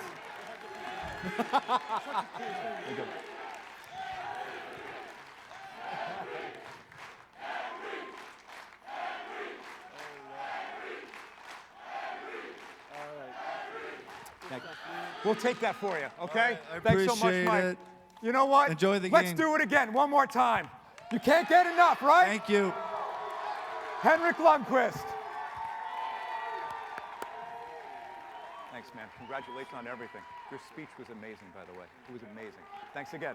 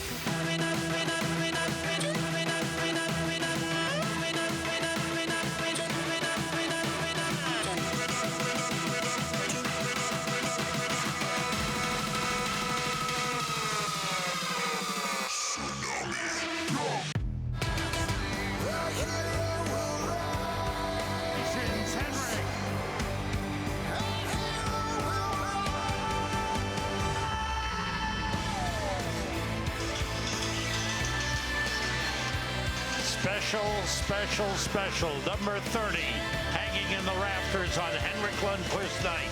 2-2 Rangers and Minnesota Wild heading for the third period. New York Rangers hockey on MSG Networks is presented by Chase. Time to look at tonight's All-State Mayhem moment. It wasn't tonight. It was back in 2014. Rangers against Minnesota. Rangers down in that game, score 5 goals in the third period, Joe, and they won it. That was October, Sam. Maybe that was the sign that something good was going to happen, of course, and you know they get pretty good stretch. Now, what do you look for here in the third period? I just think I think they need to skate. They didn't spend much time in the Minnesota zone. They need to do that. A little more physical. And I think just move the puck quickly out of their own zone. Minnesota's coming hard. You might be able to just beat those forecheckers with a quick, hard pass. Carried in deep by the defenseman, Dmitry Kulikov. Behind the net, that's Greenway. Lost it. Dryden Hunt looking to play it. Able to spin away. When tied after 2 periods this season, Minnesota 6-1. The Rangers 12-0-1. There's Dean Evison. Well in the third period. Yeah. Go ahead, Joe. You know, Sam, Billy Guerin, the GM, signed him to an extension, and they started negotiating with him back earlier in the season. And he said, I'm not signing anything, and I'm not announcing anything until my assistant coaches get signed. And so Billy Guerin got them all signed. Then they made the announcement. But that's kind of team guy, you know, Dean Evison is, and a lot of loyalty there. Yeah, and his players know that. Yeah. You know, his players know that. He doesn't care about your name on the back. He just treats everybody fairly. Andre Miller made a good play, deflecting that pass across ice that was intended for Matt Zuccarello. Kreider after the puck.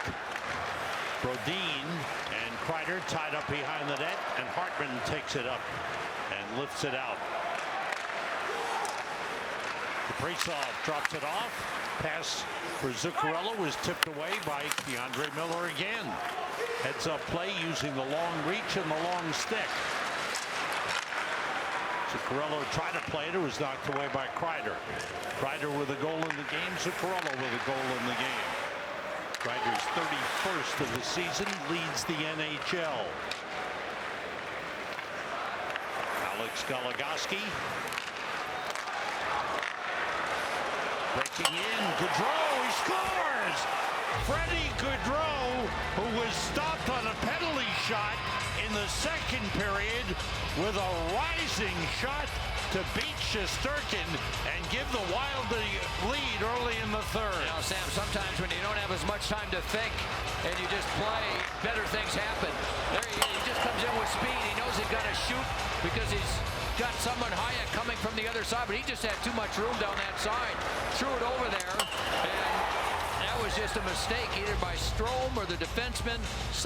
There was some miscommunication that left him with too much room, and that shot goes off the post and in. Gaudreau with his third goal of the season at 1:49 of the third period, and the Wild have scored 3 unanswered goals after the Rangers had a strong first period and led 2-0 into the first. Hayek spinning away. Zach Jones for the outlet, and stumped in by Johnny Brodzinski. McKay winds it behind the net. Brodzinski after it against Goligoski. Puts it in front. It was tipped away by Spurgeon. And Boldy pumps it in. Boldy has had 9 shot attempts in the game.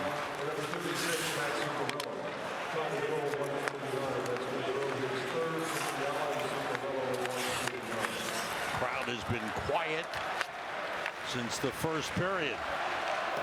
Lindgren dumps it in. Played there by Brodin. Dumba fires out. Dewar drops it off. And Duhaime with it. Snyder goes after it. Snyder bumping with Rask. Dewar. Played back to Dumba and across to Brodin. Saves Shesterkin and he holds it. And a little battle in front. Duhaime involved with Lindgren. Yeah, Duhaime's one of the young players that scored his first NHL goal this season also. And when they decided to buy out Zach Parise and Ryan Suter, you know, it had an effect on their cap. So they've got to rely on some of these young players that are not making a lot of money to contribute, and Duhaime's been one of them. Dewar just recently recalled, scored his first NHL goal last game against Montreal. And they've got some of these young players that have stepped in and done a nice job. Got the chance. Gaudreau got the goal from Fiala and Zuccarello. Fiala and Zuccarello each with a goal and an assist. 1:49 the time of the goal, giving the Wild a 3-2 lead. Lafreniere, he's hit along the boards by Dmitry Kulikov. Kulikov, I don't know what they have him for hits, but he's hit a lot in this game. He hurt himself there, though, Sam. He was slow to get up. We got Kulikov for 2 hits. He must have 6. Greenway, he's shoved to the boards by Trouba. Around the board, Spurgeon. Here's Greenway, picked up by Keandre Miller.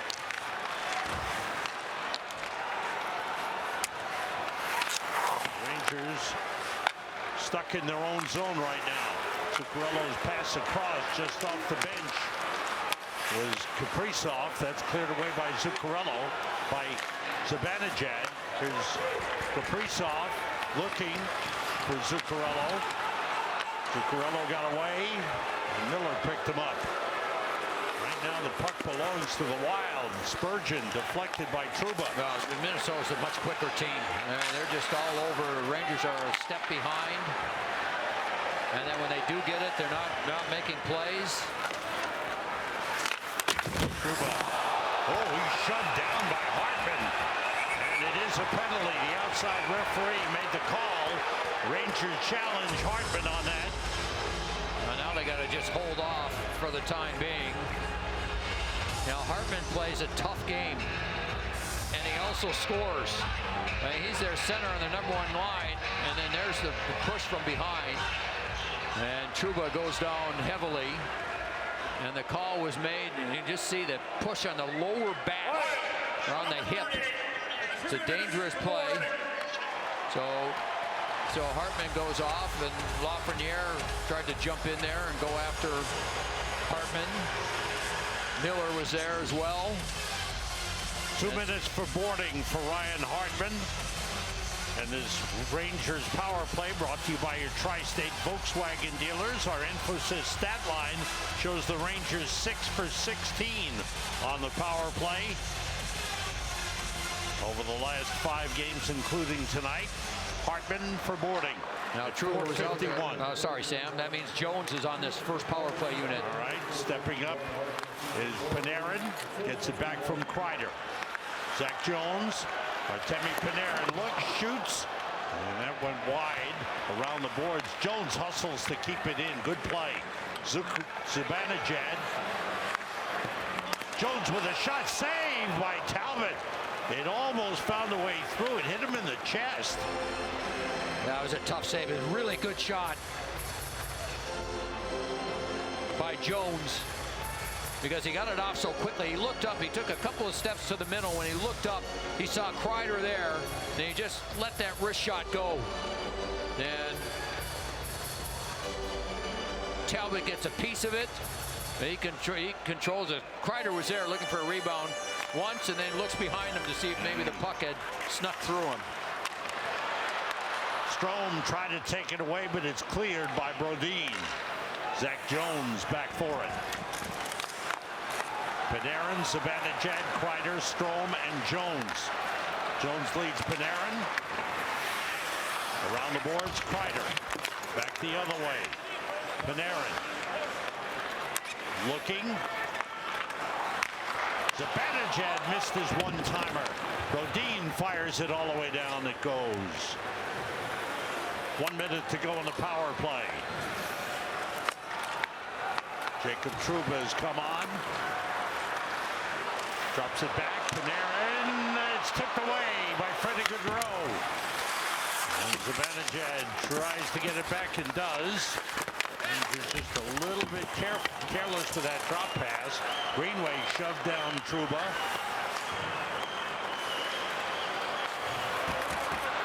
Zibanejad leaves it for Trouba. Gauthier has come on. Lafreniere is on. DeAndre Miller is on. As is Barclay Goodrow's second power play unit now. Here's Trouba. Rister save. Talbot. Rebound wide by Lafreniere. Well, that was a good chance off a nice wrist shot by Jacob Trouba that gave Talbot trouble. Foligno fires it out. Hartman out of the penalty box. Team's at full strength. Rangers 0 for 2 on the power play in the game. Trail 3-2. Little over 7 minutes gone by here in the third period. Lindgren and Schneider. He joined us late. Rangers without Adam Fox. He is on IR. And unfortunately for Adam Fox, he's going to miss going to Las Vegas for the All-Star game. No, it's not confirmed yet. Yeah, but if you put a guy on IR... I know, but they asked Gallant. I don't disagree with what you're saying, but when Gerard Gallant was asked before the game, he said that had not been determined yet. But. And shot off the post. Hartman ripped a shot. Wow. Another shot toward the net, stopped by Shesterkin.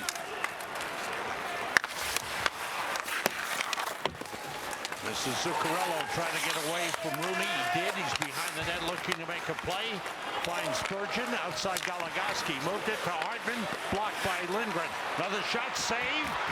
Rangers having trouble getting out of the zone. Lindgren tried to get out. Rooney. And now Lindgren batting it out of the zone. Boy, the Wild. Well, they just keep coming at you. They don't stop. And a chance for Hartman and a save by Shesterkin. Hayek moves it. Stopped by Kaprizov. Centers. Rangers take over. McKay sending it all the way down. Talbot stops it. Plays it away from Gauthier with a good play by Brzezinski. Gauthier for McKay. Brzezinski going for it. Tied up with Dumba. Fiala. Now Matt Dumba. 9 minutes gone by here in the third period. The Wild with a goal early in the period. Have a 3-2 lead. Fiala comes around the net. Zach Jones on him. Hayek intercepts. Rask was on him. Boy, they don't give you much time. McKay United. Boy, they just skate and work. And Goldie made that large play. They just don't give you any time. Rangers take it back. Panarin moves in. Panarin back to Miller, who broke his stick on the shot. Oh, a steal by Trouba, but his shot went high and out of play. 10:17 to go. Third period. Rangers down 3-2.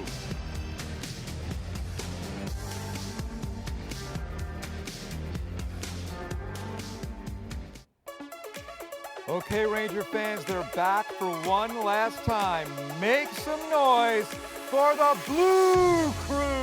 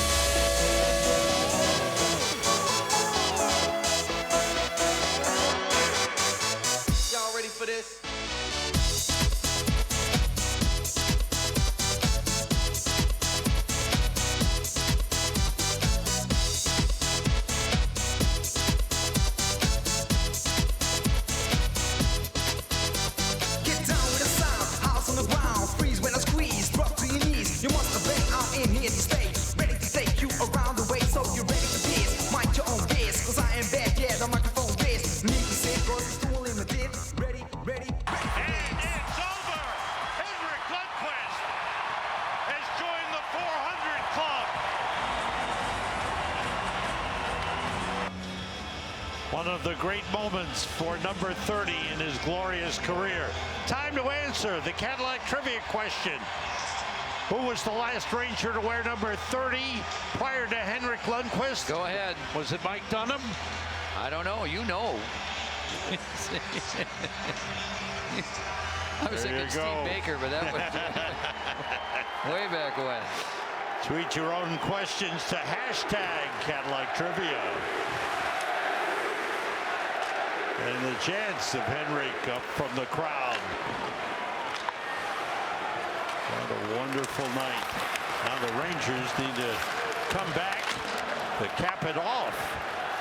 DeAndre Miller toward the net, knocked down.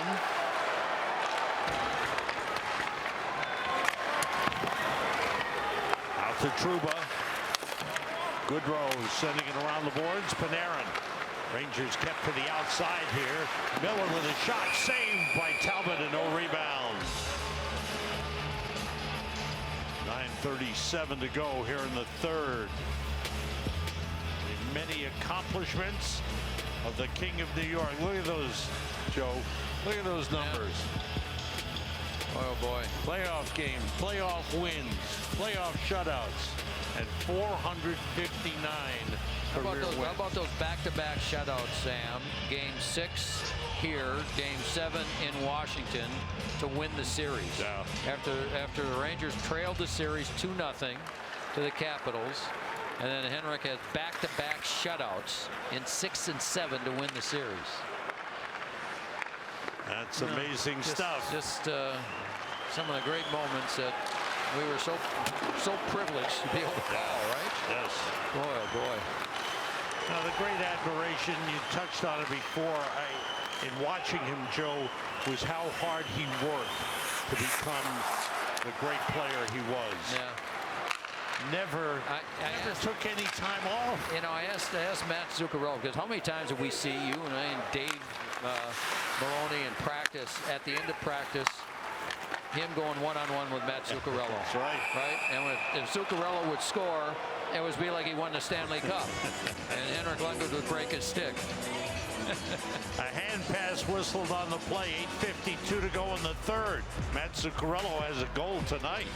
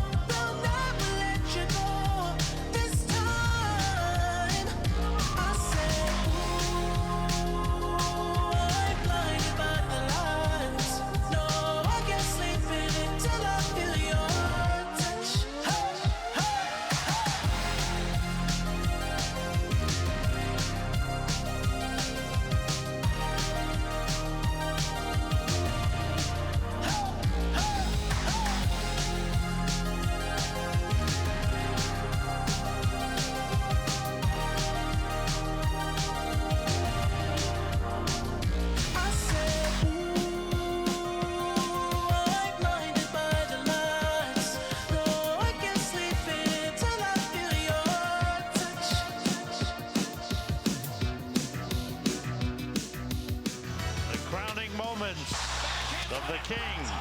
This was the conference final against Montreal in 2014.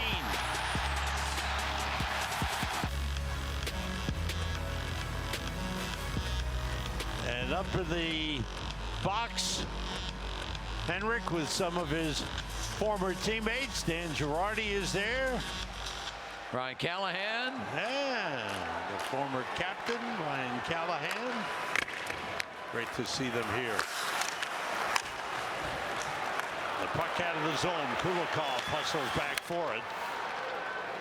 Zuccarello. Kaprizov with a beautiful pass. Man, what a quick pass that was. Yeah, like a no-look pass. That line's really been good. Zuccarello and Kaprizov on the wings. And then Hartman has been their center. And they've really clicked. Long shot by Hartman, steered away by Shesterkin. Shesterkin thought it was out of play. If that would have been on net, it would have been in. But now they blow the whistle. I think it was just a late realization that the puck went into the netting. 8:09 to go. Now they're talking things over because Shesterkin relaxed and he just kind of stood there, and there was some room on the short side when the puck was fired almost from the goal line. They're going to check the time. May put some time back on the clock as far as when the puck went out of play.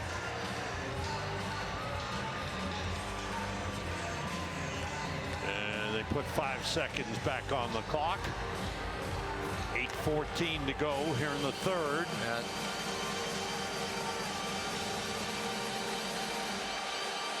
Freddie Gaudreau, number 89 on the faceoff. He had a penalty shot in the second period, stopped by Shesterkin, but it's his goal early in the third that's given Minnesota the 3-2 lead. Quick shot by Fiala was stopped by Shesterkin. 30 shots on goal now for Minnesota. Rangers with 23. Dumba with a hit on Panarin. A keep-in by Minnesota. Panarin back. He hasn't had much time to handle the puck, has he? They've been all over him. That was another example. And Matt Dumba on the ice. Should have mentioned it earlier. This is his 500th NHL game. Nice milestone. That sure is. Had a solid career. Good player. Boldy was taken down. Rangers had to take the puck. Strome to Panarin. Reeves is on with them. Panarin controlling. Now Hayek, his shot blocked by Dumba. Hayek has it again. Gaudreau went down, centered for Reeves. He was checked by Boldy. And Dumba lifts it down the ice. Dryden Hunt sending it around to Mac Jones. It was broken up by Marcus Foligno. Rangers have it back. Hunt lifts it in. Alex Goligoski. Goligoski's fit in nicely with Spurgeon. Yes, he has. They signed him as a free agent out of Arizona. And he's done a nice job. They're happy with the way he's played. Snyder back for it. Foligno was all over him. Johnny Brodzinski has the puck. 6.5 minutes to go. Third period. Rangers have not had great scoring chances in this third. Kreider with a hit. Long shot knocked away. And cleared out. Kreider's hurt. Hurt himself on that attempted hit. Something on his leg. Rangers able to take it out of the zone. Brodzinski sends it in. Kulikov around the boards off the stick of Strome. Truber tries to keep it in. Does. The battle there. And it's cleared out. 5:45 to go here in the third. Gaudreau. And out from the Minnesota Wild, send it deep for Hartman. He's tied up by Miller. Zuccarello along the boards against Panarin. Out with it, Barclay Goodrow. Off the end boards, Brodin poked away. Good play by Goodrow. Kaprizov is there for Minnesota. Rooney for the Rangers. Rangers have Goodrow, Rooney, and Lafreniere. Time ticking off. Puck still alive, and the Wild able to play it. Hartman. And offside Minnesota. 4:58 to go, third period. And the Minnesota Wild with a lead. Chris Kreider being checked out on the bench.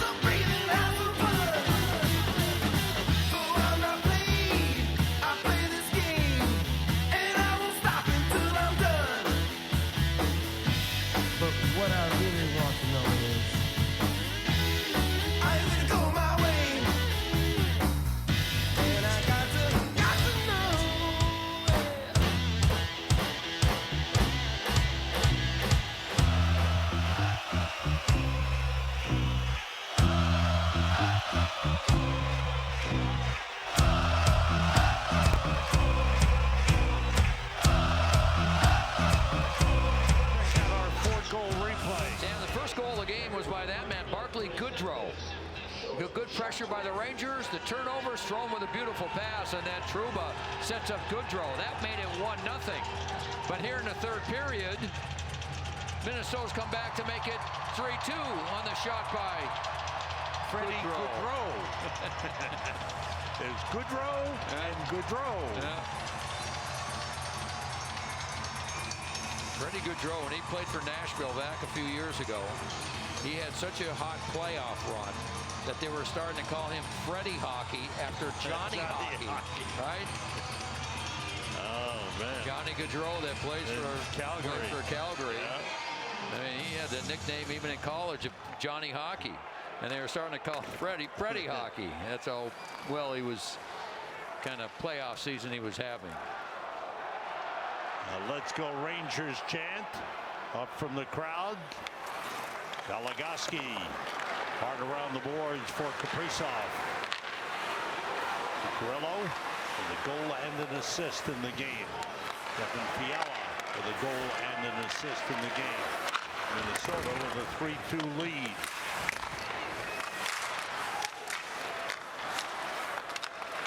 And deep, Kaprizov off the glove of Shesterkin. Schneider and Lindgren have been the pair tonight. Lafreniere against Goligoski. Well, we take for granted, don't we, Sam, all those easy plays that Adam Fox makes coming out of his own zone. It's a lot harder without him. Yeah, it makes it look so easy, and boy, oh boy, has he missed. Under 4 minutes to go. Kreider back on the ice and playing hard and skating hard. Lafreniere went wide, but was onside. Brodin moving in. It's cleared out by Fiala. Jones and Schneider, two rookie defensemen on for the Rangers right now. Brodin around to Dumba, pressured by Rooney. Good aggressive play by Jones. And Brodin fires ahead. Here's Dumba. And wide of the net, Shesterkin Started to go out to play it, but it was outside the trapezoid, couldn't do it.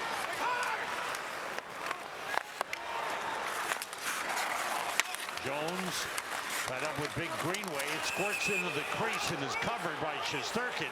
Greenway still going at it. 2:52 remaining here in the third period, and the Rangers down 3-2. Rangers fans, your app awaits. Rangers in action again Sunday afternoon, 1 o'clock start. We'll be on MSG at 12:30. You know, Sam, I asked Jordan Greenway before the game about his line. I said, what's been the secret to the success of the line? And he says, you know what, we just keep hitting, and by the end of the game, we know we've worn teams down. That's you know, a so big you got, man. Yeah, you got him, and you've got Foligno on the other wing, and Eriksson Ek in the middle. And they don't pass up any opportunity to hit somebody. All the way down, icing on the Rangers, 2:45 to go. Now the clock a big factor, running down on the Rangers, down by a goal. Let's see if and when Gerard Gallant will pull Igor Shesterkin for an extra skater. Another game in which the Rangers started well, as they did last night. But Minnesota able to come back with a big second period and a goal here in the third. It's Dewar, number 52, with the puck, and Strome on him. Trouba.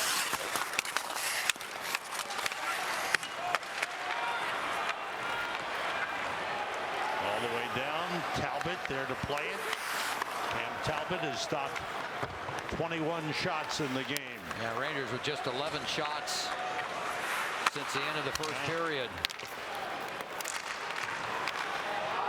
And Rangers have to touch up and get onside. They do. Panarin and Lafreniere on with Zibanejad. Zibanejad trying to get in. Zuccarello looking to play it. He's shoved down by Zibanejad.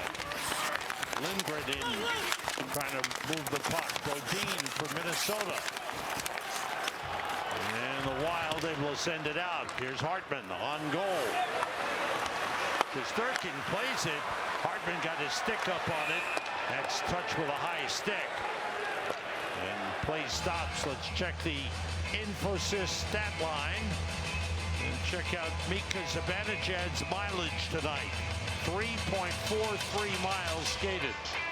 Well, and then he came off the bench, Sam, and really came close to making a good play. Kind of gets tripped down here. Watch, he steals the puck. Kind of gets tripped right there. The skates come together with Brodin, but he was close to putting himself in a real good scoring position. Rangers held to just 5 shots on goal here in the third period. Sent in by Boldy. 1:25 to go. Rangers need to get the puck up ice. Shesterkin waiting to head for the bench. Here comes Kreider. Shesterkin to the bench. Extra skater on. Rangers net is empty. Rangers down a goal. Spurgeon for Boldy. Lifts it out of the zone. Way up. Bounces down. Trouba there to play it. 1 minute to go. Third period. Pass ahead goes by Lafreniere. Turns into an icing on the Rangers. Just what they didn't need. Stay with us. After the conclusion of the action on the ice, we've got complete post-game coverage on Mercedes-Benz Rangers post-game with John Giannone and Steve Valiquette. Interviews with the players. We'll hear from head coach Gerard Gallant and a whole lot more. And look back at Henrik Lundqvist's special night here at the Garden with number 30. Now, congratulations to everybody that had a role in putting together that entire program. It was outstanding. Played by Talbot. Lafreniere there. Around the boards, Panarin. 6 skaters on for the Rangers. Kreider, Panarin. Lafreniere's in front. Trouba to Panarin. Down low, Kreider. Panarin, 30 seconds to go. Panarin, Kreider side of the net, trying to bank it in. It was blocked. Lafreniere trying to move it. Rodin got a piece. Eriksson Ek tied up by Strome. Panarin shot save by Talbot. That was a tough shot. Yeah, it was deflected. 10 seconds to go. Trouba, Panarin. The shot deflection wide. Throw down into the crease. Talbot trying to keep it out. Rangers score. I didn't see the red light go on. There's 1 second to go. They're going to have to check it out. The referee waved it off. I wasn't sure exactly what his motion was, unless he was saying that the goaltender was pushed into the net. There is no goal on the play. There you see. Attacking player, push the goalie into the net. That's what he's saying. And the head coach right down at the front of the bench.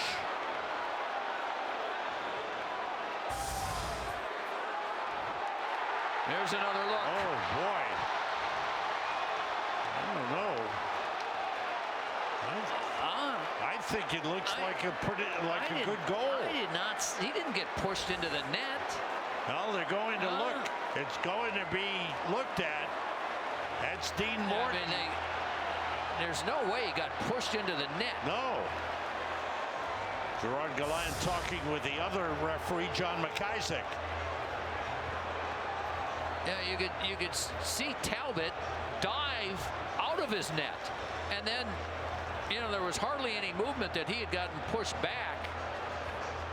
I didn't see that. Here's another look. There's the save. Talbot's trying to get it. No, that puck was in the net before he moved at all.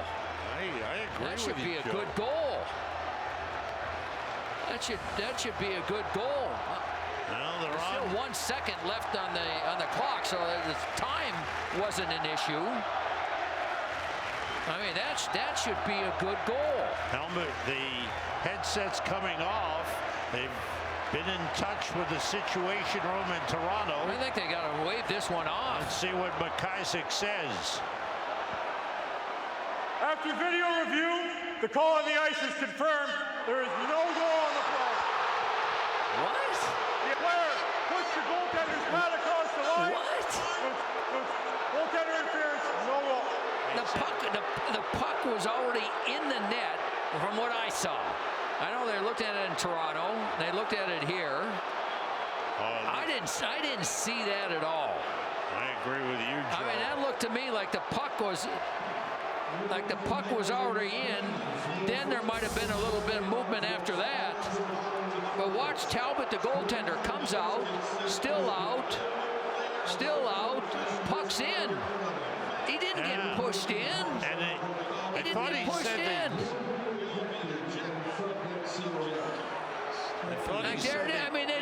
The puck is shot and it goes off him and in.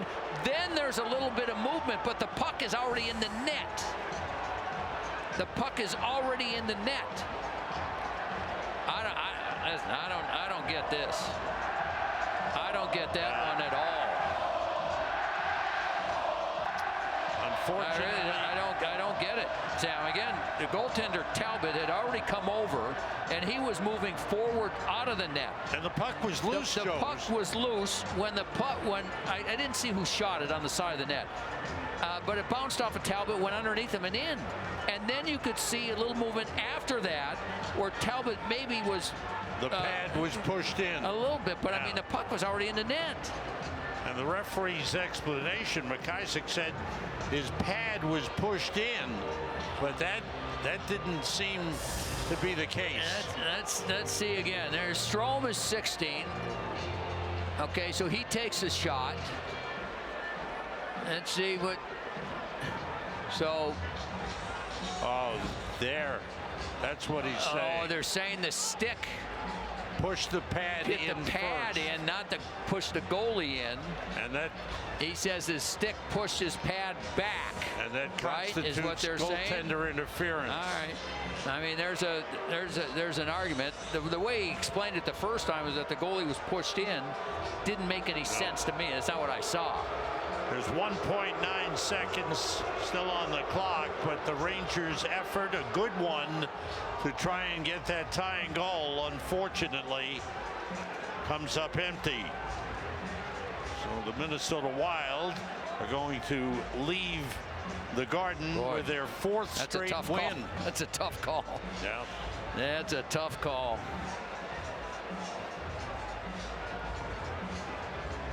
Maintenance people have done an excellent cleanup job.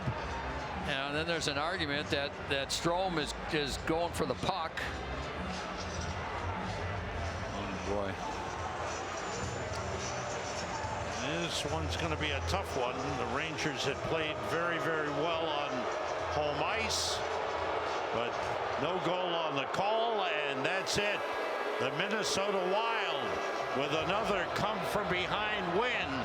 The Rangers were up 2-0 into the first period, a terrific first period, but the Wild with 2 goals in the second, 1 in the third, beat the Rangers 3-2. Yeah, the Wild just changed everything they did. They were the team that wasn't skating in the first period, and the Rangers were, and it was a complete flip-flop. After that, the Wild came out in the second period, and they skated, they hit, they put pressure on, they had long offensive zone shifts. And the Ranger, we talk about Fox being out of the lineup, his ability to move the puck out of the zone. Rangers had trouble doing that for the final 2 periods. 2 former Rangers.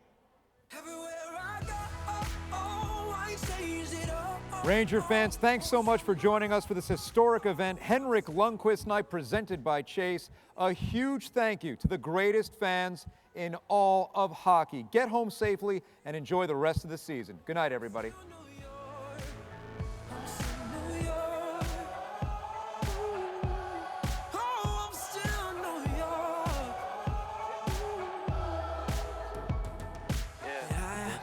Drive down Riverside, see the birds flying on the high line. With the sidewalks burning, we pray for rain in July. Well, they ain't